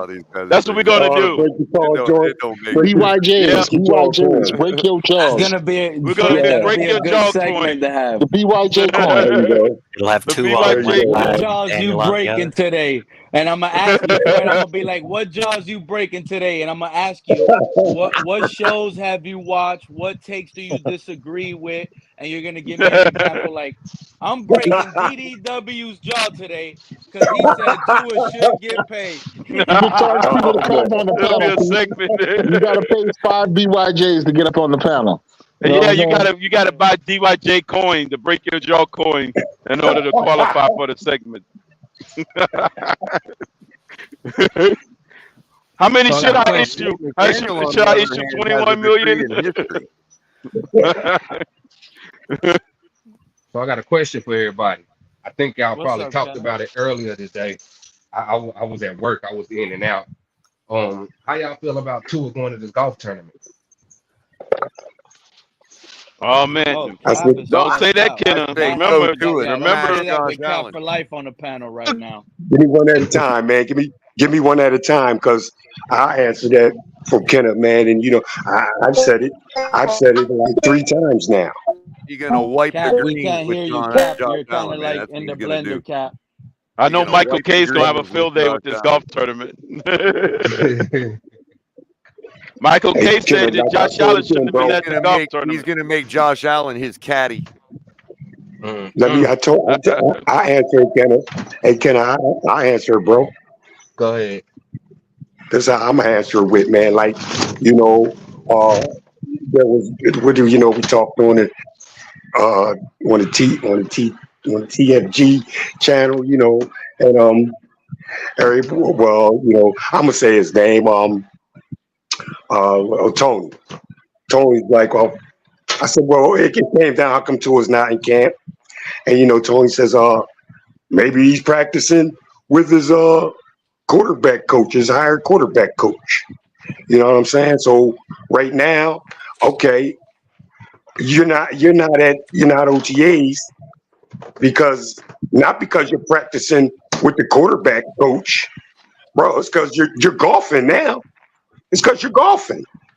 Wow. If you're golfing, not with the quarterback coach, you're golfing. And let me ask you a question, Fred. Is there anything you could do on a golf course that could make you better as a football player? Let's Fred don't know the answer to that not really. question. Give me a Fred don't second, know Pete. the Give me a answer to second. that question. Concentration. Yeah, I do. You could try to be more. Okay, in golf, you want to try to be accurate, sink that ball. Hip rotation. Okay, maybe you want to. That's what I say. You got to learn how to Crypto, take let me police explain it officers this for a way, ride on your Crypto. car, Crypto like just Scotty nailed it. Scheffler. Crypto Yeah, just nailed it. Crypto, as always, is as smart as I am and just nailed it. Okay. Hip rotation. That's it. Yes. Yeah. And I want you all to do this extra. None of you are going to do it, but do this thought. Yeah, we're experiment. standing up. If not, try it yourself. Strap your arms to the side of your body. Drop back as if you're throwing a football, okay, and act like you're throwing a football without your arms. And then You mean the the Dak same Prescott thing as move? if you're swinging a golf club, and tell me it ain't the same movement. Who's mean the doing Dak that? Prescott Somebody move? go on camera and try it out because I don't know what he's talking about. I've already tried it out previously not in it. my life, and I'm telling Well, you, the sport that is the most equivalent to swinging a golf club is actually a cricket batsman batting in the sport of cricket. right, because they What don't up, lift up their FPV? lead leg like the baseball there, batters buddy. do. He plays cricket Right, too. exactly, like baseball. Well, he should be playing cricket instead of golf, man. That would be a better. Yeah. No, He he should does be in all. WWE wrestling because they know how to fall real well. Batman, I Oh. see All you. right. So I got another Hey, question for Crypto, y'all. where do you have to fall in golf, Crypto? Where do you have to fall in golf? I said bro? wrestling. I said You get wrestling. drunk and you take a Oh, hard corner in okay. the golf cart. I Okay. said By the WWE way, wrestling, Fred. By the So way, check and this you can out, look this y'all. up. No BS. By the way, no BS. Today, the USA cricket team just upset Bangladesh in a T20 match. No, Cool, he did. cool. Well, are they Okay, going to be not on the so. Olympics, on the Olympic team? Or are they Well, going to the it is Olympics? on ESPN Plus. So Well, So I don't want check to hear this out, about them y'all. unless they're going to the Olympics. So check this out. Since Tua went and got a quarterback coach this year, I wonder allegedly, I wonder how much, Group. how big of a how like what's going to be different. You get what I'm saying? Because right now, getting this quarterback coach is almost saying like Tua is about to regress. You know Actually, what? I I got want to. I one want at to. quarterback in all coach. seriousness, mechanics. His mechanics should be improved. He But has how bad much mechanics how on some much throws last improved year. should it really be? Because as we done seen it, Tua cannot focus on more than what, one or two things at a time. Yeah, man. Yeah. It seems like this guy got a lot going on, bro. His It advantage. really does. Because getting this, He's real good in learning quarterback something coach, that he puts his eye to. because getting this quarterback coach, he's gonna have to. That's gonna cause for a lot of muscle memory on top of remembering the plays and defenses. Yo, Hey, I'm he sorry, didn't guys. get I a gotta- quarterback coach. He got a quarterback group. He joined like this group of people that are all that all work together to do quarterback stuff, kind of across, like training, Kind of like what tank, the wide everything receivers for do. improvement. Kind of like when we brought Everybody in does that hold stuff. on, Not hold like on. he said, "Oh, Hold I need on. a That's coach." what's Went that out thing and got that Bob Brandon the coach, Marshall and he's out in California. does? Different. Out, So that who- elite You thing. gotta understand with Tua's training, you gotta I be think very he's talking about. elemental. In year one, he learned how to walk. Year two, he learned how to run. Year three, he learned how to fall. Year four, now he finally will take the quarterback class and learn how to play quarterback. So So how many years we gotta wait for this dude to progress and be good? God damn. Well, here's what I'll say, Kenneth. One thing I hope he's working on with that new quarterback coach, right, is him throwing on the run. But what good is him training with the quarterback coach throwing on the run when he plays live games? Mike McDaniel don't call bootlegs for him to throw on the run. See, those are the type of things. Wow. I was about to say, Who says that he isn't won't this next offense year? predicated on getting the ball out of his hand in 3 seconds? What it?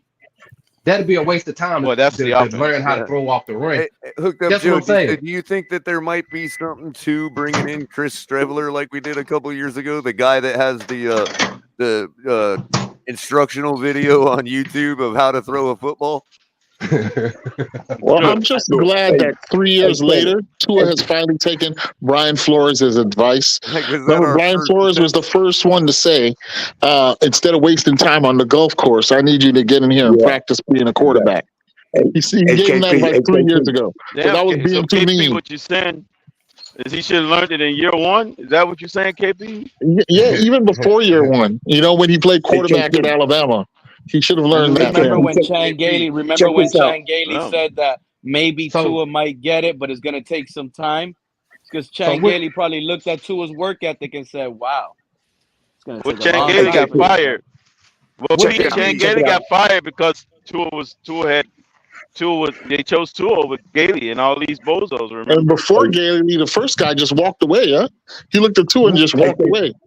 Wouldn't that be like Nick Saban sabotaging us again? Actually, Tua had a broken hip when he came in and shouldn't even played the first year. Exactly. That's why I said his first year he had to learn how to walk again. He had to learn how to walk his first year. That was a narrative that I was fighting all the Tua near his rookie year. That's why I said you had to learn how to walk in his first year.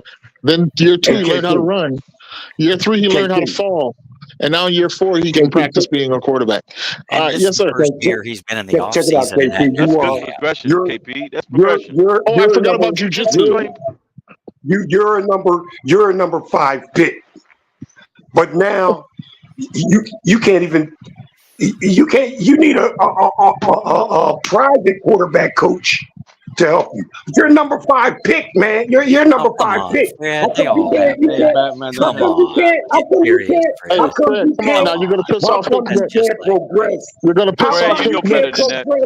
You're gonna piss off Nick. How come you can't? Yeah, you are. Progress with your quarterback coach. Sorry, I meant Nick Hicks. I really yelling at him for going out finding a groove quarterback. I didn't mean Hick Nicks. I meant Nick Hicks. That was an accidental spoonerism, you're saying? Right. Yes. You're a 5th round pick. Why does it take CJ Stroud is a 5th round pick. a higher quarterback coach to help you? Oh, man, come on.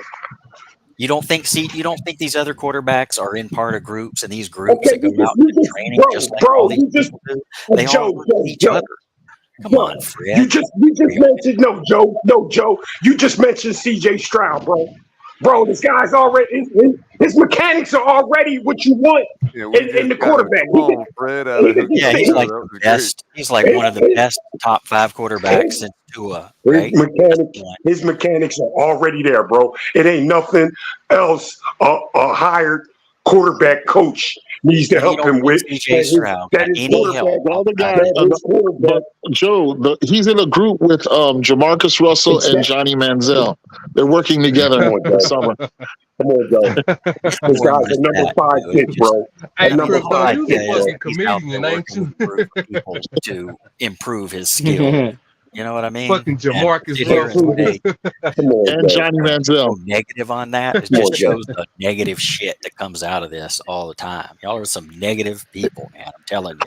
I mean, I'm fine. Negative, bro. Don't be calling nobody negative. What the hell wrong with you? Don't be doing that, bro. Nobody wants to. I'm toxic on Twitter, bro.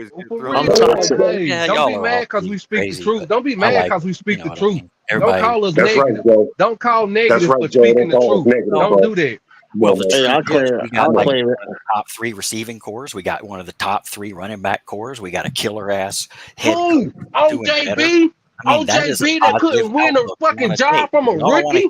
Come on, bro. Don't nobody want to hear that bullshit you talking about. Fucking veteran can't even win a job over a rookie. Please shut the fuck up with that bullshit.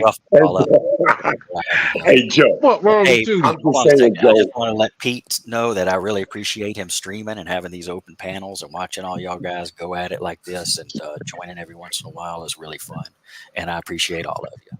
Fins up. No problem. Joe. Glad you let us know how you feel. Thank you, Joe.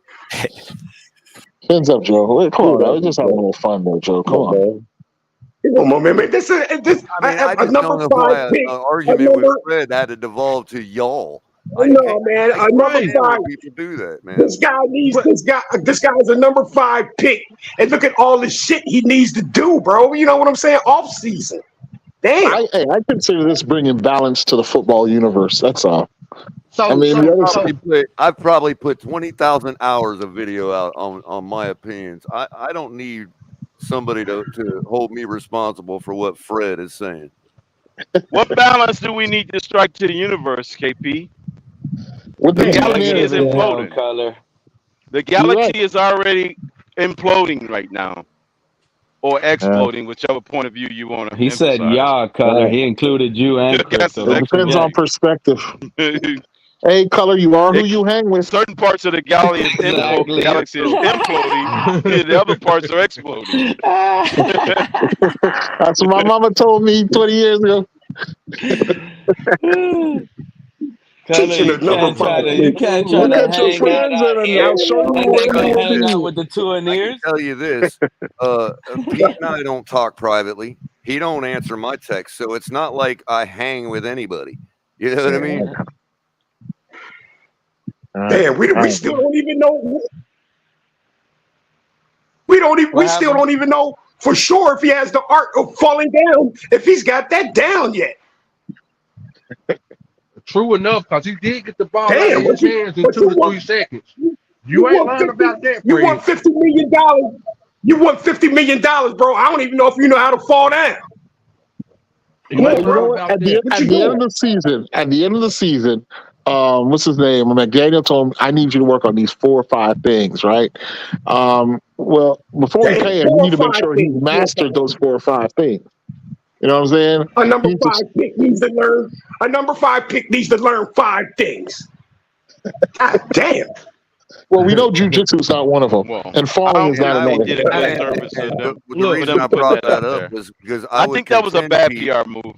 That my text don't get answered because you perceive me to be a 2 and ear, and from past transgressions. Check your phone right now.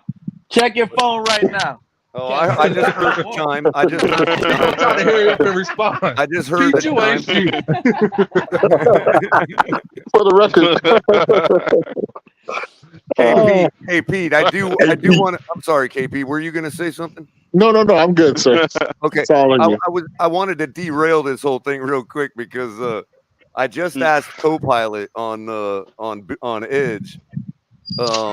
This is the question I asked, and I'm seeing a little bit of 2 and ear tendencies in its answer. So I asked the question to Copilot. By the way, that's Edge's AI platform. If anybody don't know, it says, I said, would it be a mistake for the Miami Dolphins to sign Tua to a new contract in 2024 based on his career performance? That's the question. I answered it. You guys ready for the answers? Well, we're ready. Yeah, go ahead. All right. Tua Tagovailoa's performance as a wait. Let me zoom in real quick because I'm going blind here. This is the Chat GPT answer, right? Well, I think Copilot probably uses Chat GPT, I would imagine. I don't know if it's their own algorithm or not, but it's Microsoft. But anyway, as far as if it was their own algorithm, it'd be Microsoft. It ain't no weird Gemini answer. But says Tua's performance as a quarterback for the Miami Dolphins has shown consistent improvement over the years. Here are some key stats from his NFL career. And it lists a bunch of stats that are like crappy, right? Oh, man. And it says in one of his games, he set career highs with 469 passing yards and 6 touchdowns, leading Miami to the second largest comeback in franchise history. However, whether it would be a mistake to sign Tua to a new contract in 2024 depends on various factors, not just his past performance. These factors could include his health, his fit within the team system, the team's salary cap situation, and the availability of other quarterbacks. It's also important to note that while statistics provide a quantitative measure of a player's performance, they don't capture everything. Leadership, work ethic, and ability to perform under pressure are just a few examples of important qualities that aren't reflected in the stats. Qualitative Exactly. stats. Qualitative shit. stats versus quantitative. Ultimately, the decision would be up to the team's management of the Miami Dolphins. They would need to evaluate all these factors and decide what's best for the team's future. As a fan, Yeah. you can form your own opinion based on the information available, but the final decision rests with the team. So I'm thinking, if are you that telling ain't- me, bro, that that's a computer algorithm using a large English language or large language model. So basically, that is like the entire world's voice giving that's me what an I was answer just about to to say? that Are you question. telling me that the AI is damn near fucking smarter than a fucking GM right now? Smarter than the two in ears. It's smarter than the two in ears. That's a damn shame. Notice, Kenna, Damn. what it didn't say was one of the factors. Market forces. Right. It didn't say about market force, not one at forces all. being a factor. And it uses the entire, like you say, English sample of all the data that's been input in everybody's databases That is the about this collective subject. voice of humanity answering that question. But y'all know, crypto, And you AI haven't never factored in the Chinese infiltration. The Chinese are Exactly. They never said a peep about market forces. Well, it's actually come a long way because a year ago, if I asked that question, it would have said, as you know, I am only artificial intelligence and I cannot answer subjective questions. That's what it would have said like a year ago. Yeah, a subjective question, exactly. So the AI done got a little bit smarter. Already, yeah. Already he's gotten a little smarter. Damn, I think the AI need to be our GM. Oh, that's maybe coming. we That's need coming. AI That is GM. definitely coming. And It's I coming. guarantee you it's already somewhat happening and affecting it. Yeah, what do you think advanced Yeah, metrics are? already prototypes already out there. Exactly. Cleveland That's Browns. why you think we drafted Baker Chop Mayfield, Robinson. They loaded up that team. The Cleveland Browns did exactly what we're doing right now. They used metrics to build their team with Baker Mayfield, and it went 0-16. Yep.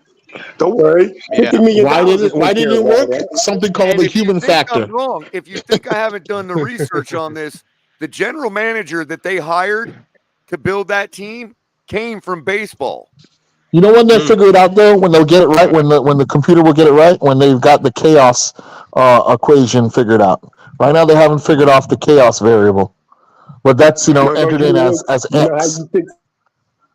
Well, that's the changing the ever dynamic human context, KP, that I believe Exactly. will always protect us from any kind of AI takeover. But they're working on that. They're working on that equation, man.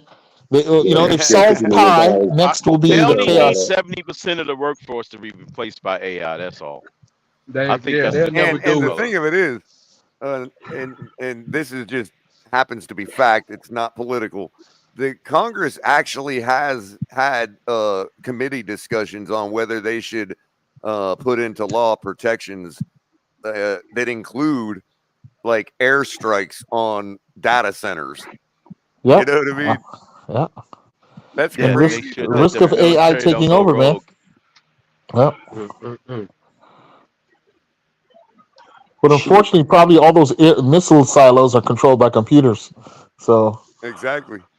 Well, these would be the thing of it is these would be Google or Amazon or Microsoft data centers. You know what I mean? This wouldn't be like government data centers. Or Tesla. Right. Or Virgin Atlantic. I think you get this guy a guys wanna reality know- check. I think you give him a reality check and give him a take it or leave it deal. Hell yeah. Simple as that. Let me tell you Simple as that. Fred, what Let me does that tell look you- like? You can elaborate, Fred? Okay. 35. Okay. 35. Okay. 35. There you go. I'm hovering around Baker Mayfield, Wow. bro. For you to even be hovering around Jared Goff, please, man, please. Stay out of Breaking my news, mouth. guys. Breaking I think news. that's pure appeasement They if they signed do the that. contract. No, think hell that's no. I'll appeasement. start crying. I would have I ended think the they're stream, appeasement. started a new one. But let me tell you, breaking news. Chop Robinson and Cam Smith are already seen working out on the sideline with the injury players like Jalen Phillips and Bradley Chubb. Oh, good. Okay. Well, you know what? Chop I was Robinson worried be about. I was good. worried about Chop Robinson You for heard it this here reason. first. He said Chop he'd word never was been to Chop. when he was drafted on his first interview. He said he'd never been to Florida, so I'm sure getting used to this climate is going to f him up. I don't know if he's going to be. No, it's good that he's out there early though. Yo, KP, do you think they're gonna have him carry a can get barf bag acclimated. under his jersey? Yeah, he doesn't know about getting hydrated in this climate.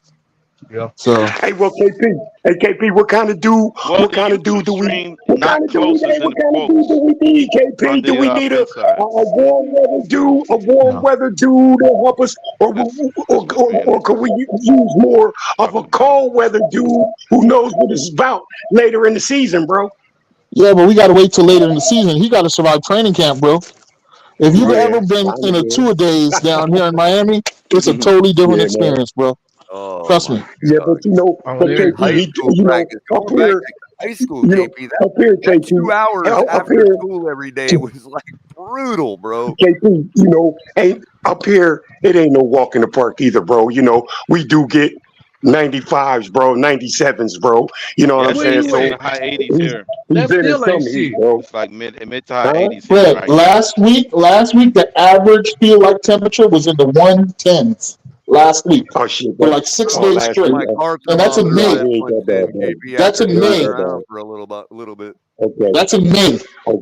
In May. Okay. Yeah. Actually, I don't mind that though, as long as I got a Hey, you know what? KP? They shouldn't even be allowed. They shouldn't even be allowed to practice when the heat is up like that, bro. You know what I'm saying? Shouldn't even be allowed to practice, bro. You tripping, bro. I mean, come on, man. Let these guys play more so in the evening time, man. In the evening time, bro. Bring it down to the evening time practice now. Come on now. So what you saying is they should get rid of 1 o'clock games? No, I ain't saying that at all, Kenner, man. But it's training camp. The training camp, bro. You know, come on, man. Let's tone it down. You gotta get acclimated. You gotta get acclimated to the weather, bro. This is why I hate they got rid of 2 a day. They practice in a controlled air environment. That's true, except Ken. for the ones that they show. Yeah. Controlled air environment. Yeah, there you go. But check it out, But the fan practice days. But the public practice days are done outside. When do these games matter, bro? Late in the season, bro. You know what I mean? Late in the season, bro. You gotta come. The games matter from the beginning of the season. The games matter from the beginning of the season. You're right about that. You're right, but Kenner, come on, man. We talking about week 12 and after, bro. All right, so if you don't lost, if you don't lost 6 straight games at the end of the season, the games is not gonna matter. So KP, would you agree that for the if the average South Floridian went into the ocean and took a big breath of air underwater, that would be the same as somebody who's never been to Florida taking a big breath of air in the summer?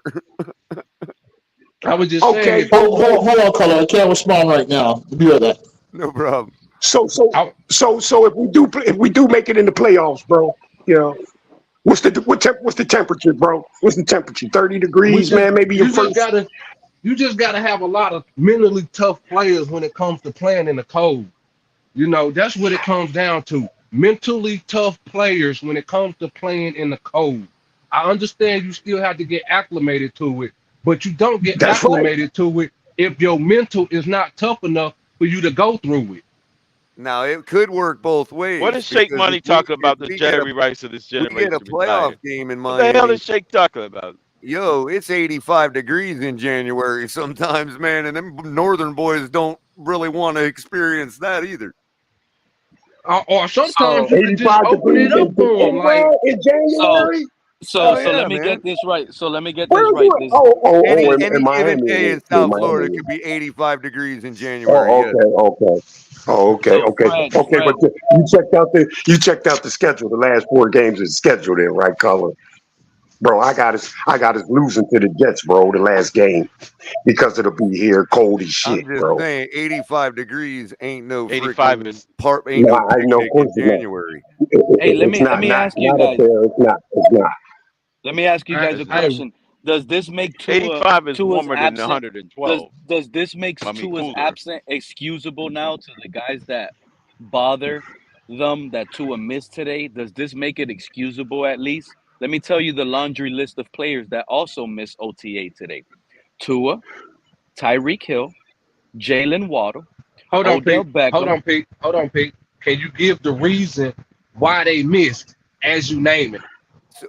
We don't have that information. Yes. Before you answer that question, notice how just like everything else he does the bare minimum for his fans to be able to say, see, he checked the box. He showed up yesterday. Now that means he's playing ball. Yeah, but now is he it don't show up today. What are we supposed to take from that? But now is this a legitimate? This is why I'm asking That's you guys. Just the bare minimum to say, I showed up. I get what you're saying, Pete, but I feel like that don't hold no weight because we don't have the reason for them missing practice. You get what I'm saying? Yeah. Like we could just say everybody missed and then damn, there you go. But come on, let's get the reason, because the reason why Tua missed today ain't the reason why Odell Beckham missed today.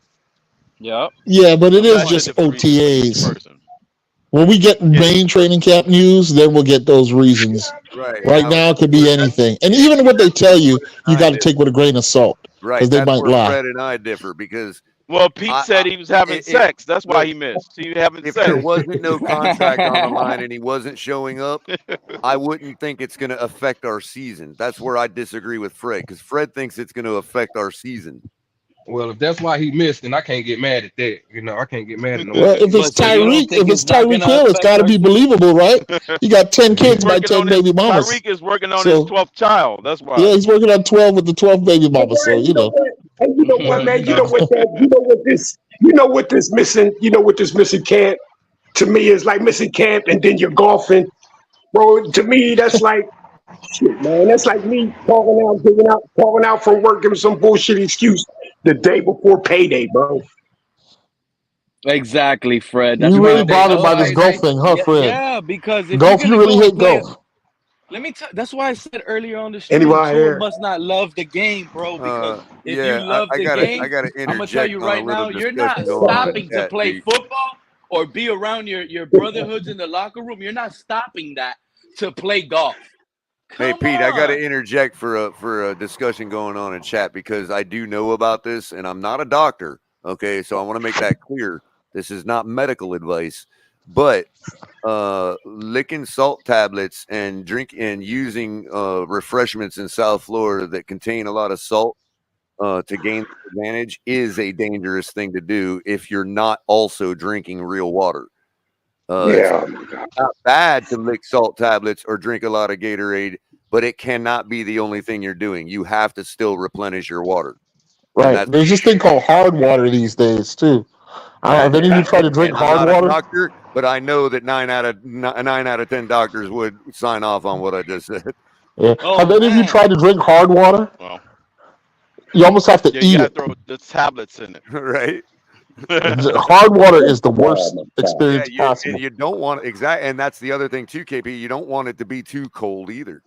You want it to be actually like just over. If it's too cold, it has an adverse reaction. You start to build mucus and crap like that. Yep. So, yeah. Should Man, be just give me a bottle of water, somebody, please. Just give me a bottle of water, please, somebody. Yeah, but Fred, I'm pretty sure that's all what you the need guy's to break going jaws, through. huh, Fred? That's what our guy's going through, guaranteed. I would bet. I wouldn't bet money because I don't bet money. But that guy, number 44, that's probably what's hitting him now. The heat exhaustion, heat cramps, and stuff like that. So Pete, you ain't never finished your list, Pete? I'm glad you said that. The list was, I'm going back to it because it was a long list, and y'all stopped me at Odell Beckham. Tua, Tyreek Hill, Jalen Waddle, Odell Beckham, Raheem Mostert, Jonnu Smith, Jalen Ramsey, Zach Zeiler, Kendall Fuller, and Shaq Barrett, along with Jalen Phillips and Bradley Chubb. Okay, so I would say it's what a good 4 or 3 of them guys that missed is first time players on this team, right? Exactly, it's horrible. so that them guys shouldn't be missing.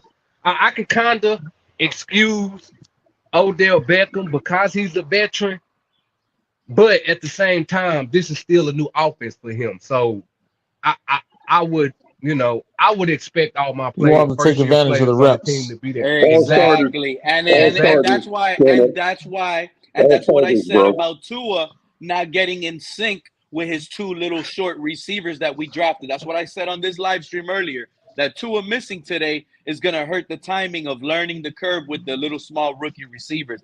And now Odell don't know Tua. Because of one day? Yeah, that's a stretch. That's too much of a stretch, but I get you, Pete. I get you. It is too much of a stretch. Tomorrow. But here go the tomorrow. Here go the catalyst with all of that. They might not be working on the same thing today, tomorrow. Yeah, but it is just OTAs, guys. It is just OTAs. Huh? Pete, you're feeding into the hype anyway. There is nothing saying that either of the Washington brothers make the team. Yeah. Both these guys could be a memory by week 1. Yeah. Yeah, but Taj and Malik. Tua could still be there as a leader, and this is why we're you're falling acting into like the it's same an trap we excusable do every offense. year. Where's Channing Tindall? You're allowing this. Where to be is okay, Channing Tindall? We have bad developers of football players. That's why we need talent. Well, I'm just saying, why are we assuming that these guys we brought in have already made the team? Like we're talking about, he didn't get timing down with his new receivers. I mean, Cutler, we did it for Tua, so why not do it for everybody else? I mean, we did it for Tua, so why not do it for everybody else? Yeah, but come on now. Let's move off this point, guys. It is awfully early. It's not the hill. It's awfully early to. There's much you do about nothing, guys. Hey, look who made it. Look at these. Early. Look at the chat. We got. This is definitely the Tua near Lewis talking like this. You remember last year in season when we said if Tua's not playing, Armstead's not going to play? I could imagine the Tyreek, Waddle, and OBJ saying, if Tua's going to play golf, then I'm not going to be there either. Quit gatekeeping Lewis. I know he's back there, man. Quit gatekeeping him. We got a Batman sighting, KP. Oh my God! Oh, Batman exists? You put out the call? You put out the Batman signal? I know Batman's back there they're too. Hard on Quit gatekeeping Batman. They're probably in the back. They're not live with us. They're watching the Skyler tape. You can tell he's watching the bad slack. Wait till Lewis sees the touchdown pass. Yeah, they're worried about us about Tua holding out too. So Oh yeah. If they came on this side of the YouTube world and got off Twitter, they're going on every avenue trying to search up. Stop lying. You know both Batman and Lewis are back there right now. You're gatekeeping, man. I want to know. Yeah, no Tua AP, Color. AP, could you let Batman know that all this not lost, Pete? Hey, Pete, let Batman know. Any association with the comments made on this. Let Batman know that as long as we got Eichenberg, we got a shot. Hey, Pete, let him up, man. Let him up. Let Batman performance. You want me to let him up? All right, I'll stop gatekeeping. Yeah, let him up, man. Let him up. I can't believe. I'll let Lewis up. Hold on, real quick. Start cooking Pete. Hey, you see that, Lou? You see what I got you, Lou? I told you, Lou, I got your back, bro. I got it. Hold on, Fred, hold on. Andrevius just made a teleperformance reference. Y'all don't even know. I was on the phone with that company like every single day for the last 12 years with the last company I worked for, because that's the company that was the tier 2 tech support for what I was doing in the field, right? And I was living in Missouri, doing this job in Missouri, calling Fort Lauderdale like every single day. I'm just saying it's a personal thing, but to reference teleperformance from Andrevius is gold for me. That's just hilarious. Thank you, Andrevius. Go ahead, Louis. Is they even in business? Real quick. Well, Crypto, hold on real quick, Crypto, because I'm glad to see you've been up here co-hosting with your two other guys all day. It Nah, was I real just great came to on the see. panel. God damn it! Well, no, I don't know what the hell you're talking Nah, he's about. been here They all said day. because your absence is the reason why I'm here. Hey, Lewis, he's been I had here to fill in. I did a all great job day. filling in. Hey, can I just Pete, get my I don't stuff need off you. real quick? Can I just get my stuff off real quick? Go ahead. It's a pleasure filling in for you today. Go ahead. Go ahead, Lou. Yeah. Before Lewis goes, yeah, man, Crypto been here rocking with me since all day, Lewis. You should catch the beginning. It's amazing. Hey, look, But look Lewis Mike must be having mic issues. before Lewis go, I want to say to him, look, you see how I look out for you, Lou. You see how I look out for you now, man. I got you up here on the show, man. So I just want to let you know, man. I do be looking He out owes for you a bro. favor, Fred. He owes you a favor. A Yeah, favor man. for a Yeah. neighbor. There you go, man. Look Lewis at having that Pete cricket swinging the connection. gate back and forth on Lewis, man. What's up with that? Muting him up. Yep. So y'all can't hear. Pete, you got him muted. Yeah, I'm messing with them, man. He's I playing got them games, all Lewis. messed up, and I'm bringing Batman in now. I'm tired of Oh, gatekeeping. Batman What's up, too? Batman? Yeah, I was told you right. I They had him really were backstage back for the there. longest. That is Yeah, hilarious. I wasn't gonna let him my up. God. Fred saved them. Fred earned y'all this pass, y'all. Fred earned this I'm for you. messing with y'all. Nah, they weren't backstage, color. They just came up.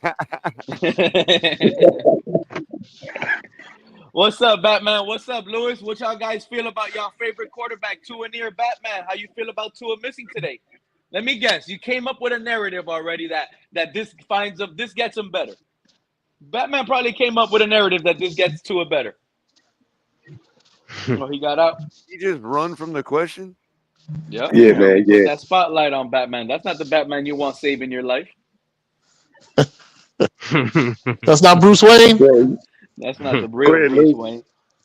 Go ahead, That's Lou. not Bruce Wayne. That's Bizarro Batman. The Capped Crusader. Go ahead, Lou. Sound like his mic messed up. Man, what you had me bring you up here for, man? If you ain't gonna say nothing, bro. Put his ass back in the back. Don't worry, Lewis. Come up here. Fight back, Lewis. Frank said he's not gonna break your jaw, Lewis. Pete said he threw He your giving ass you in a the full back. pardon. What's up, Batman? Pete said he giving you a full pardon. That made Fred's day, Pete. Mic check. You back. What's up, Lewis? There you go. There you go. Hey, what's this about this threat that has been going around for about 2 weeks that Fred is trying to break Lewis's jaw? Oh man, there you go. Hey, Pete, already put him in the back already, man. He's starting already, man. Put him in the back. Hey, can I get my shit off? What's up, Can I Lou? get Go ahead, can I Lou. get my shit off real quick? Can I get my shit off real quick? Yeah. Because again, it was great. We were listening to Crypto's been up here since the start of the show. We were I listening ain't been on here since Twitter. the goddamn start. Crypto, again, that's fine, Crypto. We were listening to you, but besides that, right? Because you guys are missing the point. You guys are sitting here talking about a quarterback that wasn't at OTAs. I want to talk about a quarterback that was there at OTAs. And what you guys are failing to realize, Skyler Thompson is in trouble, bro. Time is up. Gavin Hardison threw a 45-yard touchdown pass on a rope. Jordy Fortson, our new tight end from Kansas City, they say the reports out of Miami are saying that the Dolphins are absolutely in love with Gavin Hardison. Or Tavis Smiley. Gavin Who's that? Hardison. Tavis Say his Smiley. name right. Gavin Hardison. Say his name correct. Tavis Yep. Smiley. I'm telling you. Hey, Gavin See, Hardison. you probably thinking. Hey, Pete, hold on. Let Tua keep Galvin missing camp. He gonna never get paid. Hey, Pete, Gavin Hardison, I'm calling it now. QB2. Skyler Thompson and Mike White are in trouble. I mean, you say that like you hurt somebody's feelings, though. I'm really glad, Lewis, that you were just fair to add Mike White. I'll give you credit for that, man. Absolutely, they're both in trouble. And remember earlier, Fred, when we were talking about Jordy That's Force why and how I he's can like Mike respect Lewis. Gesicki. I'm just saying, he's saying it like somebody's feelings hurt off of that. I mean, that's good in my opinion. I love. Oh man, I think Got you us. got I'm somebody saying, mad, Lewis. how am I? Lewis, Has he you got got the best somebody arm backstage. in I the think you got camp, somebody Lewis? mad. Did Big O put out the report yet about him having the best arm in camp? Gavin Hardison is QB2 as far as I'm concerned. I want to know what the Big O And thinks about him. I don't care Skyler about none of that. Thompson, What does the Big O say? Skyler Thompson officially filing for unemployment. I don't Yeah, know about Skyler that, Thompson is Batman. in trouble. If Big O don't say it, then it's not believable. I'm worried about what the Big O thinks. Andrevius said he's got a job at Teleperformance, man. He's all right. I'm gonna be the one to say it. I'm gonna be the one to say it. If Lewis is right, the only thing he's wrong on is that he got it wrong. If he's right that hold on, if he's right that he got it where Gavin Hardison is all the way climbing up the chart. Think about this: a 3-year player that has been developing for 3 years in Skyler. Now you have a 2-year guy in Mike White. If Gavin comes out of the streets and is already sitting there taking those guy jobs, I'm telling you right now, the fact that Tua is not that much of a bar difference than Skyler Thompson and the Mike Whites. They're The calling him competition Baby is so Tua, close. Pete.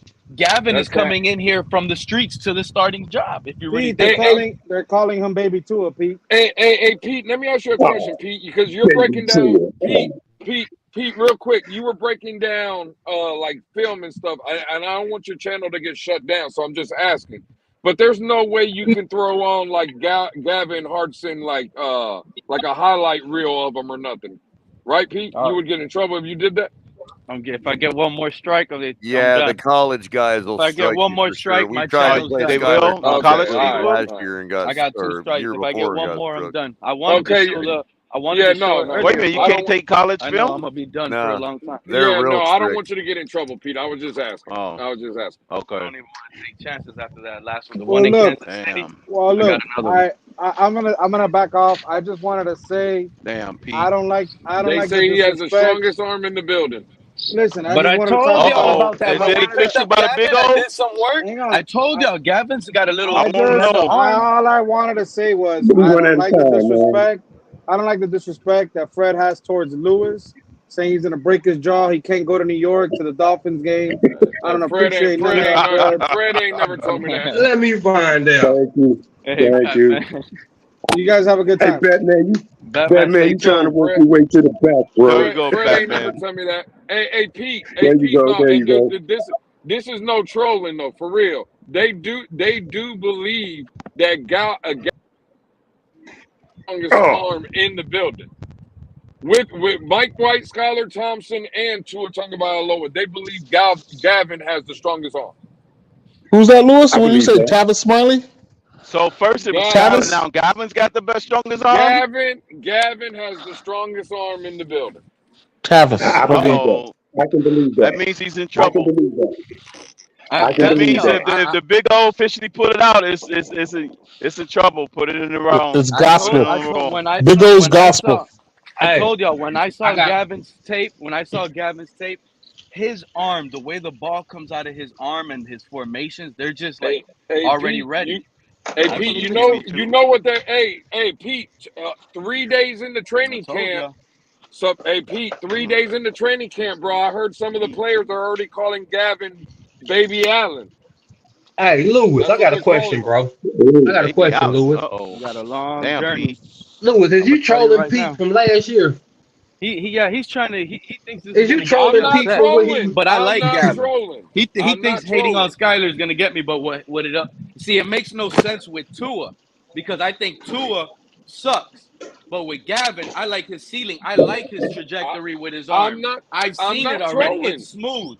So it would have shocked me if that Hey, dude is KP, that but all Tavis I'm gonna tell you Smiley, is, is if he he any comes out of relation the to street, Terrace Riley? if he comes out of the Terrence street, Riley, what no. Lewis is saying is he thinks he's gonna take Mike White and Skyler's job. If He's that's one of the my case, faves, he's by the going way. all the way to I the love top. me some Terrace Riley. Those guys Going are in to the trouble. top. Mike White and Mike Skyler White has Thompson are lost in his trouble. job. Stopping him from going from 2 to Mike 1. White and Skyler Thompson are in trouble. That's all I'm telling you. They're in trouble. Oh man. but not Tua. Oh, we need one of them guys. We need But one not of them Tua, guys, huh, don't Lewis? we? Hold on. I want to ask Lewis that question. If Mike White and Skyler in trouble, not Tua. Tua's QB1. We know that. So Oh, Unless he holds out. Gavin is fighting for 1 and 2. But Tua might be holding out this year. So what is you saying? Well, hey, real quick, who was that? That was Kenna? Yeah, and Manny. Hey, was that? Hold on, real quick. Was that Kenna that just asked if Tua's gonna hold out? Was that Kenna? I said, what if he holds out? Yes, that was me. I said, what if he holds out? Okay, Kenna. Now, again, see, I know you've been up here with a bunch of clowns, right? But let's not talk. Let's not talk dumb shit, Kenna.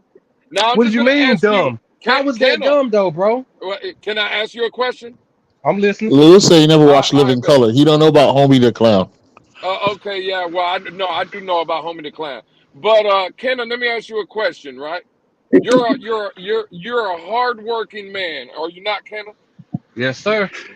Absolutely. I think everybody on this panel has woke up in the morning to go work hard. Now, whether you like him or not, whether you believe he's going to get a contract or not, Kenna, the fact is, and I hear Color say it all the time, and Color spot on, the Miami Dolphins, as of right now, don't have to do anything. They got Tua Tagovailoa locked in for $23 million. You follow me, Kenna? I'm with you so far. I bet. I'm with you.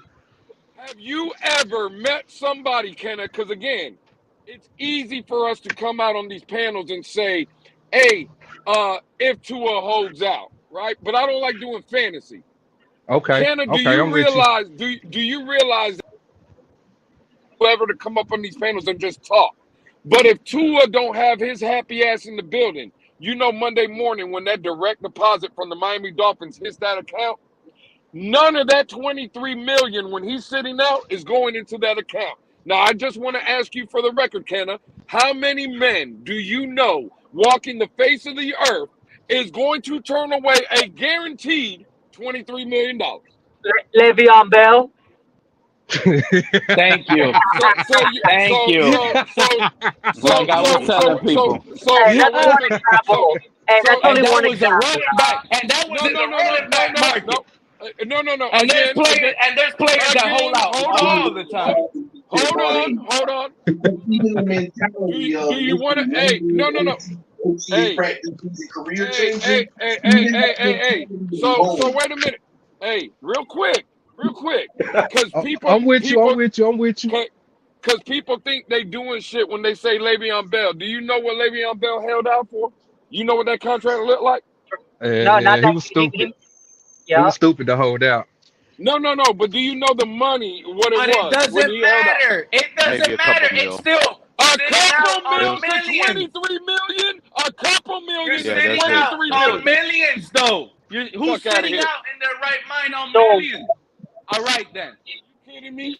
Here's what I think the best bet for both parties is to sign. Does anybody think that for 3 years? Man, fuck out of here. I ain't trying to hear none of that. 2-year Who in the hell? Hey, Kenna, let me ask you a question. Would you pass up? Would you hold out if you were guaranteed $23 million? Would you hold out? No, I definitely. I mean, but look. Okay. I'm with you. Listen. But you're saying it wrong, though, Lewis. You're saying. Damn, can I answer the question, y'all? Shit. Let him answer, man. Everybody talk, motherfuckers. Damn, can I answer the fucking question? On the $20 million, though. It's a gamble. Damn, man, shut the fuck up, bro. But it says Manny, not Kenna. Let Kenna answer, man. Exactly. Manny, let him answer. Okay, so like I was saying, for me getting up going to work, of course I wouldn't pass on the $23 million. But at the end of the day, if I'm in a profession like they are and I'm betting myself, of course I would. Especially if I believe in myself. Good luck. So the answer to your question, Lewis, if I'm playing football, yes, I will pass on it. So to bet on yourself, you're gonna miss out on $23 million. 100. I mean, but look, you just looking at the $23 million. What if I'm that dude, I'm good, so I'm gonna bet on myself. So I'm looking at that 23. I'm looking at that 23, and I'm doubling that. Right. So therefore, I'm looking at a 40-something. Hey, Kenna, let me ask you a question. Lamar Jackson, did he hold out? He was trying to. Well, again, trying. I don't know about trying. I didn't ask you about trying. I asked you. Reports were out that he was going to hold out. Again. I don't know if he was trying or I don't know if he was about to. I'm asking you when the Ravens had him on his 5th-year option. And again, when it was May 21st, Lamar Jackson was holding out. But when those checks started, when they said, hey, it's time, it's mandatory camp, and them checks are going to start coming out of your paycheck, was Lamar Jackson in the building or out?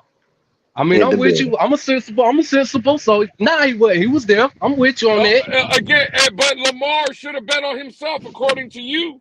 But see, that's me though. But again, we're just talking when that's not in front of you.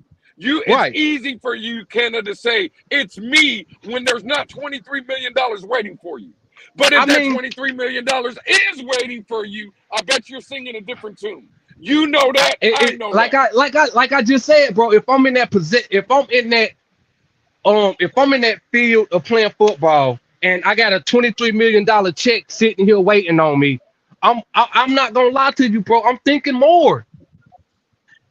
That's how you do it. You get what I'm saying? Like, I get what you're saying, bro. I get what you're saying. You are correct. Because ain't too many people gonna pass on that. Every job is not like the NFL and paying wise. Right, and that's all I'm trying to say. You know what I'm saying? Of course you asking me. Of course I'm gonna take it. You're not, Lewis. You're not switching careers. Lewis, you're not switching careers give me another name? right now. Can you give me another name? Can you give me another name besides Le'Veon Bell in the past 20 years that held out? Nah, they took the money.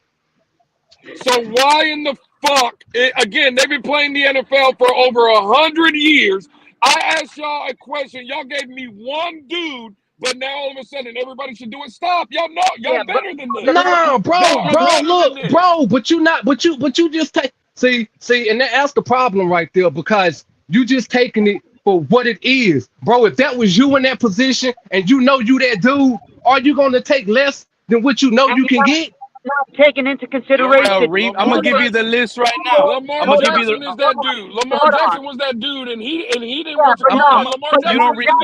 Lamar Jackson is one concussion away from getting retired. Okay, but check this out though. Didn't Lamar get a new deal? But it's different. Lamar has because he didn't hold out. Didn't he get a new deal though? Didn't he get a new deal though? Wasn't Ryan Tannehill holding out as a rookie? Wasn't Ryan Tannehill holding out as a rookie? Yeah, I ain't gonna lie. I'm gonna get up out of here. I ain't doing I ain't doing this. This is crazy. Look, I got the list right here. Chris Johnson held out. It is what it is. Michael Crabtree held out. $23 million. It is what it is, bro. It is what it's gonna be, bro.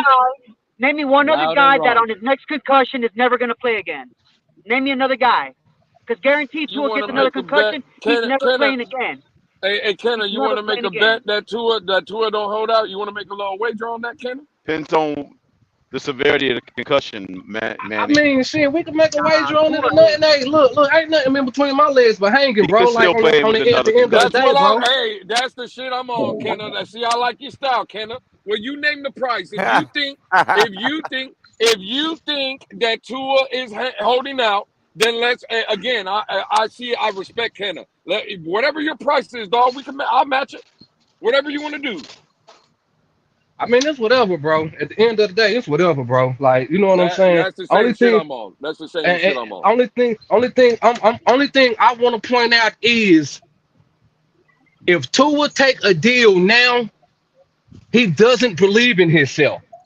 Because if you want to be honest, Tua does have the leverage right now.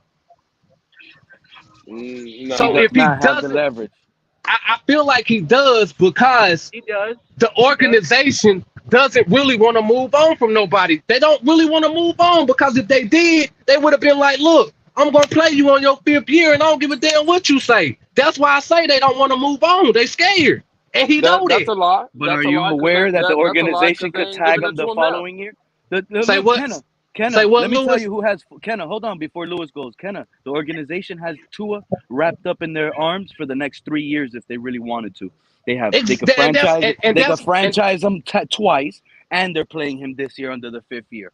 If they really want to play dirty. So why have contract talks now? Why not just go ahead and slap the 5th year on him, regardless of how you feel? Because they have to be fair to the situation. 30-something, 70-something million. That's why they're going to talk. Right now, just go the without starting talking budget at all. is 3 years, 100 million, Kenna. If you want to start talking numbers, that's where it starts. 3 years, 100 million for Tua. Because I got you by the book. Right.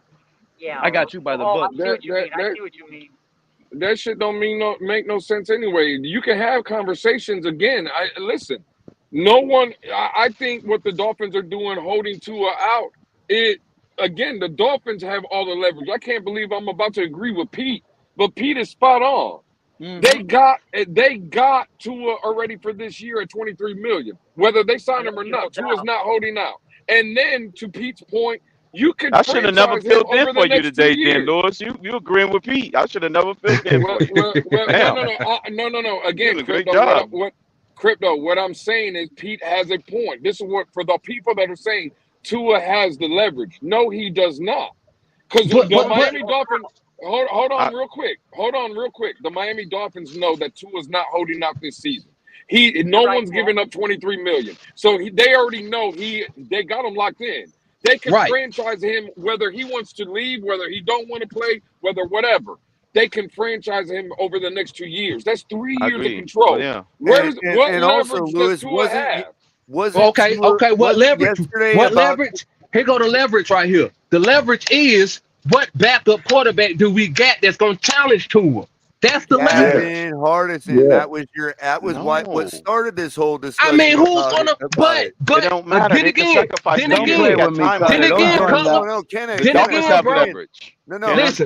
listen. Then again, what you were asking originally is Gavin Hardison the guy if, let's say, the crazy thing happens and Tua holds out? I don't think Tua is going to hold out either. I thought that's what yesterday's showing was meant to indicate. Was that he's not going to hold out? You know what I mean? He wasn't. Until the season starts. That pretty much made it official that he wasn't. You can lead them on all the way to the season. Then they're unprepared when he does hold out. Okay, Manny. But I'm saying that the signal is being sent. I'm not saying that's what he's going to do or not going to do. I'm saying what he wants us to think is that he's not going to hold out. So in that case, it should be more quarterbacks getting reps, right? It should be more quarterbacks getting reps this year, right? Not if he plays the part. Not necessarily. Why not? Because if you don't give your quarterbacks reps, then it's gonna be confusion when the season starts if your number one quarterback holds out, right? Yeah, look, but look, how do you let me say something. Man. Okay, say if he does hold out, man. How do you go to Gavin Hardison, man? You know what I'm saying? This rookie. The man is not holding out. You might be right, and most likely you're right. There would be no reason for him to show up yesterday if he had planned to hold out. There's no reason for him to show up yesterday. That's not true. Again, it's to keep the other people from getting. It's to keep the other quarterbacks from getting reps. You hold out when the season starts. Right now, he's not going to get injured. You know what? Hey, you gentlemen have a good day. You guys have a good day. I'm out of here. Y'all talking about please show me the guy that is turning down $23 million a year. But you're looking at it wrong, though. It's $23 million now, but if you get injured, you're never going to get paid again. Or hold out and get guaranteed $100 million without having to worry about getting injured. Because if he gets injured this year, he's done. He's done. You know what? Y'all got it. Y'all got it. He's coming back from another injury, and he's liable to get injured because his history proves that. Oh, okay, true. I mean, but he's not holding out. He's not. Story. It'll be stupid for him to hold out right now because that would give somebody else time to claim his spot. So he's not holding out doing training camp or OTAs, but when the season starts, he might sit out. He doesn't have the leverage to hold out. Thank you, Crypto. He has no leverage. That would give him the leverage. That's why I was saying. Week 1, if he holds out week 1, that's his leverage. The only leverage, I already told y'all already. That's The the only only leverage you way got. Tua has, Manny, the only way Tua has another leverage is if he puts his balls out and he shows out and says, Hey, I'm not hey, showing up, I'm holding out. And make the hey, Crypto. organization panic. And let Yeah. them go ahead and start Mike White. Let them Yeah. start Gavin. Let them start Hey, Skyler. And let them Crypto. go Let me. 0-2 and 0-3. Hey, That's how he wins. Crypto. Let me ask you a question, or Color, or somebody that's by a Yeah. computer or whatever, or calculator or whatever. I think it's time Yeah. for Color to bring out the color later, or however he The said. the color curator. Yeah, there you go, Color. Hey, Color. It's $23 million. Can you tell me what a game check for Tua Tagovailoa would look like? 23 weeks or whatever. Could you tell me what that would average out to every Monday or Tuesday when they get their direct deposit? Could somebody tell me that? Dividing over 17 weekly games, yeah. That's gonna be astronomical. That's after taxes, somewhere around 800,000. It's like 139,000 per game or something. Tell me now, multiply. Or It's 1.35. $1.35. Yeah, it's like what Hooked Up Joe said. It's 1.35 million. So now, hold on, Manny. Yeah, it'd be hold like on real quick. 700,000 after taxes. Hold on, Manny. So again, y'all want me to believe that a man is going to turn down every Monday, 1.3 million that comes out to like $800,000. Y'all want me to believe that a man is turning down $800,000? That's a lot a week. when you think about That's it. what you want. That's what you Every want me to Monday. believe. Woo! That's Yeah, what you but want you me know, to but you know how, guy's turning down $800,000. That is a pretty penny to turn down. I'll give you that. Yeah, it is. That is a pretty penny to turn down, boy. You got to be real like quick. 1.4 million. Damn, man. Per Lewis game. could keep screaming. But we're Lewis talking could about keep the take screaming home that strictly, out color. of the top Well, of take his home lungs. after That's gonna be taxes, but it's actually 800,000. like Yeah. 1.4 Lewis could keep million per screaming game. that out of the top of That's his lungs. 24 But million divided by 17. what Lewis is leaving out, and this is why I still say I'm on Kenneth's side on this, right? You have to bet on yourself. Why? Woo, 800K, 300 Let me tell you stacks something. every Tua Monday. can hold out. Hell Lewis, no, I'm not taking that. Crypto, hold on. Lewis, Tua could hold out, miss out on that 23 million, like you said, but he's not a regular average Joe. He's signed with Perry Ellis. He's signed with multiple sponsorships that pay him millions of dollars that he doesn't even have to Man, get I on don't the care field about and Perry prove. Ellis. Oh, you don't have to care, but that's where their sits at. So you guys are loud and wrong. So Lewis can keep saying that, but he's let me ask you a loud and question. wrong. Hey, Pete, let me ask you a question. Why do you He's think not a Perry regular Ellis? Joe like us. We Pete, lose our job. We're running for a new Pete, job. Hey, Pete, you're absolutely right. Why do you think Perry Ellis pays Tua? Because of what he does on the field. They're not paying him because they like him, Pete. If that motherfucker is holding out and he's not on the field, why the fuck are they going to keep carrying him, Pete? And then that's a dumbass argument to have. Why are they still carrying Shaquille O'Neal? If they believe Why are in they him, still if they believe carrying in him, old players that are Shaquille O'Neal has been proven. You know what? I'll holler at y'all, man. Y'all want to be with this dumb shit? I'm going to holler at y'all. Go ahead. I'm going to poke right back. Good stuff, look. Hey, but look, I got to roll out. I got a baseball game to attend to, so I'll catch y'all on the flip side. Y'all be good, fellas. Nah, Kenna. I killed your motherfucking ass, Kenna. That's what happened. Hey, Kenna, Man, look, bro. Look, hold up. First off, let's get this shit straight, bro. Ain't nobody leaving because you said something, bro. Let's get this straight. Hey, the same way you got kids, you got to attend to is the same way I do too, bro. Hey, that's a fact, Kenna. Hey, all trolling aside, Kenna. You know I fuck with you. Have a good day. Have a good day, man. Hey, peace out, yo. Y'all be safe. All right, man. Be good, man. Don't get thrown out of that baseball stadium. They tend to freaking throw you out. Lewis was about to turn his ass up. Hey, crypto. You turning away 800,000 on a Monday, crypto? Hell no, I ain't turning no damn 800,000. I told you I'm gonna put that to use. I'm gonna put I told you I'm putting that at. Hey, so crypto. That's how the Chicago Stadium kicked you out. Wrigley Field. Oh, well, I don't blame Wrigley, you. I don't blame you, bro. Not Wrigley, man. The White Sox Stadium, dude. Wrigley, it's a party. Baseball game breaks out. We just did a party and the baseball game breaks out. You know. Because I was just saying. It was a joke because they were terrible before that. They were terrible before that, but before the World Series. It ain't good enough. Freaking White Cap. Sox Stadium. This man thinks he's holding out. Man, I fuck just out got of it. here. You can't hear Holding me. out. Can you hear me? I said, hey Lewis, remember I said on Twitter, man. I just said the man is character, bro. I said his character is not Cap, you ain't got he's no gonna leverage. fire his agent first Hold on. before he freaking I'm do anything. confused why He why ain't the gonna do debate that. broke out, because to be fair, he was just saying, His agent. do you think the Dolphins feel comfortable with Gavin if that were to happen? I don't think he was saying he thinks it's going to happen. He was just asking if you're comfortable with Gavin, if you think they're comfortable with Gavin if that were to happen. Yeah. Hey, so Lewis, Pete, are you Lewis, you comfortable gonna with turn down $800K? Like he was gauging your I think he was trying to gauge your real support, how real your support is for Gavin. Hey, Pete, so would you be disappointed? Pete, the first question when I came up, Color, Pete asked me, how do you feel about Tua's holdout? You know Pete thinks they're holding out. Yeah. But I'm talking about when you got into it with Kenna. Kenna just when we're bringing up Gavin. Kenna was like, well, if they, how good do you think they feel about Gavin? Is what Kenna was trying to ask. Oh, to the point where if Tua were to hold out, would they be fine with it? Oh man, somebody by the name of Hall of I don't Fame think he's going to hold out either. But Who's Hey, so Pete, you know what I mean?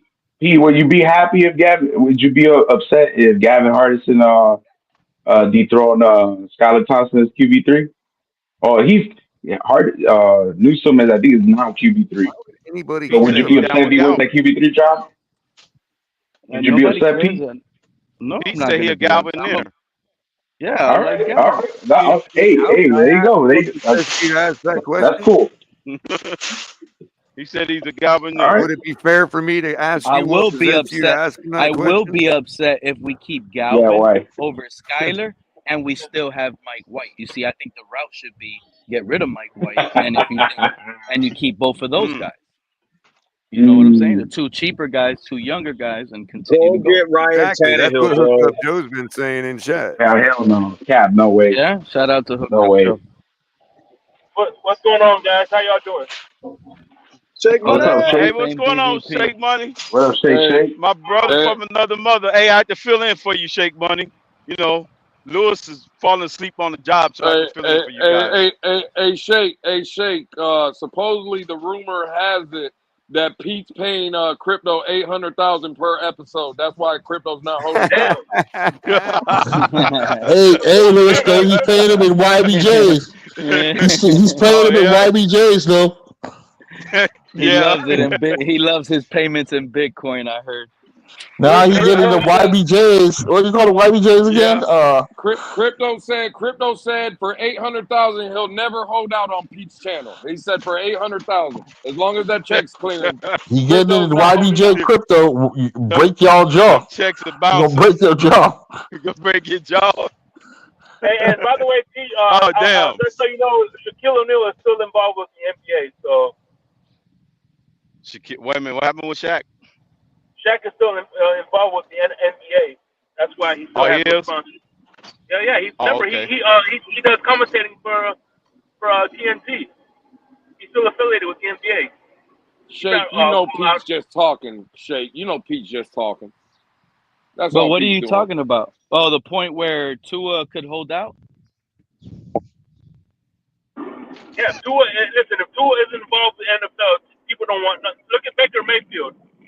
His sponsorship dried up like a desert when he wasn't the man anymore. But why can't Tua go to marketing and Tua go to TV and analysts, and why can't Tua pursue none of that? That Shaquille O'Neal did the same. Hey, Luke. Yeah, right. Okay, Pete. Sure. He could pursue. He could talk on the sideline, do it personally. He could be the Tony Romo. He could be the next Tony Romo calling plays. Yeah, him and Brian Flores. Yeah, I got you. Mm-hmm.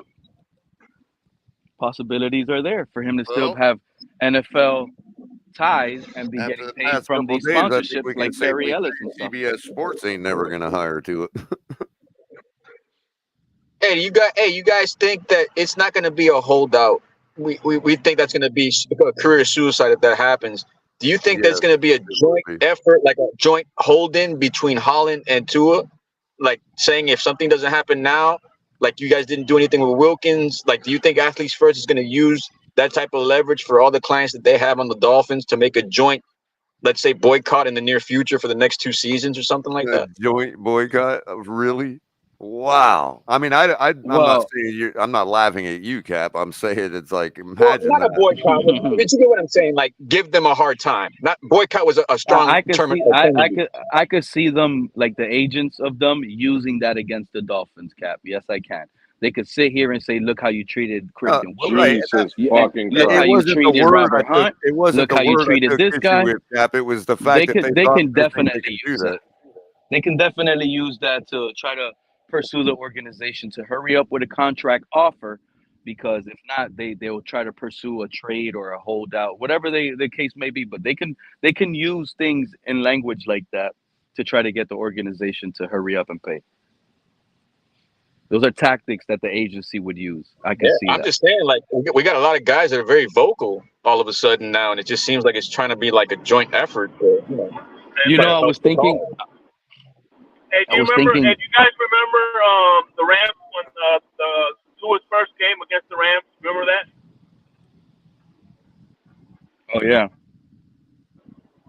Man, I remember that. The one thing I remember is that Jalen Ramsey knew he was going against Devontae Parker, so he faked an injury. And you know what I'm saying? So we're gonna miss Devontae Parker.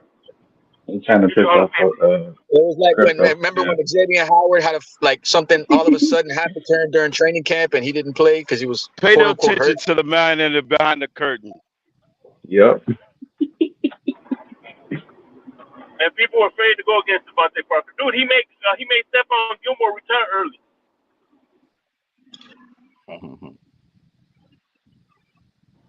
I thought we were going to talk about the real, Devontae Parker retiring. You know what I'm saying? I want to know what Irvin feels about this whole situation with Tua holding out. Is he okay we have with it? a 1,000 Has it bothered him? Our 1,000-yard receiver retiring, man, and we should be talking about him more. You know what I'm saying? For me, like today, he got permission from the team. For me, he got permission. He got permission from the team. He just let the team know to do his. Damn, crypto, what's going on over there? All these alarms going off. Yeah. Pete, I was just saying that mandatory. And if he doesn't show up to a mandatory mini camp or training camp, whatever, then it's a problem. As long as it's voluntary, I don't give a shit. Well, actually, the new thing is holding in. They show up, but they don't participate. That's what Christian Wilkins did. That's what I'm saying. Yeah. He showed up. He held in. Well, Tua, that's what I just said a little while ago. Like, do you think Irving? You think that might be a case, Irving?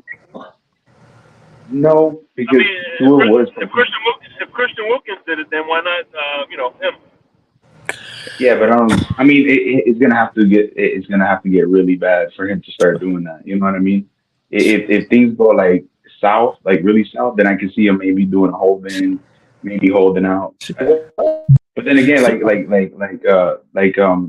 Drew Rosen has said, like, he has all the leverage in the world, because if the Dolphins drag their feet when it comes to the contract and it's past training camp, hey, you don't want to be left to yourself without a starting quarterback. Like, we've seen this offense without Tua, so yeah, he's at. See, Spidey, this is where I disagree with you. What's up, man? This is where I kind of disagree with you. I think the team has the leverage because of the way he's performed at the end of the past few years, where he's basically he himself hasn't performed well and stuff like that. Like his performance, he collapsed. So then, and I disagree about what they think without what our team would look like without Tua. I think Chris Greer will be popping champagne bottles if Tua holds out. Because that allows him to say to Ross, "Hey, I did everything I could, man. You know what I mean? I believe in the kid, but he don't want to sign the contract, so you know." Yeah, and him and his agent are delusional if they think they're worth Joe Burrow and Justin Herbert money. To be honest. Yeah, but the thing is, if you sign to it at that money, that's going to be considered cheap in the next 2 to 3, maybe 4 or 5 years. Oh, please, man. I'm so tired. And by the way, I'm so tired. It is. Are we gonna run through the same list? KP, What are we KP, talking about? if you're still there, are we going to run through the same list all over again, bro, and arrive at the same? Same old thing. We got to give these guys the update. You know how many times we've debunked that argument over the last 3 days, and it just don't matter. Man. If that was your argument from the beginning, why didn't you just say that? Yeah, but color. That's how it depends. How why didn't you just only say that varies from the beginning, with how bro? the contract Why didn't is you just structured. say that from the beginning? Huh? Why didn't you just say that from the beginning? I was not asked that question. No, to be fair. But that's ultimately why we should pay him, and that's what everybody thinks. That's what it always boils down to. See, wait a minute, repeat that again. I was away why from do the we go mic. through all of the other dance before we get to that same point every single time we have this discussion with anybody? Yeah, and again, So what are I've we been at? Where saying are we this, sitting and at? nobody. 60 million. What's the going rate? 60 I mean, I was only million. Is that what we quoting need Drew to pay him now? Rosenhaus as a fucking Or what? eight. I understand. I'm only quoting Drew I Rosenhaus understand. as an eight actual NFL agent. Shake, we're Yeah. gonna be sitting in a 300 I understand. My question to you would be, Yeah. if you're with that, I mean, not with it per se all the way, but if you are of the thought that the price will go up, right? Give me a number. What do you think that extra amount of money will amount to? I'll even give you, let's say, if Tua wins the Super Bowl, how much do you think that money could be above $55 million? I'm gonna say maybe 20 million. Maybe 10 million. Maybe 10 million, 15 million more, I guess. 10 was my tops. Yeah, 10 maybe. Yeah. Right. I've heard people talking 20. Yeah. That's that's his delusional fan base that thinks he's worth and 20 they'll more, rely on 20 more million. the cap's going up. The market's rising. No, not that much. Otherwise, somebody out of these guys would already be making 60 million. Yeah, and like Color, I've been saying, and these people, like, when the cap is rising, I think he's not even to me, he's not even 50 to 55 million is going to be the mid-range money. And I don't think Tua is even worth mid-range. I think he's low-range, maybe in the high 40s at the max when the cap rises again. And his I fan don't base, think 55 million is going to be mid-money. You don't think so? No, not when the top quarterback right now is making how much, Crypto? Herbert makes one moment. Burrow makes 56 million. Give me 1 second, Color. 56? I'm talking about when it's all said and done, guaranteed. Burrow makes the most at 56 per year, you're saying? Yeah, per year with bonuses included. Yeah, he's the highest paid per annual value. Right. Which means, so before Burrow got that contract, Herbert was the highest. What was the highest?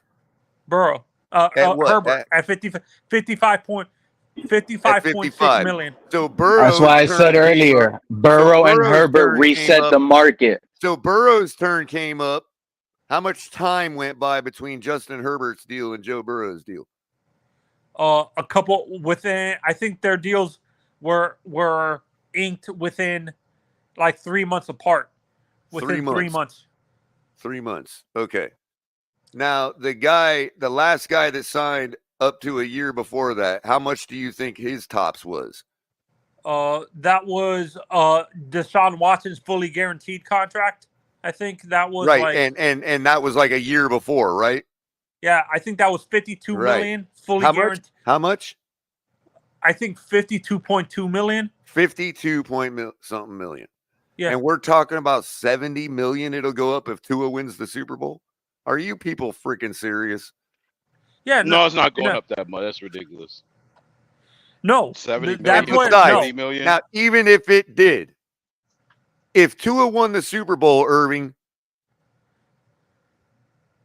how much money would you be willing to give him? If Tua won the Super Bowl? Well, I was asking Irving, but how much would you be willing to give him? For me, at the max, maybe point around the maybe. You see, I'll stop you right there, Anthony. I'll stop you right there. I'm going to feed right into their argument, and I'm going to say if Tua wins the Super Bowl, I would clean my bank account out for him. So it doesn't matter to me, even if he did command 20 million more. I don't care at that point, because if he wins the Super Bowl, we have our guy. So basically, by what you're saying, Color, is you're waiting. We'll have to be looking at what the you're market, waiting to pay. No, what you I'm want to saying wait is, to pay. Right. Yeah, what because I'm you're saying is if he wins the Super Bowl, you're going to wait till he wins the Super Bowl to pay him. Dream about it. Okay, so you can understand my point. If he wins the Super you're gonna Bowl, wait I now. would give him $100 million a year, because that contract would now be long enough that we're looking 8 years out. How much is $100 million going to be? That'll be cheap 8 years from now. Exactly. So by what you're saying, so what's the difference? You'll wait. Why you'll do they wait for the result? Bringing up this? Oh, but if you don't pay him now, he's going to get more expensive. Well, if he gets more expensive, then I'm glad to give him that money. See, they even go further, Color, sometimes too. See, no, and Color. He'll be a known commodity. See, and Color, they go even further. Some of these people say he won't be Shiba Inu anymore. He'll probably be more like Ethereum at that point. Yeah, no, but they even go further, Color and guys, that they feel that he's worth that 10-year contract that Patrick Mahomes is getting. That's how delusional some of his fan base is, that they think he's Patrick Mahomes, where Patrick has proven time and time again that he can win a Super Bowl. You really think that you've heard that, right? That they're better than, they say that he's better than Patrick Mahomes. That's what you're telling us? No. They think They think his fan base thinks he's worth Patrick Mahomes, that 10-year contract that $500 million contract that Patrick Mahomes is getting. Based on only one season of full play, huh? You know how dumb they sound, Anthony? But I agree with you. Right on, Irving. Yeah, well, it's delusion. It's delusion at the highest level. That's pissing me off. The irony here is, Anthony, is that if the Dolphins were to make him play on his 5th year, they would actually be betting. How you feel about this comment right here, Anthony? They would actually be betting on him, Anthony, because they would be out an extra $23 million if he balls out. Andreas, that's delusional. I'm not paying him. I'm not going to pay him Patrick Mahomes money. He is not Lamar Jackson, Patrick Mahomes, where they can carry a team on. The team is carrying him, not the other way around. You're teaching Andreas right now, right, Anthony? You're addressing him. You're teaching him. Yeah. No, but I will say that I think if he wins the Super Bowl next year, I'd give him a 10-year contract. And that's why I ain't worried about how much the more money it'll be. Yeah, no, and this is where Anthony, get back on Andreas, because look what he said. Never mind, he just confused yourself. So he's going hard on you. So make sure you make a valid point so he could understand what you're saying. Okay. Right now you left him confused. Andreas, he is not worth. Let me spell it out for you. He is not worth Patrick Mahomes' 10-year, $500 million contract. Even though Patrick Mahomes per year is getting paid less, he is not worth the total contract. So, Anthony, what he's saying is, can you name one person who said that he's worth that? I haven't heard yet one person. Right. The alternative shake is what he's saying is the algorithm got you on Twitter, man. Nobody really said that. No, I've seen it on Twitter, not on Twitter specifically, but I've seen on message boards on these blogs, like in the comment sections on these. In other words, he said he heard it on the dark web on Silk Road. He's saying he heard it on the Silk Road, man. He heard it on the Discord, in those gaming spaces where all the gamers hang out at. Well, I think I know what happened. Crypto. Anthony was shopping for kidneys and livers on the dark web, and he saw those comments. No.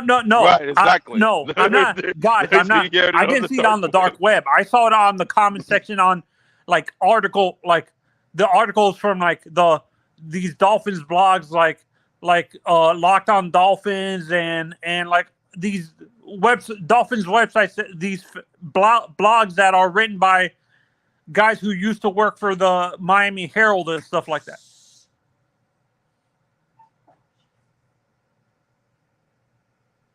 I believe you. No. I believe you, Anthony. No one Despite what they directly say, I believe that you probably at says- least one time read that type of comment or blog, like you say. I believe. But Batman At least says he one should time get you saw 300 it. million. Is I it believe. hyperbole?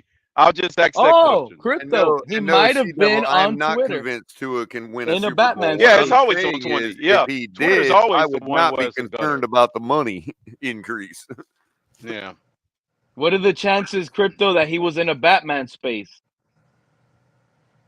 Right, because Batman has said 300 million. You have to now ask Batman, but I'm not is it convinced. hyperbole? I want to clear that up. Tua could be capable of winning the Super Bowl. I'm just not And I've convinced. said the total contract that Tua should get is the same amount that like the total contract is even though the kid has won. I said Daniel Jones' total contract, even though Daniel has won a playoff game, and his fan base doesn't want to hear that color, because to me, Tua's at the same level as Daniel Jones. Like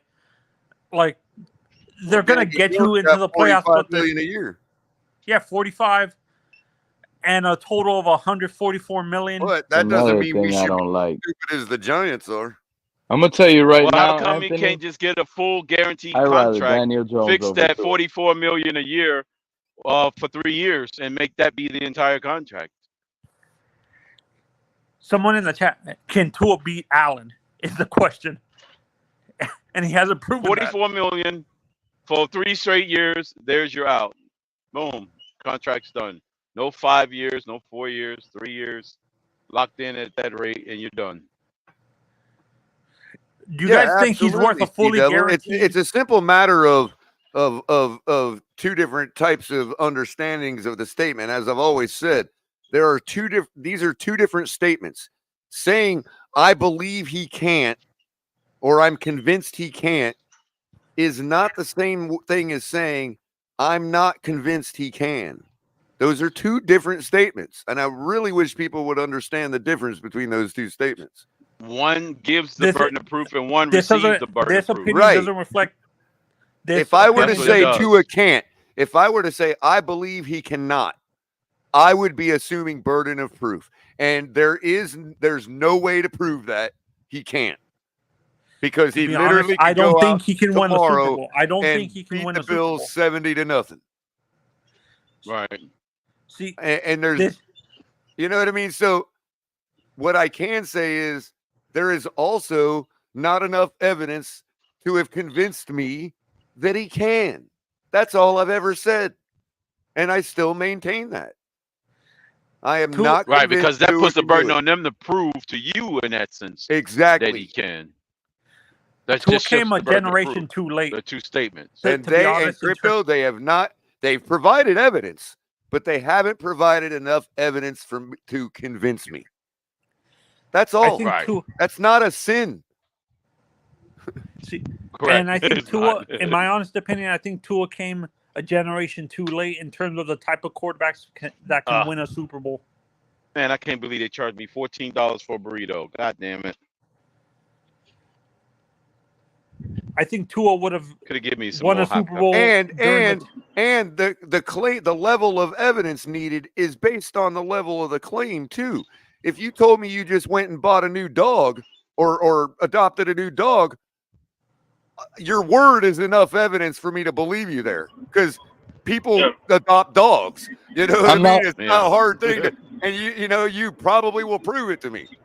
That's But why I if you're wish telling some me- of these guys, If you're Color. telling me you just adopted a unicorn, I'm gonna need to see the unicorn. I'm sorry. Yeah, but look at Larry Pena's comment from the chat.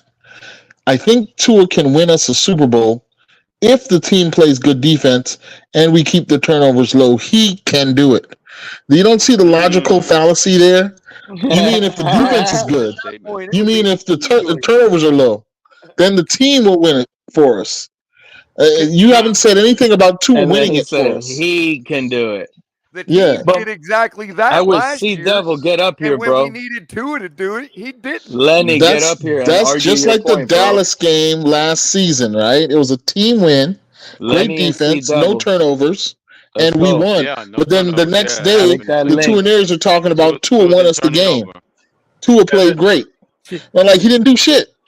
You know what I No, mean? by the year 2050, it will be like Tua threw for 5 touchdowns. He had Hall of Fame numbers, and his rating was 200.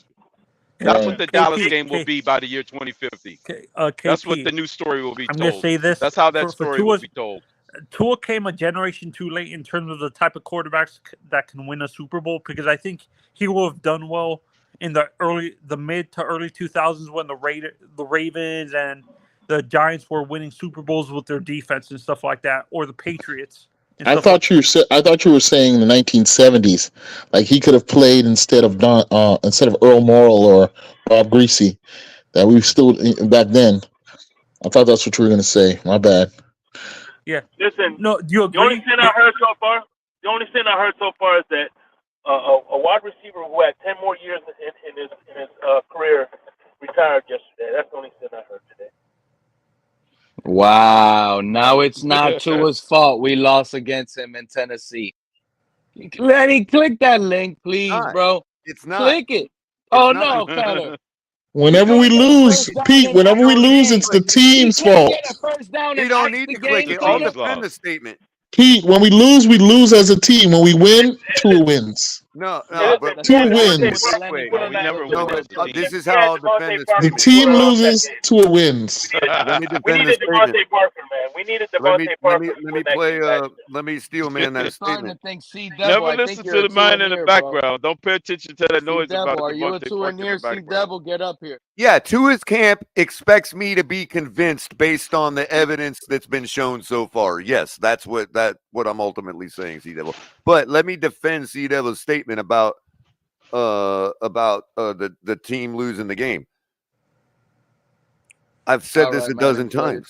Thank you for the listening. team is responsible for the loss.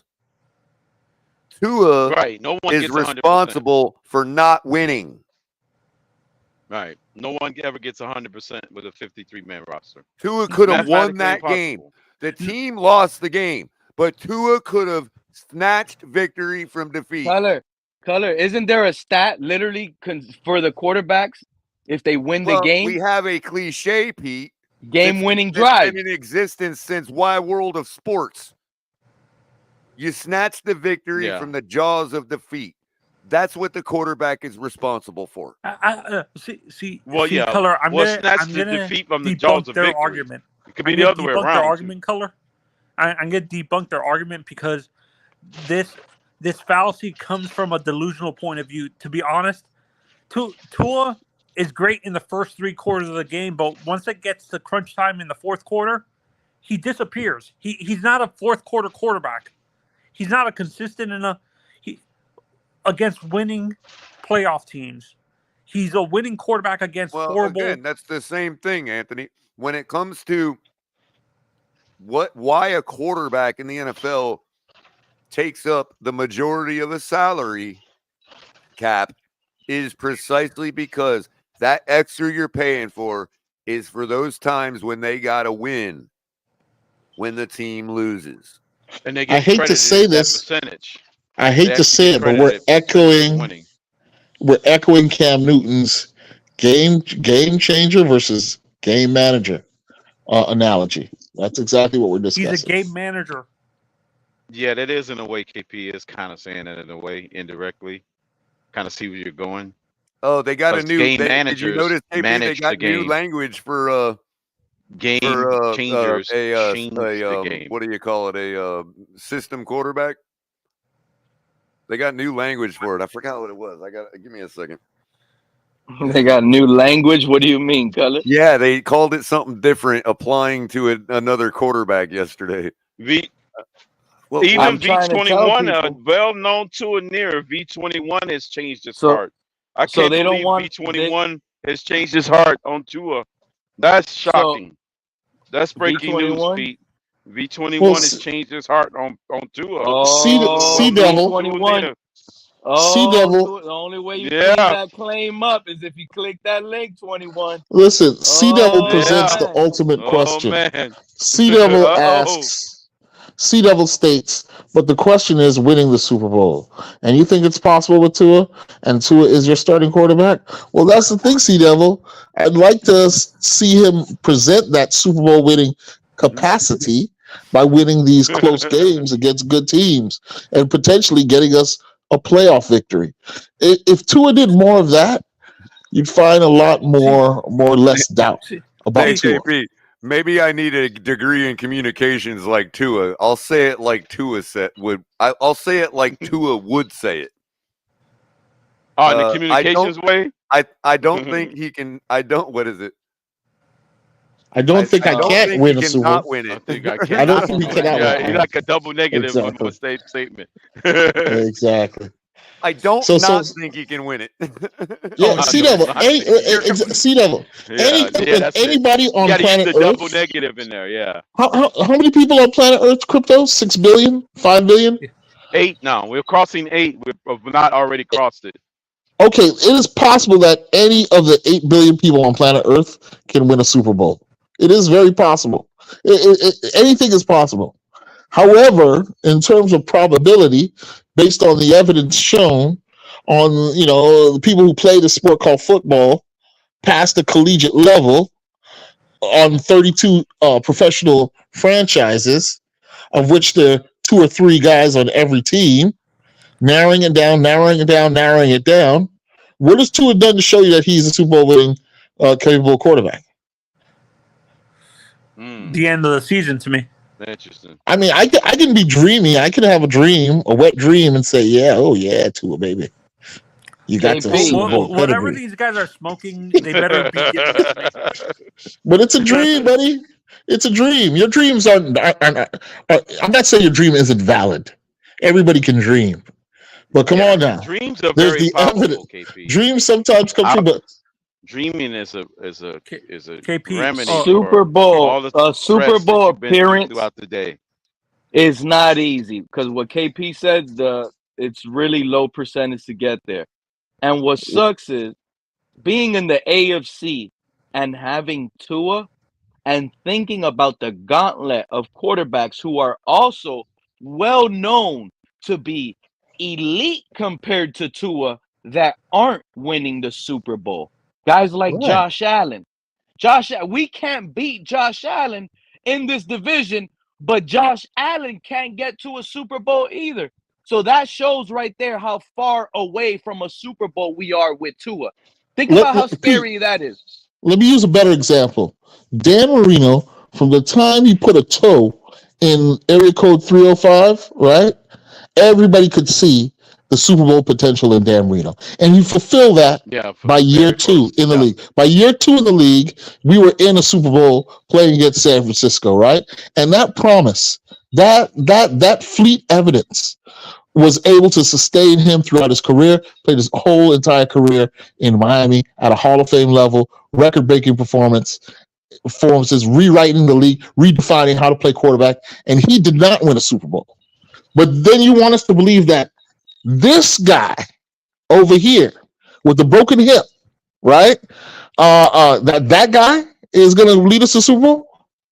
Based That on man what? ain't leading us to no Super Bowl, man. Come on, man. I'm convinced. I feel real confident on that. I'll bet my house on that. Man, Pete, But it is possible. But it is possible. Pete, you can't do Pete, that. I always said this. You can't bet he's your just house, a pure game manager. He's not a game manager that has ability to. He's not a Peyton Manning or Tom Brady who has the ability at points during the game to become a gunslinger. He's just a pure game. He's a pure game manager who manages the game. He doesn't have that switch in his brain where he can turn it into He doesn't have that fire in his eyes, right? Like this is his game. He's gonna take command. This is me here. The team, every fan, like you just don't feel it in him. Yeah, you don't feel that. It's gonna be like It's like such a bland. You didn't feel that in that Green Bay game, Pete? You didn't feel it in the Green Bay game?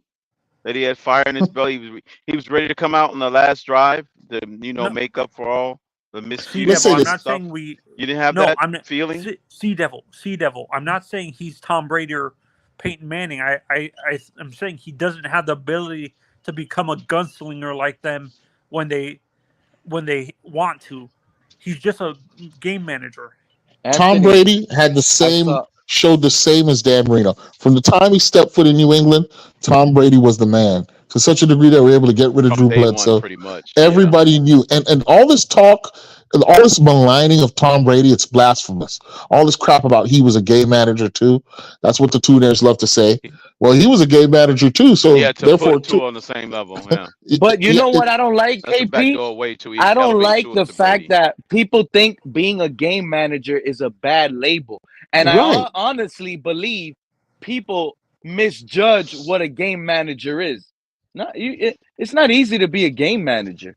It takes an elite skill set. You got to know the full playbook. You got to take command of the huddle and the offense yourself. This is like Chad Pennington? I said this last year, Pete. Like Chad Pennington. Once you're a game manager, that's a really elite. They conflate being a game manager with being I hate that. Right. You can be dude. I said this last year, bro. Every single quarterback that's ever played the game, that ever will play the game, is a game manager. That is their job. The difference between the two is it's just different levels of it. Whether you manage to win games or manage to lose them. Right. You could either be the CEO of ExxonMobil or the CEO of Enron. One of them's going to bankrupt and one of them's going to the stars. Right. You're still a CEO of a corporation. Right. You got to think of it like one of them's going to go bankrupt and the other one's not. That's the type difference. Of game manager Tua is he's not going to win you a game. One of them is not going to. Okay, let's do it like this. Let's do it like Madden. Let's say Madden added another category for quarterback qualifications, right? You know, speed, power, passing ability, all that kind of stuff. Imagine if they added the GM category, the game management category, with Tom Brady getting a 99, right? With a Dan Marino getting a 89 because he didn't win a Super Bowl, right? Where would Tua be on that scale of 100? For game management. It's different scales, right? He'll have to be zero, KP. Good point. Because I haven't KP. finished. In order to be a game manager, I told you, he'll have to be zero. When does I don't think I'd give him zero. To Color's point, they all get their CEO certificates and get traded on the stock exchange. One of them's going bankrupt and one of them's going to the moon. Which one? KP, let's say this, like Steve Walsh. KP, do you remember Steve Walsh? In a 2-minute offense, KP, does Tua take command of the huddle? Does he call the play? Does he sit here and call the play? I would say this though, Pete. I hear what you're saying, Pete. Manager, but he's still a game manager. Yeah, even though just by virtue of being in the NFL, though, he would have to get at least a 50. You have to be a 50. What you guys are talking about is a game just manager. To get to the NFL level, you have to be a 50. Yes, that's more of a coach's. Zach Wilson is the baseline. A coach's guy. Yeah, he's the 50. He's the pure 50. Zach Wilson. Right. He has no idea what to do. Tua has a little bit more than an idea. Think about the label. Think about the label. Right. Tua's above that 50. Just think about the name, game manager. Think about that. If we use the Madden analogy, right? And if you're using that as on a quarterback, game manager. But here's the thing, Pete. Here's what you're not. Look, a guy like Alex Smith, right? Alex Smith would be in the 90s, I think, for game management. But then his his passing strength, right, would be a lot lower than most guys, right? His mobility might be in the 70s. So all in all, his overall score would be lower. Right. His overall score. Exactly.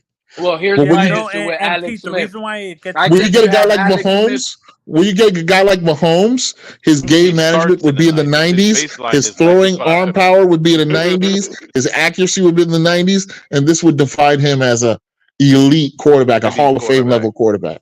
See what I'm saying? Alex Smith, because of the knowledge of the playbook, and maybe he can call the plays. That's great, but I just think you still have his number at too high. because of the limitations that he can carry when he's calling his own plays. But He what I'm knows saying what is he the can other or can't do. categories would limit him. In my mind, Alex Yep. Smith was as smart as any quarterback to have played this game, but he just was limited. His arm was too limited.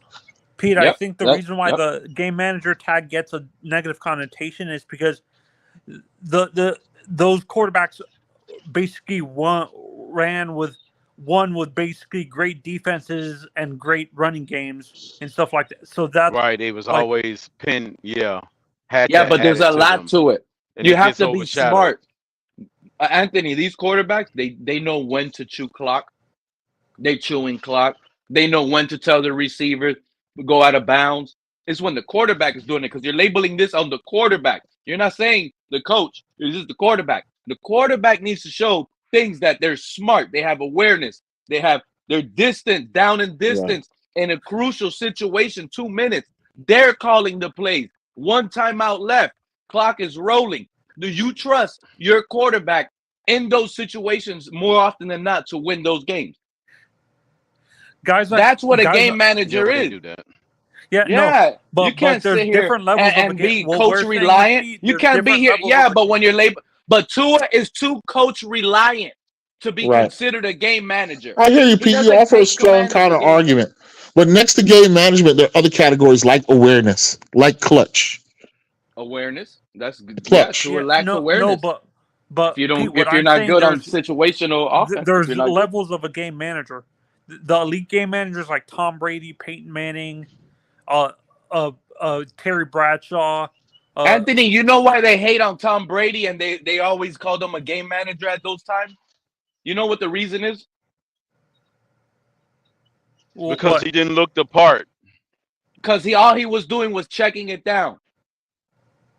So And then he they didn't started look throwing. but And he was that's why they started calling him a game manager a lot, like a bad label. And I'm like, damn, and I'm telling you, I'm sitting back the as a label fan, I'm game. That's what I hearing was saying, it, and I'm Pete. like, The man, game, the label game manager doesn't take into consideration clutch and awareness, right? See, Those things are no, but KP, what I'm talking about specifically is guys like Tom Brady and Peyton Manning and what I'm saying is like calling him what you said. Bradshaw Calling him a are game elite game manager managers. is They not have sufficient. I get you. There's more to it than that. That's what we're saying, right? Yeah, there's more to it, but Right. What I'm Clutch. saying is there's calling a There's the player- clutch gene. There's the clutch gene. My argument, KP, is calling a player a game manager nowadays, to me, is like a laughing stock. Right? Yeah. Isn't that the argument? Yeah, here? they try to make it seem like it's bad. Yes. When they use it, it's more like they trying to project negativity when it's really not negative to be a game manager. No, I'm not saying it's a negative connotation. The way I'm looking at it, guys like Brady and Manning, Peyton, and Bradshaw have this switch where they can become a shootout type quarterback later in the game. They're a game manager the first 3 quarters, but in the fourth quarter, there's a switch. They can raise their level of the game. I get you. So you're saying that. So you're saying it's a game changer. It's possible to have high level of game management, but not have the same level of intelligence. Because I think when you look at Peyton Manning, what comes out is his ability to read the game and adjust to those defenses. Like you said, he probably did that better than anybody to play the game, right? That's so why his they call him the intelligence. And so when you talk about Tua, and what his level of intelligence versus his ability to manage the game, I think that's going to hurt his game management score right now. It doesn't appear that he's a thinking man at the quarterback position. Yeah, as much as a Peyton Manning. To me, when Tua to me is a great what's the Wonderlic to me is the most over. They say he had a high Wonderlic score. Just because he had a high Wonderlic score doesn't mean he can read that really translates well to the field. I thought they criticized him for that score. The perfect example. What do you mean? No, I'm gonna use. I thought that's what Marino. they used to try to hold I against. thought it was record low. Yeah, I thought that's what they used against him. No, I think he had also, one of the higher. But there's a conundrum, Anthony. There's a conundrum. Sometimes, right, a high Wonderlic, whatever, high game management is betrayed at some point by the individual's own physical attributes, right? You have to have the necessary physical attributes to make the level of throws necessary that are going to be required in a certain situation, right? I'm gonna use the perfect example. Of Well, I think what the reason I bring that up, Anthony, is because I think that's what Tua runs into, especially at this stage in his career. I think that when he has to turn it on and become that guy, he's not fast enough, not quick enough. He can't deliver the ball in tight enough spaces in certain areas. That's where his game gets betrayed. To me, that's what the coaches are looking for, that ability at those moments to be decisive. No, and Marino is a perfect example of the having a low Wonderlic score, but his intelligence on the field, like his ability, his Wonderlic score didn't really matter because his ability to read the field, like physically on the field with people hitting him, was on a elite level. Pick a throw. What was it? What's the quote he gave? What was the advice he gave to her? Pick a guy and let it fly. Marino epitomized that along with Brett Favre. Brett Favre is another guy I think who a lot like Marino. The guy we hated so much, Fitzpatrick, is a perfect example of that. Fitzpatrick's a poor man's example of that. But you're right. At the end of his career, he was a poor man's example of that. Yeah, Fitz. Would you say Jim Harbaugh was a game manager, or was he more of a gunslinger when he played? He's a hybrid. He was a mix of both. Yeah, he had his moments where. Hey KP, you want to hear such a stark example of cognitive dissonance here? This is an article from on3.com, but it's an article from it's just citing the CBS article about what the Dolphins are going to do and Mr. Finster, improvements and stuff like that. But listen to this statement in this article. The Dolphins lost to the Chiefs, the eventual Super Bowl champions, on a frigid night in Kansas City to open the playoffs. But they found out they have the right quarterback leading the charge. What qualifies that? Like, the very statement itself doesn't qualify itself. Yeah, it's an oxymoron. They found out, and they take that as a game. But they found out they got the guy. How'd they find that out in that scenario? They were lost. Based on that evidence. How do we do that? Statement like that. How does that evidence translate into, we got our guy? I'm talking about forget football, forget sports, forget Tua. How does anybody write a statement like that and have credibility as a writer, as a journalist? Yeah. Well, you know what? Right now, so many people have voices and pens now. You really got to look at the quality of your sources. That is CBS though, so you think they'd have somebody better. Yeah. But you got to think, though. You could have picked any other game, pick the Ravens game, the Cardinals game, or whatever game, right? But you choose the worst game at the worst time in the middle of the worst collapses. With the worst outcome.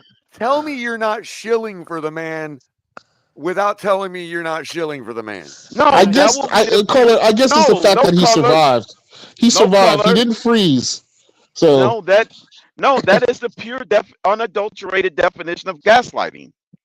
That is your example. Because Color, I'm the one who's always been saying, even if we lose the same games we've lost, if you want to look if for Tua had a better showing, that's it. Yeah, if Tua had a better showing in those games, even if we still lose every single one of those games, I think there's a lot less of people like us if he gave us more of a fighting chance in those kinds of games.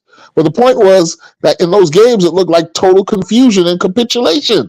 That is the problem. Yeah, that's terrible. That is like, oh my God. How to identify propaganda by color? And I think that's another reason why the game manager tag gets such a negative connotation. They picked the wrong game to say that's how we found our guy. Wow. And KP, I think that's another reason why the game manager tag gets such a negative connotation. By getting his head chopped off, he proved that he really could think himself through the situation. Crypto, that's why I like real fans. A shout out to Terrence, who comes up on the panel from time. He actually brought it like Green, where he Wait a minute, say that again, Pete. You're in the blender, Pete. You're in the blender, Pete. But You're gonna bleep. near when you never game, Nanu. Yeah, no, and KP, I think that's why the game manager tag gets a negative connotation in general, is because those type of quarterbacks struggle at a high level when it comes to cold weather games because they don't have the arm strength or talent to cut through the. They don't have the zip or arm talent to cut through the wind, because most of these quarterbacks don't have a strong arm. You know, the moment he busted his hand with his hammer, I knew we had our guy to build us our hurricane roof. Right. Yeah, Anthony, I hear what you're saying, Anthony. Like that, like right. But like, wow. I hear what you're saying, Anthony, but I don't think it's strictly an arm strength evaluation. It is a big part of it, Anthony. There is something to that, right? Like being able to defeat Mother Nature, to throw in the wind, right? Throw in the cold and still get the ball where you need it to get to. But I think of guys like Jim Kelly, even Bertie Kosar to a lesser degree, who didn't have the strongest arm in the world, but were able to win in the elements, you know? Wait, I thought Jim Kelly was considered a gunslinger, not a game manager. He was a great quarterback. He was a thinking quarterback. But I don't know if his arm, even in his older years, when his arm started to slow down a little bit, you know, he was a master of the game by that moment. I know he didn't win the Super Bowl, so, you know, some folks might knock me for that. And I bring up Peyton Manning all the time because people underrate how strong his arm actually is because of how smart. Like, we analyze his career at the end of his career when he became that intelligent quarterback, forgetting when he was a young quarterback. When he first got into the league, the first 4 years, he was a gunslinger. He was a gunslinger most of his career when he was but let's get deeper than just the physical attributes. What a gunslinger typically is, or what the kind of quarterback you're describing typically is somebody who, when the defense adjusts to that offense, right, they have the answer. They can make the throw to defeat the coverage, right? Defeat the coverage, right? That's what it tends to mean. And that they can beat all coverages. Yeah, and that doesn't necessarily translate to a physical assessment. It's not just physical ability. It's mental as much as it is physical, right? It's about being able to see where the guy's going to be open. And the guys like Burrito and the guys you named, they did that at an elite level, right? They're able to pick the open guy and let it fly, you know, with high levels of accuracy. I have a question. Yeah, Aaron Rodgers is in that company. Yeah, he's in that company. Sure, he's going to be in the Hall of Fame in a couple of years. No, I'm talking about like what we're talking about in terms of the gunslinger mentality. Does Aaron have that gunslinger mentality, or is he more of a is he more of a athlete? He's good all around. He's good all around, including his athleticism. Called his plays from the very beginning of his career in '79. Yeah. Yep. That's. Yep, Montana as well. Yeah, command of that West Coast offense, right? Yeah. Oh yeah, big time. See, and to me, what non-strong arm quarterback is getting close to winning Super Bowls right now? Right now, this paradigm right now. Well, Drew Brees was the latest, right? Drew Brees was, I think, the last one that they didn't consider strong arm. Eli Manning. I think Eli Manning was said to have a stronger arm than Peyton. His arm was better than Peyton's. They never called him a weak arm. Yeah, his arm was better than Peyton's. It's just that, you know, Peyton was more of a master of the game. Yeah, it wasn't Eli. So I'm guessing the last two closest ones were Jimmy and Brock Purdy, and they were in the same system, right? So that's why what makes maybe the two. Russell Wilson. Russell Wilson has a strong arm, though. Model to the deer end. Yeah. Who's the guy who won? Because who got to the Super Bowl with the Bears? Purdy, they don't look at as a strong arm guy. And also to go back to that same stuff that he said, the game is not the same with Joe Montana. It's not the same. Right. No, it's not. But you could put Joe Montana. You could put Joe Montana himself You could potentially put. This is the thing, Crypto. Tom Rathman caught a lot of passes. And so did Roger Craig. Roger Craig caught a lot of flare passes. It's just crazy to think you could potentially put Joe Montana right now in his prime on this team, and he still won't win a Super Bowl in this era. Being limited. I doubt. I think you're knocking Joe. I think Joe Montana would win. He will. He'll win in this era. See, I think that's Joe the Montana. You thinking Joe Montana is getting past the gauntlet of Joe Burrow, Josh Allen, Patrick Mahomes, Lamar Jackson? Yes, I think you just named a good equivalent. I think Joe Burrow promises to be a young Montana. He reminds me a lot of Montana, a young Joe Burrow type. But he reminds me more of a Jim McMahon, his moxie and how he approached the game. He even wears the freaking same number, crying out loud. No, a lot of people compared Burrow to Steve Young more than Montana. Yeah, perhaps. And I don't know if Burrow's as athletic. Burrow's athletic enough, but Steve Young was a great athlete. Steve Young was so good that he could have played running back. You know what I'm saying? That's how shifty he was. You guys agree with the comparison that people had for Tua when coming out? They said he was Troy Aikman. Tua. Well, you're talking about one of the most overrated quarterbacks ever in Troy Aikman. He was always overrated, and he got a lot of hype.